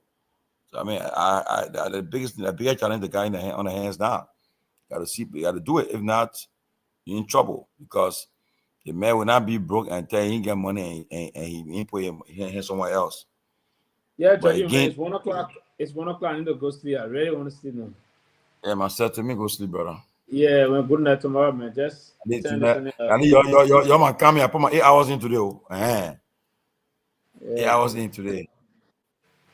But man, we need to talk briefly if anything before you sleep. Your voice went down now. I mean, I'm not expecting you. Why you not show up? I'm not expecting you. Made a put still long waiting for you and you not show up.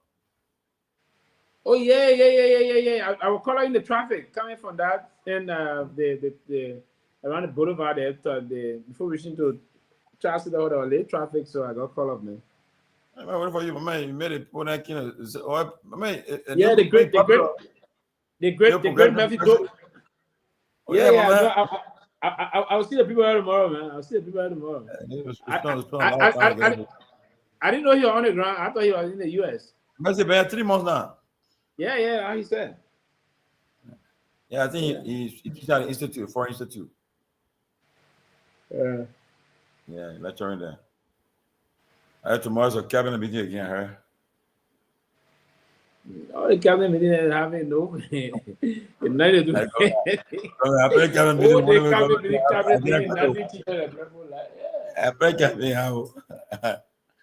you have all your cabinet meeting and nothing teaching and nothing. Go hold it, talk with it. Oh, yeah, let's do the agenda, nothing happening. So how's the security in LRB moving around? I'm not talking about Tomalin because Tomalin is so how's the security like moving around after a certain time? No, it's quiet on a certain note. Normally they will tell you face that area that you have to be mindful, you don't venture in the night, you don't have nobody with you or so to protect you on that. The boys will check your phone, they will do this, they will do that. But in terms of the armed robbery thing is significantly dropped. You had a year about armed robbers. I had it on next first thing. By 8 o'clock, you had a year of that. Yeah. Tomalin, what? I can hang with y'all. 8 o'clock you home? I don't be coming home until 2-3 o'clock in the morning, man. Not every day, but I can't. I'm not coming home. Yeah, don't get me wrong now. For instance, once in a while, I will go to maybe Calabar, watch the people there small, but then when you go there, around there were there. People don't say what there. They put your color on the last speaker. They play jam pack. They calling the whole. I said, what? They're trying to make us spend more money. No, but my man, the idea you call out on the main program looking for honor. I said, what's this? Bad is it? Bad you. Then you go what it was that owe you, my man. I probably say no. Maybe give a player. Anything my man. B2 pack, and then they don't sell hookah. So have you guys been to locations where they're still selling shisha? Where you got shisha? Hookah. I haven't seen anything. You know I think the ban is. Honestly, people, I see somebody doing that. I don't pay attention to that because I don't do nothing smoke, so I don't really pay attention to that. Yeah, I haven't seen it. I haven't seen it. No matter where you should be, so you see it visible, you don't see it now. Maybe they will be carrying it on the ground for them people high and smoking. Right. Yeah, maybe. But since the government I go places, I drink my Guinness, Madam Bravo, my Guinness, I drink my Guinness, I'm 2-3 bottle, I'm set. I'm fine, yeah. Then when I know that as I drink water now. Oh, you go. You guys enjoy, man. I was supposed to be in Ghana next week, but I had to push my trip back because I got a lot of stuff to do here. Now it's time for the time for the December about to arrive now. They're arriving now. They're arriving. Because the thing about them, let me tell you something about them, right? One leg.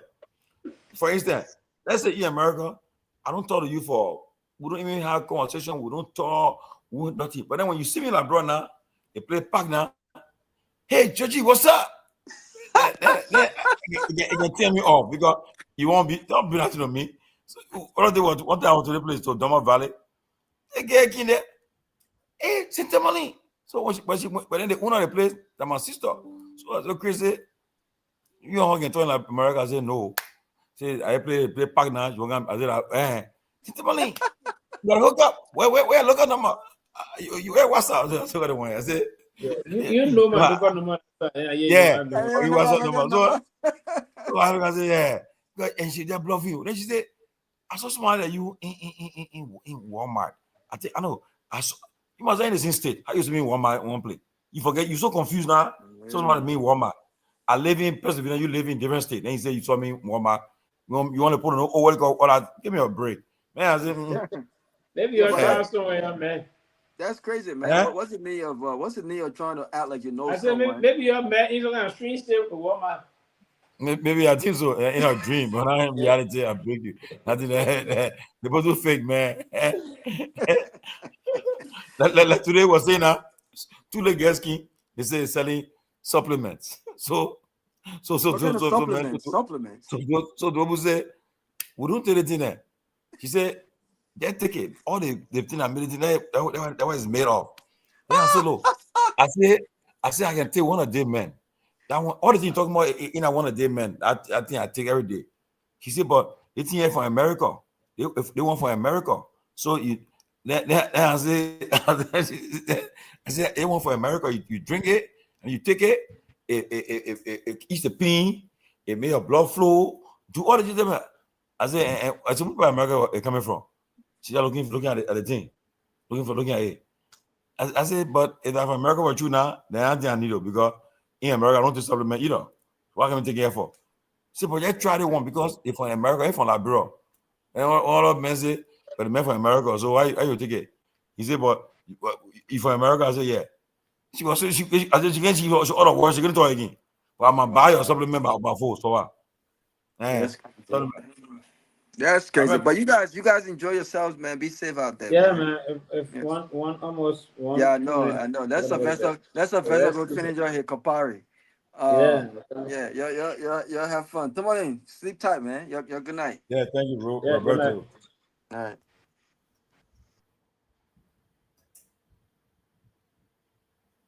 Thank you. Oh no. How do I call it now? Oh. How do I call it show? Oh.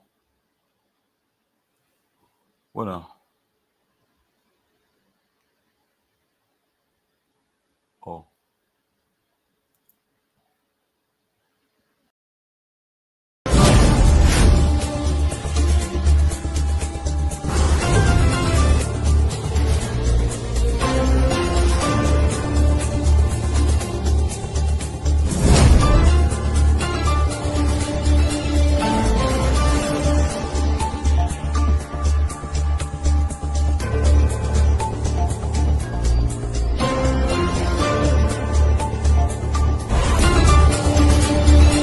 But did you hear the press conference of Seleke Kromah, the IG? He did say that this is a highly political case, did he not? So you don't take the partisan's word for it, you take the IG's word for it. We elect on 85 irresponsible men what happened to our country. We elect on 85 irresponsible men to govern this country, not to be very irresponsible. Please place your left hand on the Bible being held by your wife, and you will kindly raise your right hand, sir, and repeat after me. All standing, please. I, Joseph Newman Boyka Sr.,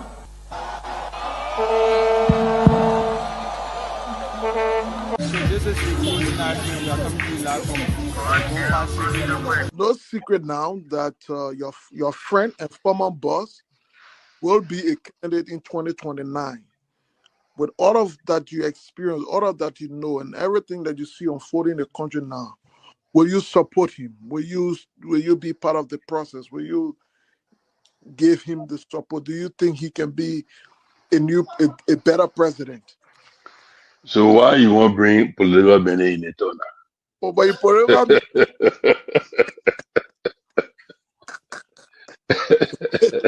you're political man, before you go out, very active. I plead the fifth again. Okay. When 2029 come and pass, then you finally leave. Mission is completed.